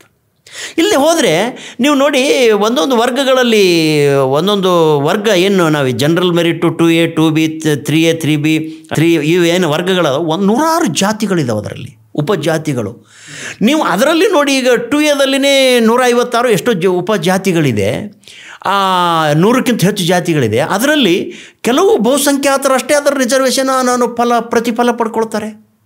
ಇನ್ನಿತರೆ ಅದರ ಒಳಗೆ ತಳಪದರದಲ್ಲಿ ಇರ್ತಕ್ಕಂಥ ಸಮುದಾಯಕ್ಕೆ ಯಾವ ರಿಸರ್ವೇಷನು ಸಿಗೋದಿಲ್ಲ, ಯಾವ ಅನುಕೂಲ ಸಿಗೋದೇ ಇಲ್ಲ. ನೀವು ಅದರಲ್ಲೇ ಇವನ್ ದಲಿತರಲ್ಲಿನೂ ನೋಡಿ, SC STಗಳಲ್ಲಿನೂ ಕೆನೆ ಪದರಲ್ಲಿರ್ತಕ್ಕಂಥ ಕೆಲವು ಸಮುದಾಯಗಳಿಗೆ ಅಷ್ಟೇ ರಿಸರ್ವೇಷನ್ ಲಾಭ ಪಡ್ಕೊಳ್ತಾರೆ. ಇನ್ನೂ ಲಾಭ ಇರದೇ ಇರತಕ್ಕಂಥ ತಳ ಸಮುದಾಯದವರು ತಳದಲ್ಲಿ ಎಷ್ಟೋ ಜನಗಳಿದ್ದಾರೆ. ಇವನ್ ಬ್ರಾಹ್ಮಣರಲ್ಲಿನೂ ಕೂಡ ಮೇಲ್ವರ್ಗದಲ್ಲಿ ಅನ್ನೋ ಅರ್ಥದಲ್ಲಿ ಹೇಳೋದಾದರೆ ಅಲ್ಲಿನೂ ಅನುಕೂಲಸ್ಥರಾಗಿರ್ತಕ್ಕಂಥವ್ರಿಗೆ ಸಿಗುವ ಅನುಕೂಲಗಳು ಸಿಗ್ಬೋದು. ಬಟ್ ಅದರಲ್ಲಿ ಬಡವರಾದವ್ರಿಗೂ ಸಿಗಬೇಕಲ್ಲ, ಹೌದು ಅಲ್ವೇನ್ರಿ? ನಾನು ಹೇಗೆ ಸಾಮಾಜಿಕವಾಗಿ ತುಳಿತಕ್ಕೊಳಗಾದ ದಲಿತನಿಗೆ ಸಿಗಬೇಕು ರಿಸರ್ವೇಷನ್ ಅಂತ ಹೇಗೆ ವಾದ ಮಾಡ್ತೀನೋ, ನಾನು ಮೇಲ್ವರ್ಗದಲ್ಲಿರ್ತಕ್ಕಂಥ ಬಡವನಿಗೂ ಒಂದು ಮೀಸಲಾತಿ ಸಿಗಬೇಕು ಅಂತ ವಾದ ಮಾಡೋಂತಾನೆ. ನನಗೆ ಮೇಲ್ವರ್ಗನೂ ಮುಖ್ಯ, ಕೆಳವರ್ಗನೂ ಮುಖ್ಯ. ಎಲ್ಲರೂ ಮನುಷ್ಯರಲ್ರಿ. ನಾನು ಅದಕ್ಕೆ ಹೇಳ್ತೀನಿ, ಎಷ್ಟು ಜನ ಪೂಜಾರಿಗಳು ದೇವರುಗಳಿಗೆ ದಿನ 24 ಗಂಟೆ ಪೂಜೆ ಮಾಡ್ತಾರೆ. ಅಪ್ಪ ದೇವರಿದ್ದರೆ ಅವ್ರದ್ದು ಜೀವನ ಹಸನು ಮಾಡುವಂತ ನಾನು ಕೇಳ್ಕೊಳ್ತೀನಿ. ಪೂಜಾರಿಗಳಿಗೆ ಪಾಪ ಅವರು ತಮಗೆ ಸಿಗುವ ಸಹಾಯಧನ 3,000ರಿಂದ 5,000 ಮಾಡಿ 10,000 ಮಾಡಿ ಅಂತ ಎಷ್ಟು ಬೇಡಿಕೆ ಇಡ್ತಾ ಇದ್ದಾರೆ. ಅಪ್ಪ ದೇವರೇ ಅವರಿಗೆ ಒಂದು ವರ ಕೊಟ್ಕಿರಿಂದ ಅದನ್ನು ಜಾಸ್ತಿ ಮಾಡು ಅಂತ ನಾನು ಕೇಳ್ಕೊಳ್ತೀನಿ, ಅಲ್ವೇನ್ರಿ? ಮತ್ತು ಅವರು ಮನುಷ್ಯರೇ ತಾನೆ, ಅವರು ಮನುಷ್ಯರೇ ಅಲ್ಲ, ಹೌದಲ್ಲ? ಸೊ ಹಾಗಾಗಿ ನನಗೆ ಮನುಷ್ಯರು ಅನ್ನೋರು ಎಲ್ಲರೂ ಮುಖ್ಯನೇ ಅಂತ. ಮೇಲ್ವರ್ಗದವರು ಮುಖ್ಯನೇ, ಮಧ್ಯಮ ವರ್ಗದವರು ಮುಖ್ಯನೇ, ಕೆಳವರ್ಗದವರು ಮುಖ್ಯನೇ, ಎಲ್ಲರೂ ಮನುಷ್ಯರು. ಮೇಲ್ವರ್ಗದವರು ಕೆಳವರ್ಗದವರನ್ನು ಮನುಷ್ಯರಾಗಿ ನೋಡಬೇಕು, ಕೆಳವರ್ಗದವರು ಮೇಲ್ವರ್ಗದವರನ್ನು ಮನುಷ್ಯರಾಗಿ ನೋಡಬೇಕು. ಮನುಷ್ಯರನ್ನು ಮನುಷ್ಯರಾಗಿ ನೋಡ್ಲಿಕ್ಕೆ ಸಾಧ್ಯ ಆಗದೆ ಹೋದರೆ ನಾವಿನ್ಯಾವ ಮನುಷ್ಯರು? ಹಾಗಾದರೆ ಮನುಷ್ಯ ಕುಲಕ್ಕೆ ಕಳಂಕ ಅಲ್ವೇನ್ರಿ ಮನುಷ್ಯ? ಮತ್ತು ನಾಗರಿಕತೆ ಅಂತ ಏನು ಮಾತಾಡೋದು? ನಾವೆಲ್ಲ ನಾಗರಿಕರು ಅಂತ ಹಾಕ್ಕೊಂಡು ಸೂಟು ಬೂಟು ಹಾಕ್ಕೊಂಡು ನಾವೆಲ್ಲರೂ ಮಾತಾಡ್ತೀವಿ. ಮತ್ತು ನಾಗರಿಕತೆ ಅನ್ನೋದಕ್ಕೆ ಏನು ಅರ್ಥ ಹಾಗಾದರೆ ಅನ್ನೋ ಪ್ರಶ್ನೆ ಕಾಡುತ್ತೆ. ನನಗಿದೆಲ್ಲ ಮಾತಾಡೋದು ನೋಡ್ತಿದ್ರೆ ನೀವು ನನಗೆ ನಿಮ್ಮ ಬಾಲ್ಯ ಜೀವನ ಮತ್ತು ನಿಮ್ಮ ಬಾಲ್ಯದ ನೆನಪುಗಳನ್ನ ಒಂದ್ಸಲ ಕೇಳಬೇಕು ಅಂತಂದರೆ ನಿಮ್ಮ ಫ್ಯಾಮಿಲಿ ಹಿನ್ನೆಲೆ ಏನು, ನಿಮ್ಮ ಬ್ಯಾಕ್ಗ್ರೌಂಡ್ ಏನು? ಏಕೆಂದರೆ ನೀವು ಬಹಳ ಆ ಒಂದು ತುಳಿತಕ್ಕೊಳದ ಸಮುದಾಯ ಮತ್ತು ಬಡತನ, ಈ ಮನುಷ್ಯತ್ವ, ಈ ಪ್ರಾಮಾಣಿಕತೆ ಇಂಥವನ್ನೆಲ್ಲ ಒಂದು ಬಾಂಡಿಂಗಲ್ಲಿ ಇಟ್ಕೊಂಡಿದ್ದೀರಾ ಅಂತಂದರೆ ನಿಮ್ಮದು ಏನೋ ಒಂದು ಅಂಥದ್ದೇ ಒಂದು ಕುಟುಂಬದಿಂದ ಹಿನ್ನೆಲೆ ಇರುತ್ತೆ ಅಂತ. ಸಹಜ ನೋಡಿ, ನಾವು ಸಮಾಜದ ಕಟ್ಟ ಕಡೆಯ ದಟ್ಟ ದರಿದ್ರ ನೇಕಾರ ಸಮುದಾಯಕ್ಕೆ ಸೇರಿದವನು ನಾನು. ಅಂದರೆ ಸಾಮಾಜಿಕವಾಗಿ ಹಿಂದುಳಿದ ಸಮುದಾಯ ಏನಲ್ಲ, ಇದು ಆರ್ಥಿಕವಾಗಿ ಹಿಂದುಳಿದ ಸಮುದಾಯ. ಆ ಸಮುದಾಯದಲ್ಲಿ ಹುಟ್ಟಿದವನು ಅಥವಾ ರೈತರ ಮಗ ನಾನು. ರೈತಾಪಿ ಕೂಲಿ ನಾಲಿ ಎಲ್ಲ ಮಾಡ್ಕೊಂಡೇ ಬಂದಂಥವನು. ನಾವು ಪರಿಶಿಷ್ಟ ಜಾತಿ ಪರಿಶಿಷ್ಟ ಪಂಗಡಕ್ಕೆ ಹೋಲಿಸಿದ್ರೆ ನಾವು ಸ್ವಲ್ಪ ಮೇಲ್ವರ್ಗದವರೇ, ಆದರೆ ಶೂದ್ರರೇ ಎಲ್ಲರೂ.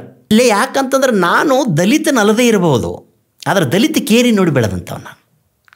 ಸೊ ನಾನು ಹುಟ್ಟಿ ದಲಿತನಾಗಿ ಹುಟ್ಟಲಿಲ್ಲ ನಾನು, ಆದರೆ ದಲಿತರ ಜೊತೆ ಬೆಳೆದಂಥವ್ ನಾನು ಹುಟ್ಟುತ್ತಾ ಅಲ್ಪಸಂಖ್ಯಾತನ ಅಥವಾ ಏನು ಇವರು ಮುಸಲ್ಮಾನಾಗಿ ಹುಟ್ಟದೇ ಇರ್ಬೋದು, ಆದರೆ ಮುಸಲ್ಮಾನ ಸ್ನೇಹಿತರ ಜೊತೆ ಬೆಳೆದಂಥವ್ ನಾನು. ಅಂದರೆ ಸಮಾಜ ಅಂದಾಗ ಅಲ್ಲಿ ದಲಿತನೂ ಇದ್ದಾನೆ, ಮುಸಲ್ಮಾನ ಇದ್ದಾನೆ, ಹಿಂದೂ ಇದ್ದಾನೆ, ಕ್ರಿಶ್ಚಿಯನ್ ಇದ್ದಾನೆ, ಬೌದ್ಧ ಇದ್ದಾನೆ, ಜೈನ ಇದ್ದಾನೆ, ಎಲ್ಲರೂ ಇದ್ದಾರೆ ಈ ದೇಶದಲ್ಲಿ.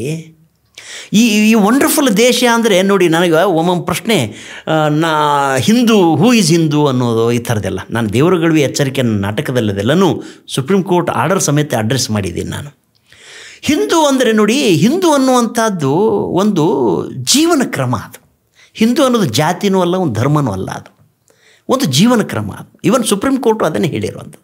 ಹಿಂದೂ ಅನ್ನತಕ್ಕಂಥದ್ದು ಒಂದು ಜೀವನ ಕ್ರಮ ಅನ್ನೋ ಅರ್ಥದಲ್ಲಿ ನಾವು ಸಿಂಧೂ ನದಿಯ ನಾಗರಿಕತೆಯ ಒಂದು ಭಾಗವಾಗಿರ್ತಕ್ಕಂಥದ್ದು ಅಂತ.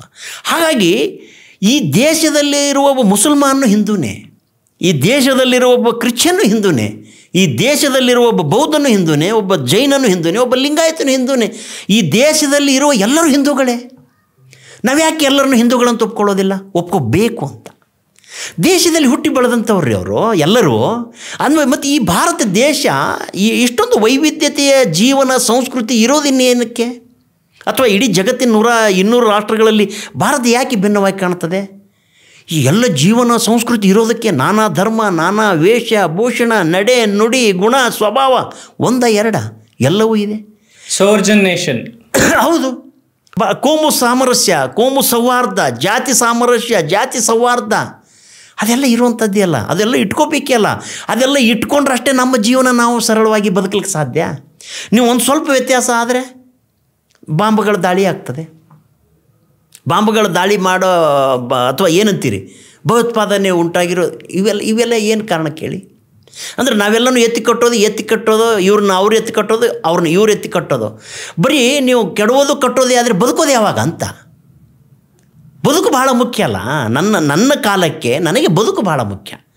ಸೊ ಹಾಗಾಗಿ ನನಗೆ ಭಾಳ ಸಾರಿ ಅನಿಸೋದು ಇತಿಹಾಸ ನೋಡೋ ಕ್ರಮ ನಮ್ಮಲ್ಲಿ ತಪ್ಪಾಯಿತು ಅಂತ. ಇತಿಹಾಸ ಬದುಕಿಗೆ ಪೂರಕವಾಗಿ ಬೇಕಾದದ್ದನ್ನು ತಿಳ್ಕೊಂಡು ಬದುಕಲಿಕ್ಕೆ ಬಳಸ್ಕೊಳ್ಳುವಂಥದ್ದು. ನೀವು ಮೊಹಮ್ಮದ್ ಗೋರಿ 18 ಬಾರಿ 28 ಬಾರಿ ದಾಳಿ ಮಾಡ್ದ ಅಂಥೇಳಿ ನಾವಿನ್ಯಾರ ಮೇಲೆ ಹೋಗಿ ದಾಳಿ ಮಾಡ್ಕೊಂಡು ಕೊಡೋಕ್ಕಾಗ್ತದೇನ್ರಿ? ಜೀವನ ಮಾಡೋಕ್ಕಾಗತ್ತಾ? ಅಲ್ವಾ? ನನ್ನ ಕಾಲಕ್ಕೆ ನನ್ನ ಜೀವನ ಇಂಪಾರ್ಟೆಂಟು, ಅಥವಾ ನನ್ನ ಜೊತೆ ಇರೋ ಜೀವನ ಇಂಪಾರ್ಟೆಂಟು, ಜೀವ ಇಂಪಾರ್ಟೆಂಟು. ಸೊ ಹಾಗಾಗಿ ಇತಿಹಾಸ ನೋಡುವ ಕ್ರಮ ನಮ್ಮಲ್ಲಿ ಬದಲಾಗಬೇಕು ಅನ್ನುವಂಥದ್ದು. ಇತಿಹಾಸದಿಂದ ನಾವು ಪಾಠ ಕಲಿಬೇಕು, ಅದರ ಬದುಕು ಕಟ್ಕೋಬೇಕು. ಅದರಿಂದ ಮತ್ತು ನಾವು ಇನ್ನು ಮತ್ತೆ ಕೆಡೋದು ಕಟ್ಟೋದೇ ಆದರೆ ಹಾಗಂದ್ರೆ ಎಷ್ಟು ಮಸೀದಿಗಳು ಹೊಡಿಬೇಕು ನಾವು, ಎಷ್ಟು ಮಂದಿರಗಳನ್ನು ಹೊಡಿಬೇಕು ನಾವು, ಎಷ್ಟು ಜನಗಳನ್ನು ಸಾಯಿಸಬೇಕು ನಾವು. ಸೊ ಒಡೆಯೋದು ಕಟ್ಟೋದೇ ಜೀವನ ಅನ್ನೋದಾದರೆ, ಅಥವಾ ಜನಗಳು ಸಾಯಿಸೋದೇ ಯುದ್ಧಗಳ ಜೀವನ ಅನ್ನೋದಾದರೆ, ಮತ್ತು ನಾಗರಿಕತೆ ಅನ್ನೋದಕ್ಕೆ ಅರ್ಥ ಯಾವುದು ಕೊಡೋದು, ಡೆಫಿನೇಷನ್ ಯಾವುದು ಕೊಡೋದು? ಸೊ ಹಾಗಾಗಿ ನಾನು ಹಳ್ಳಿಯ ಮಟ್ಟದಲ್ಲಿ ಈ ಥರ ಎಲ್ಲ ಸಮುದಾಯದ ಜೊತೆ ಹಳ್ಳಿಯಿಂದ ಬೆಳ್ಕೊಂಡು ಬಂದವನಾಗಿರೋದ್ರಿಂದ ನೀವು ಕೇಳಿದ್ರಲ್ಲ ಈ ಥರದ್ದೆಲ್ಲ ಯಾಕೆ ಅಂತ. ಸೊ ಈ ಥರದ ವಾತಾವರಣದಲ್ಲೇ ನಾನು ಬೆಳೆದು ಬಂದಿರೋದರಿಂದ, ಮತ್ತು ಅತ್ಯಂತ ಕಟ್ಟು ಬಡತನವನ್ನು ನೋಡಿದಂಥವನು, ಊಟ ಇಲ್ಲದೇ ಇರತಕ್ಕಂಥದ್ದು, ಬದುಕಿಗಾಗಿ ನಾನಾ ವೇಷಗಳು ಅಥವಾ ಬದುಕಿಗಾಗಿ ಏನೆಲ್ಲ ಮಾಡುವಂಥದ್ದು, ಇವೆಲ್ಲವೂ ಎಲ್ಲ ಭೀಕರತೆಗಳನ್ನು ನನ್ನ ಜೀವನದಲ್ಲೂ ಇದೆ, ಅಥವಾ ಹತ್ತಾರು ಜೀವನ ನನ್ನ ಎದುರುಗಡೆ ಇದೆಯಲ್ಲ. ಇದಕ್ಕಿಂತ ದೊಡ್ಡ ಯೂನಿವರ್ಸಿಟಿ ಯಾವುದು ಬೇಕು ಹೇಳ್ರಿ? ನೋಡಿರಿ, ಪಾಠಗಳಲ್ಲಿ ಯಾವುದು ಸಿಗೋದಿಲ್ಲ. ನಮ್ಮ ಸರ್ಕಾರಿ ಶಾಲೆಗಳ ಪಾಠಗಳಲ್ಲಿ, ಡಿಗ್ರಿ ಸರ್ಟಿಫಿಕೇಟ್ಗಳಲ್ಲಿ ಇವು ಯಾವುವು ಸಿಗೋದಿಲ್ಲ. ನಾವು ಸಮಾಜದಲ್ಲಿ ಹುಡುಕಬೇಕು ಅದನ್ನು. ಸೊ ಹಾಗಾಗಿನೇ ನಾನು ಶಿಕ್ಷಣ ಅನ್ನೋದು ಅತ್ಯಂತ ಲಿಮಿಟೆಡ್ ಅದು. ನಮ್ಮ ಕಾಲೇಜು ಶಿಕ್ಷಣಗಳು ಇವೆಲ್ಲ ಒಂದು ಸಣ್ಣ ತೃಣ ಸಮಾನದ ಬದುಕಿನ ಸಣ್ಣ ಪ್ರಯತ್ನಗಳು. ಆದರೆ ಬದುಕು ಬಹಳ ದೊಡ್ಡದಿದೆ, ಜಗತ್ತು ದೊಡ್ಡದಿದೆ, ಸಮಾಜ ದೊಡ್ಡದಿದೆ. ಇದೇ ದೊಡ್ಡ ವಿಶ್ವವಿದ್ಯಾನಿಲಯ. ನಿಮಗೆ ಸಾಕಷ್ಟು ದಿನ ಸಿಗ್ತದೆ, ದಿನ ಎಷ್ಟು ಬೇಕು. ಈಗ ಅದು ಮಾಧ್ಯಮಗಳು ಬೆಳೆದ ಹಾಗೆ ನಿಮಗೆ ಇವತ್ತು ಅಮೇರಿಕಾದಾಗ ಏನಾಯಿತು ತಕ್ಷಣ ನಿಮಗೆ ಬಾಂಬ್ ಬಿತ್ತು ಅಂದ್ರೆ ಗೊತ್ತಾಗುತ್ತೆ, ಫ್ಲೈಟ್ಗಳು ಬ್ಲಾಸ್ಟ್ ಆದ್ರೆ ಗೊತ್ತಾಗುತ್ತೆ. ಅದು ಜಗತ್ತಿನ ಯಾವುದೇ ದೇಶದಲ್ಲಾಗಲಿ, ಯಾವುದೇ ಮೂಲೆಯಲ್ಲಾಗಲಿ ಇವತ್ತು ಗೊತ್ತಾಗುತ್ತೆ. ಬಸವಣ್ಣ ಇಷ್ಟಲಿಂಗದ ಬಗ್ಗೆ ನನ್ನ ಕರಸ್ಥಳಕ್ಕೆ ಬಂದು ಚುಳುಕಾದಿರಯ್ಯ ಅಂತ ಹೇಳಿದರು. ಇವತ್ತು ನಾವು ಮೊಬೈಲ್ ಇಟ್ಕೊಂಡು ನನ್ನ ಕರಸ್ಥಳಕ್ಕೆ ಬಂದು ಚುಳುಕಾದಿರಯ್ಯ ಅಂತ ನಾವು ಮೊಬೈಲಿಗೆ ಹೇಳೋ ಪರಿಸ್ಥಿತಿ ಬಂದಿದೆ ಇವತ್ತು, ಅಲ್ವಾ ಸರ್? ಮಾತಾಡ್ತಾ ಪ್ರಗತಿ, ಜೀವನ, ಬದುಕು, ಪ್ರಪಂಚ, ಪರ್ಯಟನೆ ಎಲ್ಲವನ್ನು ಒಂದ್ಸಲ ಕಣ್ಮುಂದೆ ಹಾಗೆ ಕರ್ಕೊಂಡೋಗಿ ಜಗತ್ತನ್ನು ತೋರಿಸ್ಕೊಂಡು ಬಂದ್ರಿ. ನಿಮ್ಮ ಒಳ ಜಗತ್ತಿನ ಶಕ್ತಿ ಏನು ಸರ್? ಅಲ್ಲ, ನನ್ನ ಒಳ ಜಗತ್ತಿನ ಶಕ್ತಿ ಅಂದರೆ ನನ್ನ ಮೇಲೆ ಇರತಕ್ಕಂಥ ಆತ್ಮವಿಶ್ವಾಸ. ನನ್ನ ಒಳ ಜಗತ್ತಿನ ಶಕ್ತಿ ಅಂದರೆ ನನ್ನ ಮೇಲೆ ಇರತಕ್ಕಂಥ ಆತ್ಮವಿಶ್ವಾಸ ಮತ್ತು ನನ್ನ ಪ್ರಯತ್ನ ಮತ್ತು ನನ್ನ ಶ್ರಮ. ಅದೇ ನನ್ನ ಗುಟ್ಟು. ಸೊ ಈ ನಡುವೆ ನಿಮ್ಮನ್ನು ನಂಬಿಕೊಂಡು ಒಂದು ಫ್ಯಾಮಿಲಿ, ನಿಮ್ಮ ಮಡದಿ, ಅವ್ರ ಬಗ್ಗೆ ಹೇಳಲೇ ಇಲ್ಲ, ನೀವು ಮಾತಾಡಲೇ ಇಲ್ಲ. ನನ್ನ ಕುಟುಂಬ ಅಂದಾಗ ಅದು ಒಂಥರ ಅರ್ಧನಾರೀಶ್ವರನ ಥರ ಅದು, ಅಲ್ವಾ? ಸೊ ಅಂದರೆ ದೇಹಕ್ಕೆ ಮನಸ್ಸಿಗೆ ಅಂಟ್ಕೊಂಡಿರತಕ್ಕಂಥದ್ದು. ಅದು ಕುಟುಂಬದ ಬಗ್ಗೆ ಹೇಳುವಂಥದ್ದು ಕೇಳುವಂಥದ್ದು ಅಂತ ಅಲ್ಲ, ಅದು ಮನಸ್ಸಲ್ಲಿ ಇರತಕ್ಕಂಥದ್ದು ಸಹಜವಾಗಿಯೇ, ಅಲ್ವಾ? ಸೊ ನನ್ನ ಮನೆಯವರು ಪ್ರೇಮಾವತಿ ಉಪಾಸೆ, ಅವರು ಹೈಸ್ಕೂಲ್ ಟೀಚರ್ ಇದ್ದರು, MA B.Ed ಮಾಡಿದ್ದು. ಸೊ ಮಗಳು ಈಶಾನಿ ಈಗ 6ನೇ ಕ್ಲಾಸ್ ಓದ್ತಾ ಇದ್ದಾರೆ. ತಾಯಿ ಇದ್ದಾರೆ ನನ್ನ ಜೊತೆ. ನಮ್ಮೊಬ್ಬ ತಮ್ಮ ಇದ್ದಾರೆ, ಅವರು ಹೆಲ್ತ್ ಡಿಪಾರ್ಟ್ಮೆಂಟಲ್ಲಿ ವರ್ಕ್ ಮಾಡ್ತಾರೆ. ಅವ್ರ ಮಿಸ್ಸಸ್ ಟೀಚರ್ ಇದ್ದಾರೆ. ಹೀಗೆ ಎಲ್ಲರೂ ಈಗ ಎಲ್ಲ ಬೆಂಗಳೂರು ವಾಸಿಗಳೇ ಆಗಿದ್ವಿ. ಬಿಜಾಪುರದಿಂದ ಅಲೆಮಾರಿಗಳಾಗಿ ಬಂದು ಈಗ ಬೆಂಗಳೂರು ವಾಸಿಗಳಾಗಿದ್ವಿ. ಬೆಂಗಳೂರು ನಿಮಗೆ ಬದುಕನ್ನು ಕಟ್ಕೊಡೋದಕ್ಕೆ ಎಲ್ಲ ಒಂದು ಕಡೆ ಸಹಾಯಕವಾಗಿ ಬೆಂಗಳೂರು ನಿಂತಿದೆ ಇವತ್ತು. ಹೌದು, ಖಂಡಿತ ಅಲ್ಲ. ಮತ್ತು ಬೆಂಗಳೂರು ನನ್ನಂಥವನಲ್ಲಿ ಎಷ್ಟೋ ಲಕ್ಷಾವಧಿ ಜನಕ್ಕೆ ಬದುಕನ್ನು ಕೊಟ್ಟಿರ್ತಕ್ಕಂಥದ್ದು ಬೆಂಗಳೂರು. ಬೆಂದ ಕಾಳೂರು ಅಂತ ಹೇಳ್ತೀವಿ, ಕೆಂಪೇಗೌಡರು ಕಟ್ಟಿರೋ ನಾಡು ಅಂತ ಹೇಳ್ತೀವಿ, ಅದೆಲ್ಲವೂ ನಿಜನೇ. ಬೆಂಗಳೂರು ಅಂತ ಒಂದೇ ಅಂತಲ್ಲ, ನನಗೆ ಈ ನಗರೀಕರಣವಾಗಿ ಬೆಳೆಯುವ ಜಗತ್ತಿನ ಯಾವುದೇ ನಗರಗಳು ಕೂಡ ಹಳ್ಳಿಯಿಂದ ಬರ್ತಕ್ಕಂಥ ವಲಸೆ ಬರುವ ಎಲ್ಲ ಜನಗಳಿಗೆ ಆಸರೆಗಳನ್ನು ಕೊಟ್ಟಿರುವಂಥದ್ದು. ಇವತ್ತು ನಮ್ಮ ದೇಶದಲ್ಲಿರತಕ್ಕಂಥ ಡೆಲ್ಲಿ ಆಗಿರ್ಬೋದು, ಕಲ್ಕತ್ತಾ ಆಗಿರ್ಬೋದು, ಚೆನ್ನೈ ಆಗಿರ್ಬೋದು, ಹೈದರಾಬಾದ್ ಆಗಿರ್ಬೋದು, ಅಥವಾ ಇನ್ನಿತರೆ ಯಾವುದೇ ಬಾಂಬೆ ಆಗಿರ್ಬೋದು, ಬೆಂಗಳೂರು, ಈ ಥರದ್ದು. ಸೊ ಈ ನಗರೀಕರಣಕ್ಕೆ ಒಳಗಾದಾಗ ಸಹಜವಾಗಿ ಈ ಥರದ ವಲಸೆ ಬರೋರು ಹೋಗೋರು ಇರ್ತಾರೆ ಅನ್ನುವಂಥದ್ದು. ಹಾಗೆ ನಾವು ಇದೀವಿ ಅನ್ನೋತಕ್ಕಂಥದ್ದು. ಮುಂದೆ ಮತ್ತೆ ಎಲ್ಲಿಯಾದರೂ ಹೋಗ್ತೀವಿ ಗೊತ್ತಿಲ್ಲ ಮುಂದಿಂದು. ಸರ್, ಸಾಹಿತ್ಯಿಕವಾಗಿ ನಿಮ್ಮನ್ನು ನೀವು ತೊಡಗಿಸ್ಕೊಳ್ಳೋದಕ್ಕೆ ನಿಮಗೆ ಇನ್ಸ್ಪಿರೇಷನ್ ಅನ್ನೋದು ಎಲ್ಲಿಂದ ಸರ್? ಸಾಹಿತ್ಯಿಕವಾಗಿ ನನಗೆ ತೊಡಗಿಸ್ಕೊಳ್ಳೋಕ್ಕೆ ನೋಡಿ, ನಾನು ನನ್ನ ಹಳ್ಳಿಯಲ್ಲಿದ್ದಾಗ ನೀವು ಜನಪದ ಕವಿ ಸಿಂಪಿ ಲಿಂಗಣ್ಣ ಹೆಸರು ಕೇಳಿರ್ಬೋದು, ಅಥವಾ ಹಲಸಂಗಿ ಗೆಳೆಯರ ಬಳಗ ಅಂತ ಬಹಳ ದೊಡ್ಡದು, ಮಧುರ ಚೆನ್ನರು, ನನ್ನನ್ನೆಲ್ಲ ಅವರ ಕಾವ್ಯ ಸಂಕಲನ, ಅದೊಂದು ಅತ್ಯಂತ ಆಧ್ಯಾತ್ಮಿಕವಾದ ಸಂಗ್ರಹ. ಮತ್ತು ಸಿಂಪಿ ಲಿಂಗಣ್ಣ ಒಳ್ಳೆಯ ಜನಪದ ಕವಿಗಳು. ಅವರು ನಮ್ಮ ಗಣೇಶೋತ್ಸವಕ್ಕೆ ನಮ್ಮ ಹಳ್ಳಿಗೆ ಬಂದ ಕವಿಯಾಗಿ ಅವರಿಗೆ ಅತಿಥಿಯಾಗಿ ಕರೆಸ್ಕೊಂಡು ಬಂದಾಗ ಅವರು ಮಾಡಿರೋ ಭಾಷಣದ ಪ್ರಭಾವದಿಂದ ಒಬ್ಬ ಬರಹಗಾರ ಕವಿ ಅಂದರೆ ಹೀಗಿರ್ತಾನೆ, ಸೊ ಹೀಗಾದರೆ 4 ಮಂದಿ ಗುರ್ತಾಗ್ತಾನೆ ಅನ್ನೋ ಆ ಥರದ್ದು ಆ ಥರ ಅಂದ್ಕೊಂಡಿರೋ ಪ್ರಭಾವದಿಂದ ನಾನೊಂದು ನಮ್ಮ ದೇಶ ಅಂತ ಹಿಂಗೇನೋ ಒಂದು ಕವಿತೆ ಬರೆದಿದ್ದೆ ನಾನು ಯಾವಾಗ ಒಂದು 3-4ನೇ ಕ್ಲಾಸ್ ಇದ್ದಾಗಲೇ. ನಮ್ಮ ತಂಗಿ ನಿರ್ಮಲಾ ಅಂತ ಆ ಗೀತೆ ಅವಳು ನಾಡೋದಿ ಉತ್ಸವದಲ್ಲಿ ಹಾಡಿದ್ಲು, ಅದಕ್ಕೆ ಪ್ರೈಸ್ ಬಂದಿತ್ತು ಅದು. ಬಟ್ ಆ ಕವಿತೆ ಇವತ್ತು ನನ್ನ ಹತ್ರ ಇಲ್ಲ. ಅದು ಬರೆದ್ರೆ ಹಾಡಿದ್ರೆ ಹಿಂಗೆಲ್ಲ ಪ್ರೈಸ್ ಬರ್ತದಲ್ಲ ಅನ್ನೋದು, ಅಥವಾ ಈ ಥರದ ಒಲವು ಅದು ನನಗೆ ಸಾಹಿತ್ಯ ಓದ್ಕೊಳ್ಳೋಕ್ಕೆ ಅಥವಾ ಏನೋ ಅನಿಸಿದ್ದು ಬರೆಯೋದಕ್ಕೆ ಪ್ರಾರಂಭ ಆಗಿ ಅದು ಧಾರವಾಡಕ್ಕೆ ಬಂದಾಗ ಜಾಸ್ತಿ ಆಯಿತು. ಯಾಕಂದ್ರೆ ಧಾರವಾಡ ಸಹಜವಾಗಿ ಸಾಹಿತಿಗಳ ಕಲಾವಿದರ ಊರು. ಅಥವಾ ಅದೊಂದು ಮಾತು ಇದೆ, ನೀವು ಅಲ್ಲಿ ಮಲ್ಲಿಕಾರ್ಜುನ ಮನ್ಸೂರು ಸಭಾಭವನ ಕಲಾಮಂದಿರ ಇದೆ ವಿದ್ಯಾವರ್ಧಕ ಸಂಘ ಎದುರುಗಡೆ, ಅಲ್ಲಿ ನಿಂತು ಒಂದು ಕಲ್ಲು ಹೊಡೆದ್ರೆ ಅದು ಯಾವುದೋ ಒಬ್ಬ ಸಾಹಿತಿ ಮನೆ ಮೇಲೆ, ಕಲಾವಿದರ ಮನೆ ಮೇಲೋ ಅಥವಾ ವಿಮರ್ಶಕರ ಮನೆ ಮೇಲೆ ಹೋಗಿ ಬೀಳ್ತದೆ ಅನ್ನೋ ಅಂಥದ್ದು. ಸೊ ಹಾಗಾಗಿ ಅಲ್ಲಿ ಹೋದಾಗ ನನಗೆ ಸಹಜವಾಗಿಯೇ ಈ ಥರದ ಎಲ್ಲ ರಂಗ ತಂಡಗಳ ಸಂಪರ್ಕ ಏನು ಬಂತು. ಮೇಳ ಆಯಿತು, ಅಥವಾ ಸಮುದಾಯ ಆಯಿತು, ಕಲೋದ್ಧಾರಕ ಸಂಘ, ಅಭಿನಯ ಭಾರತಿ, ಈ ಥರದ್ದೆಲ್ಲ ಸಂಪರ್ಕ ಬಂದು ಆ ಸಾಹಿತ್ಯ ಚಟುವಟಿಕೆಗಳಲ್ಲಿ ಜಾಸ್ತಿ ಆಯಿತು ನನಗೆ. ಅಲ್ಲೇ ನಾನು ಡಿಗ್ರಿ 2ನೇ ವರ್ಷ ಇದ್ದಾಗಲೇ ನನ್ನ ಮೊದಲನೇ ಕವನ ಸಂಕಲನ ಬೆಳಕಿನ ನಡಿಗೆ ಅಂತ 1995ರಲ್ಲಿ ಬಿಡುಗಡೆ ಆಯಿತು. ಅದು ಹಾಗೆ ಕವಿತೆ ಬರೆಯೋದು, ನಾಟಕ ಬರೆಯೋದು, ಅದು ಈಗಲೂ ಅದು ಹಾಗೆ ಹವ್ಯಾಸವಾಗಿ ಮುಂದುವರೆದಿದೆ. ಅದು. ಸೊ ಇಲ್ಲಿವರೆಗೂ ಎಷ್ಟು ಪುಸ್ತಕಗಳನ್ನ ನೀವು ಬರೆದಿದ್ದೀರಾ? ಇಲ್ಲಿವರೆಗೂ ಒಂದು 10 ಪುಸ್ತಕಗಳು ಬಂದಿದೆ. ಈಗ ನನ್ನ PhD ಪುಸ್ತಕ ಬರಬೇಕು, ವಚನಮಯ ಸಾಂಸ್ಕೃತಿಕ ಅನುಸಂಧಾನ ಅಂತ, ಅದನ್ನು ಒಂದು ಪಬ್ಲಿಷ್ ಆಗ್ತಿದೆ. ಮತ್ತು ನಾನು ಬರೆದ ನಾಟಕಗಳದೇ ಎಲ್ಲರೂ ಕೇಳ್ತಾ ಇದ್ದಾರೆ, ನಾನು ಇತ್ತೀಚೆಗೆ ನಿಮ್ಮ ಬರೆದಿರೋ ಪುಸ್ತಕ ಕೊಡಿ ಅಂತೆಲ್ಲ. ಅದನ್ನು ನಾಟಕಗಳು ಸೇರಿಸಿ ಡಾಕ್ಟರ್ ಸಂಗಮೇಶ್ ಉಪಾಸೆ 3 ನಾಟಕಗಳು ಅಂತೇಳಿ ಒಂದು ಪುಸ್ತಕ, ಆಮೇಲೆ ಡಾಕ್ಟರ್ ಸಂಗಮೇಶ್ ಉಪಾಸೆ 3 ಕಾವ್ಯಗಳ ಸಂಗ್ರಹ ಅಂಥೇಳಿ ಒಂದು ಮಾಡ್ತಾಯಿದ್ದೀನಿ. ಆಮೇಲೆ ನನ್ನದೇ ಹೊಸ ಕವನ ಸಂಕಲನ ಒಂದು ಬರಬೇಕು, ಈಗ 4ನೇದು, ಸತ್ತ ತಂದೆಗೊಂದು ಪತ್ರ ಅಂಥೇಳಿ. ನಮ್ಮ ತಂದೆ ಸತ್ತ ಮೇಲೆ ಅವರಿಗೆ ಸಾಂಕೇತಿಕವಾಗಿ ಬರೆದ ಪತ್ರದ ಹೆಸರು ಇಟ್ಕೊಂಡು ಒಂದು ಕಾವ್ಯ ಸಂಗ್ರಹ ಮಾಡ್ತಾಯಿದ್ದೀನಿ, ಅದೊಂದು ಬರಬೇಕು. ಈ ಥರದ ಕೆಲಸಗಳ ಒತ್ತಡದ ಮಧ್ಯೆ ಈ ಸಿನಿಮಾ ಕೆಲಸಗಳ ಜೊತೆಗೆ ಈ ಬರಹ ಮತ್ತು ಈ ಥರದ್ದು ನಡೀತಾ ಇದೆ. ಒಟ್ಟು ಇಲ್ಲಿವರೆಗೂ ಎಷ್ಟು ಸೀರಿಯಲ್ಗಳಲ್ಲಿ ನಟನೆ ಮತ್ತು ನಿರ್ದೇಶನ ವಿಭಾಗದಲ್ಲಿ ಕೆಲಸ ಮಾಡಿದ್ದೀರಾ? ನಾನು 16 ಇಲ್ಲಿವರೆಗೂ ಒಂದು 20-30 ಸೀರಿಯಲಲ್ಲಿ ಕೆಲಸ ಮಾಡಿದ್ದೀನಿ. ಅಂದರೆ ನಟನೆ ಮಾಡಿದ್ದೀನಿ, ಬರೆದಿದ್ದೀನಿ, ಅಥವಾ ಬೇರೆ ಬೇರೆ ಕಾರ್ಯಕ್ರಮದಲ್ಲಿ ಪಾಲ್ಗೊಂಡಿದ್ದೀನಿ. ಅದು ಆಗಿದೆ ಒಂದು 10-30 ಆಗಿರ್ಬೋದೇ. ನಾವು 1000 ಎಪಿಸೋಡ್ಗಳಾಗಿದೆ ಆ ಥರದ್ದೆಲ್ಲ. ಹಂಗೆ 1000 ಎಪಿಸೋಡ್ ಮತ್ತು ಅವೆಲ್ಲ ಮಾಡಿದ್ದೀನಿ, ಬರೆದಿದ್ದೀನಿ, ನಟನೆ ಮಾಡಿದ್ದೀನಿ. ಆ ಥರದ್ದು ಸಿನಿಮಾನು ಒಂದು 30-35 ಸಿನಿಮಾ ಆಗಿದೆ. ಮೊದಲನೇ ಸಿನಿಮಾನೇ ನಂದು ವೀರ ಕನ್ನಡಿಗ, ಪುನೀತ್ ರಾಜ್ಕುಮಾರ್ ಅವ್ರ ಜೊತೆ. ಮತ್ತು ಕೊನೆಯದು ಯುವರತ್ನೂ ಪಾಪ ಅವ್ರ ಜೊತೆ ಕೊನೆಯದು 2 ಸಿನಿಮಾ ಮಾಡಿದ್ದು, ಅದು ಕೊನೆಯ ಸಿನಿಮಾ ಆಯಿತು. ಅದು ಆಯಿತು. ಆಮೇಲೆ ಇದು ರಂಜಾನ್ ಅಂತ ಒಂದು ನಾನು ಪ್ರಮುಖ ಪಾತ್ರ ಮಾಡಿದೆ. ಇತ್ತೀಚೆಗೂ ಈಗಲೂ ಮಾಡಿದೆ. ಅದೇ ನಂದೇ ಒಂದು ಗಲ್ಬಿಲಿ ಗೋವಿಂದ ಅಂತೂ ಮಾಡ್ತಾಯಿದ್ದೀನಿ ಅನ್ನೋದೊಂದು. ಜೊತೆಗೆ ನಮ್ಮ ಸ್ನೇಹಿತರದು ಜಗದೀಶ್ ಕೊಪ್ಪ ಅಂತ ಅವ್ರದ್ದೊಂದು K11 1977 ಅಂತ ಒಂದು ಸಸ್ಪೆನ್ಸ್ ಥ್ರಿಲ್ಲರ್ ಮೂವಿ, ಅದರಲ್ಲಿ ಮಾಡ್ತಾಯಿದ್ದೀನಿ. ಆಮೇಲೆ ಇನ್ನೊಂದು ಶಶಾಂಕ್ ರಾಜ್ ಅಂತ ನಮ್ಮ ಸಿನಿಮಾ ನಿರ್ದೇಶಕರು, ಅವ್ರ ಜೊತೆ ಒಂದು ಡರ್ಟಿ ಮ್ಯಾನ್ ಅಂತ ಒಂದು ಮಾಡ್ತಾಯಿದ್ದೀನಿ. ಆಮೇಲೆ ವಕ್ರತುಂಡ ಅಂತ ನಮ್ಮ ಹರೀಶ್ ಕುಂದೂರ್ ಅಂತೇಳಿ ಒಂದು ಅಲ್ಲಿ ಪಾತ್ರ ಮಾಡ್ತಾಯಿದ್ದೀನಿ. ಹಿಂಗೆ ಟೈಮ್ ಇದ್ದಾಗ ರಜೆಗಳಲ್ಲಿ ಯಾರು ಸಾಟರ್ಡೆ ಸಂಡೇ ರಜೆಗಳಲ್ಲಿ ಮಾಡ್ತಾರೋ ಅವ್ರ ಜೊತೆ ಟೈಮ್ ಇದ್ದಾಗ ಮಾಡ್ತಾಯಿರ್ತೀನಿ. ಬದುಕಿಗಾಗಿ, ನಿಮ್ಮ ಒಂದು ಪ್ರೊಫೆಷ್ನಲ್ಗಾಗಿ, ನಿಮ್ಮ ಬದುಕನ್ನು ಕಟ್ಕೊಳ್ಳೋದಕ್ಕಾಗಲಿ ಒಂದು ಕೆಲಸ ಆದರೆ, ಇನ್ನೊಂದು ನಿಮ್ಮ ಅಭಿವ್ಯಕ್ತಿತ್ವಕ್ಕಾಗಿ, ಇನ್ನೊಂದು ನಿಮ್ಮ ಆಸಕ್ತಿಗಾಗಿ. ಅಂದರೆ 24 ಗಂಟೆನೂ ಬ್ಯುಸಿ ಪರ್ಸನ್, ಒಂದು ನಿಮಿಷನೂ ಕೂಡ ನೀವು ಫ್ರೀನೇ ಇರೋದಿಲ್ಲ. ನಾನು ಫ್ರೀ ಅನ್ನೋ ಮಾತೇ ಇಲ್ಲ. ಸಮಯ ಮೋಸ್ಟ್ಲಿ 24 ಗಂಟೆಯಿಂದ ಇನ್ನೊಂದು 4 ಅವರ್ ಎಕ್ಸ್ಟೆಂಡ್ ಆದರೆ 28 ಗಂಟೆಗಳಾದರೆ ಬಹುಶಃ ಆ ಗ್ಯಾಪ್ನ ಫಿಲಪ್ ಮಾಡ್ತೀರಾ ಅನ್ಸುತ್ತೆ ನೀವು? ಇಲ್ಲ, ನಾನು ಆಲ್ವೇಸ್ ಬ್ಯುಸಿ. ಅಂದರೆ ಏನಾದರೂ ಮಾಡ್ತಾ ಇರ್ತೀನಿ. ಅಂದರೆ ಬದುಕೋದು ಅಂದರೆ ಏನಾದರೂ ಮಾಡೋದು ಅಂತ ನನ್ನ ಪ್ರಕಾರ. ಬದುಕೋದು ಅಂದರೆ ಸುಮ್ಮನೆ ತಿಂದು ಉಂಡು ಮಲ್ಕೊಳ್ಳೋದು ಸಾಮಾನ್ಯವಾಗಿ ಎಲ್ಲರೂ ಮಾಡುವಂಥದ್ದೇ. ಮತ್ತು ಎಲ್ಲರೊಳಗೂ ನಾವು ಒಬ್ಬರಾಗಿದ್ದರೆ ಅದಕ್ಕೆ ಅರ್ಥ ಇರೋದು ಇಲ್ಲ ಅಂತ ನಮ್ಮ ಅನಿಸುತ್ತೆ. ಮತ್ತು ಇಷ್ಟೆಲ್ಲ ಕಷ್ಟ ಬಿದ್ದಾಗ ನಾವು ವಿಶೇಷವಾಗಿ ಏನಾದ್ರು ಮಾಡಬೇಕು ಅಂದಾಗಲೇ ತಾನೇ ಸಾಧ್ಯ ಆಗೋದು.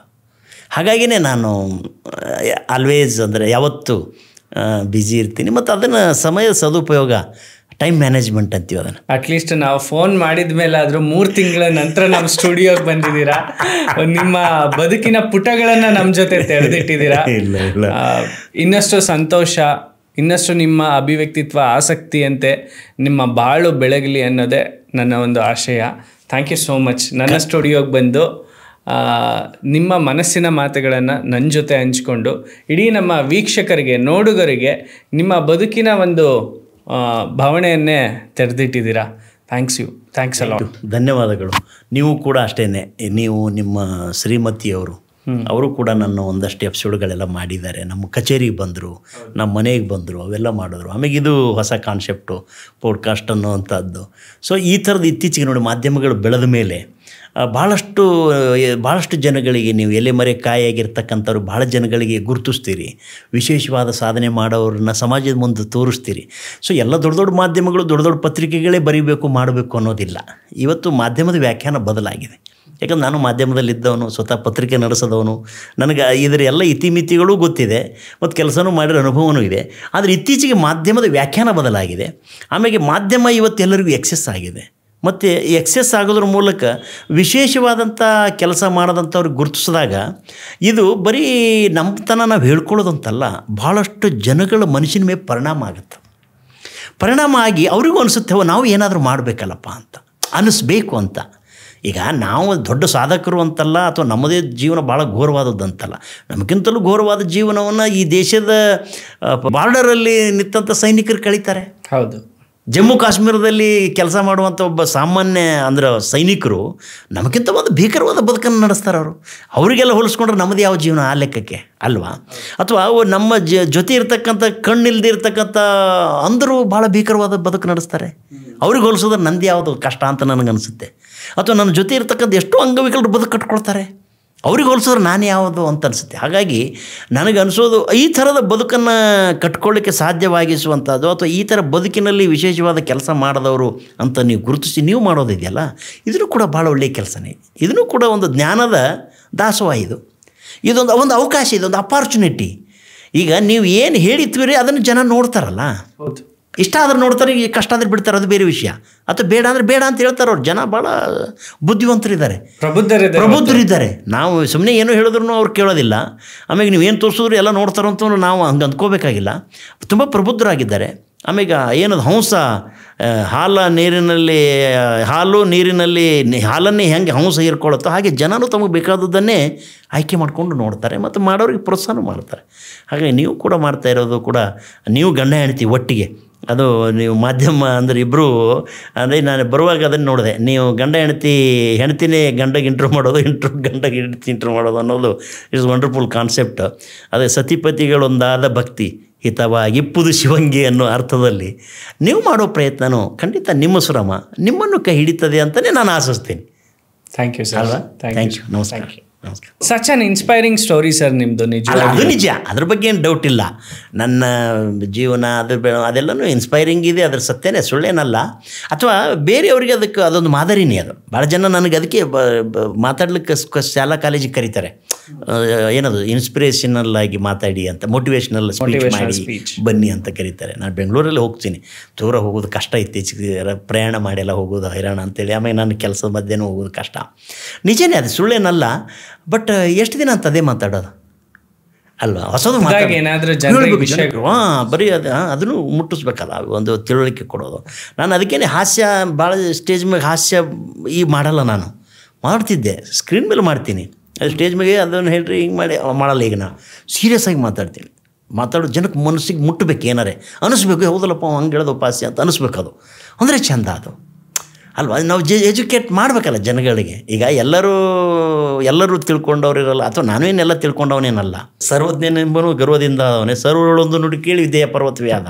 ಹಾಗೆ ನಾವು ಎಲ್ಲರೊಳೊಂದೊಂದು ತಿಳ್ಕೊಂಡೆ ತಾನೇ ಹೇಳಬೇಕಾಗಿರೋದು, ಮತ್ತು ಅದು 4 ಮಂದಿ ಮುಟ್ಟಬೇಕು ಅನ್ನೋದು ಅಲ್ವಾ? ಹಂಗಾಗಿ ಇದು ಡಿಫ್ರೆಂಟ್ ಆಯ್ತು ನನಗೂ, ಅಂದರೆ ಇದರ colour. Thanks for watching this wonderful episode.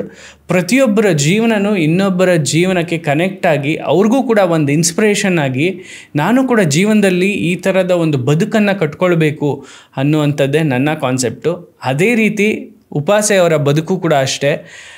ನೋಡ್ತಾ ಇದ್ದರೆ, ಅವರ ಮಾತುಗಳನ್ನ ಕೇಳ್ತಾ ಇದ್ದರೆ, ಎಲ್ಲೋ ಒಂದು ಕಡೆ ಕಲಾವಿದನಾಗಿ ಅಷ್ಟೇ ಅಲ್ಲ, ಅದ್ರ ಹೊರತಾಗಿ ಕೂಡ ನಾವು ಯಾವ ಕೆಲಸವನ್ನು ಮಾಡ್ತಿರ್ತೀವಿ ಅದರಲ್ಲಿ ಅತಿಯಾದ ಆಸಕ್ತಿಯನ್ನು ತೋರಿಸಿದ್ರೆ, ಹೆಚ್ಚಾಗಿ ನಾವು ವರ್ಕ್ ಮಾಡಿದಾಗಲೇ ಒಂದು ಕಾನ್ಸೆಪ್ಟ್ನ ಮೇಲೆ ನಾವು ಸಕ್ಸಸ್ ಆಗೋದಕ್ಕೆ ಸಾಧ್ಯ ಅನ್ನೋವಂಥದ್ದು ಅವರ ಮಾತುಗಳಲ್ಲಿ ನನಗನ್ಸಿದ್ದು. ಸೊ ಎನಿಹೌ, ಈ ಎಪಿಸೋಡ್ನ ನೀವೆಲ್ಲರೂ ನೋಡಿದ್ದೀರಾ, ನಿಮಗೆಲ್ರಿಗೂ ಖುಷಿಯಾಗಿರುತ್ತೆ. ಈ ರೀತಿಯಾದಂತಹ ಒಬ್ಬ 2000ನಲ್ಲಿ ಕಂಡಂಥ ನಾನು ಒಬ್ಬ ನಟನನ್ನು ಕರ್ಕೊಂಡು ಬಂದು 2025 ಸಂದರ್ಶನ ಮಾಡಿದ್ದೀನಿ. ಸೊ ಎಲ್ಲರೂ ಒಮ್ಮೆ ನೋಡಿ ನಿಮ್ಮ ಅನಿಸಿಕೆ ಅಭಿಪ್ರಾಯಗಳನ್ನ ತಪ್ಪದೆ ತಿಳಿಸಿ ಕಾಮೆಂಟ್ ಬಾಕ್ಸ್ನಲ್ಲಿ. Thank you one all. Thanks for watching this wonderful episode. So ಇದೇ ರೀತಿ ಪ್ರತಿಯೊಂದು ಎಪಿಸೋಡನ್ನು ಕೂಡ ವಿನೂತನವಾಗಿ ವಿಶೇಷವಾಗಿ ನಿರ್ಮಾಣ ಮಾಡ್ತಾ ಇದ್ದೇವೆ. ಇದಕ್ಕೆ ನಿಮ್ಮೆಲ್ಲರ ಸಹಕಾರನೂ ಇರಲಿ. ತಪ್ಪದೇ ಸಬ್ಸ್ಕ್ರೈಬ್ ಮಾಡಿ ಕನ್ನಡ ಪಾಡ್ಕಾಸ್ಟ್. ಹಾಗೆ ಈ ವಿಡಿಯೋ ನಿಮಗೆ ಇಷ್ಟ ಆದರೆ ಮಿಸ್ ಮಾಡದೆ ಶೇರ್ ಮಾಡಿ and don't miss to like our episodes. Thanks for watching. Subscribe ಮಾಡಿ ಆ್ಯಂಡ್ ಬೆಲ್ ಐಕಾನ್ನ ಕ್ಲಿಕ್ ಮಾಡಿ so that every episode is gonna be notified. Keep watching. Spread smile forever.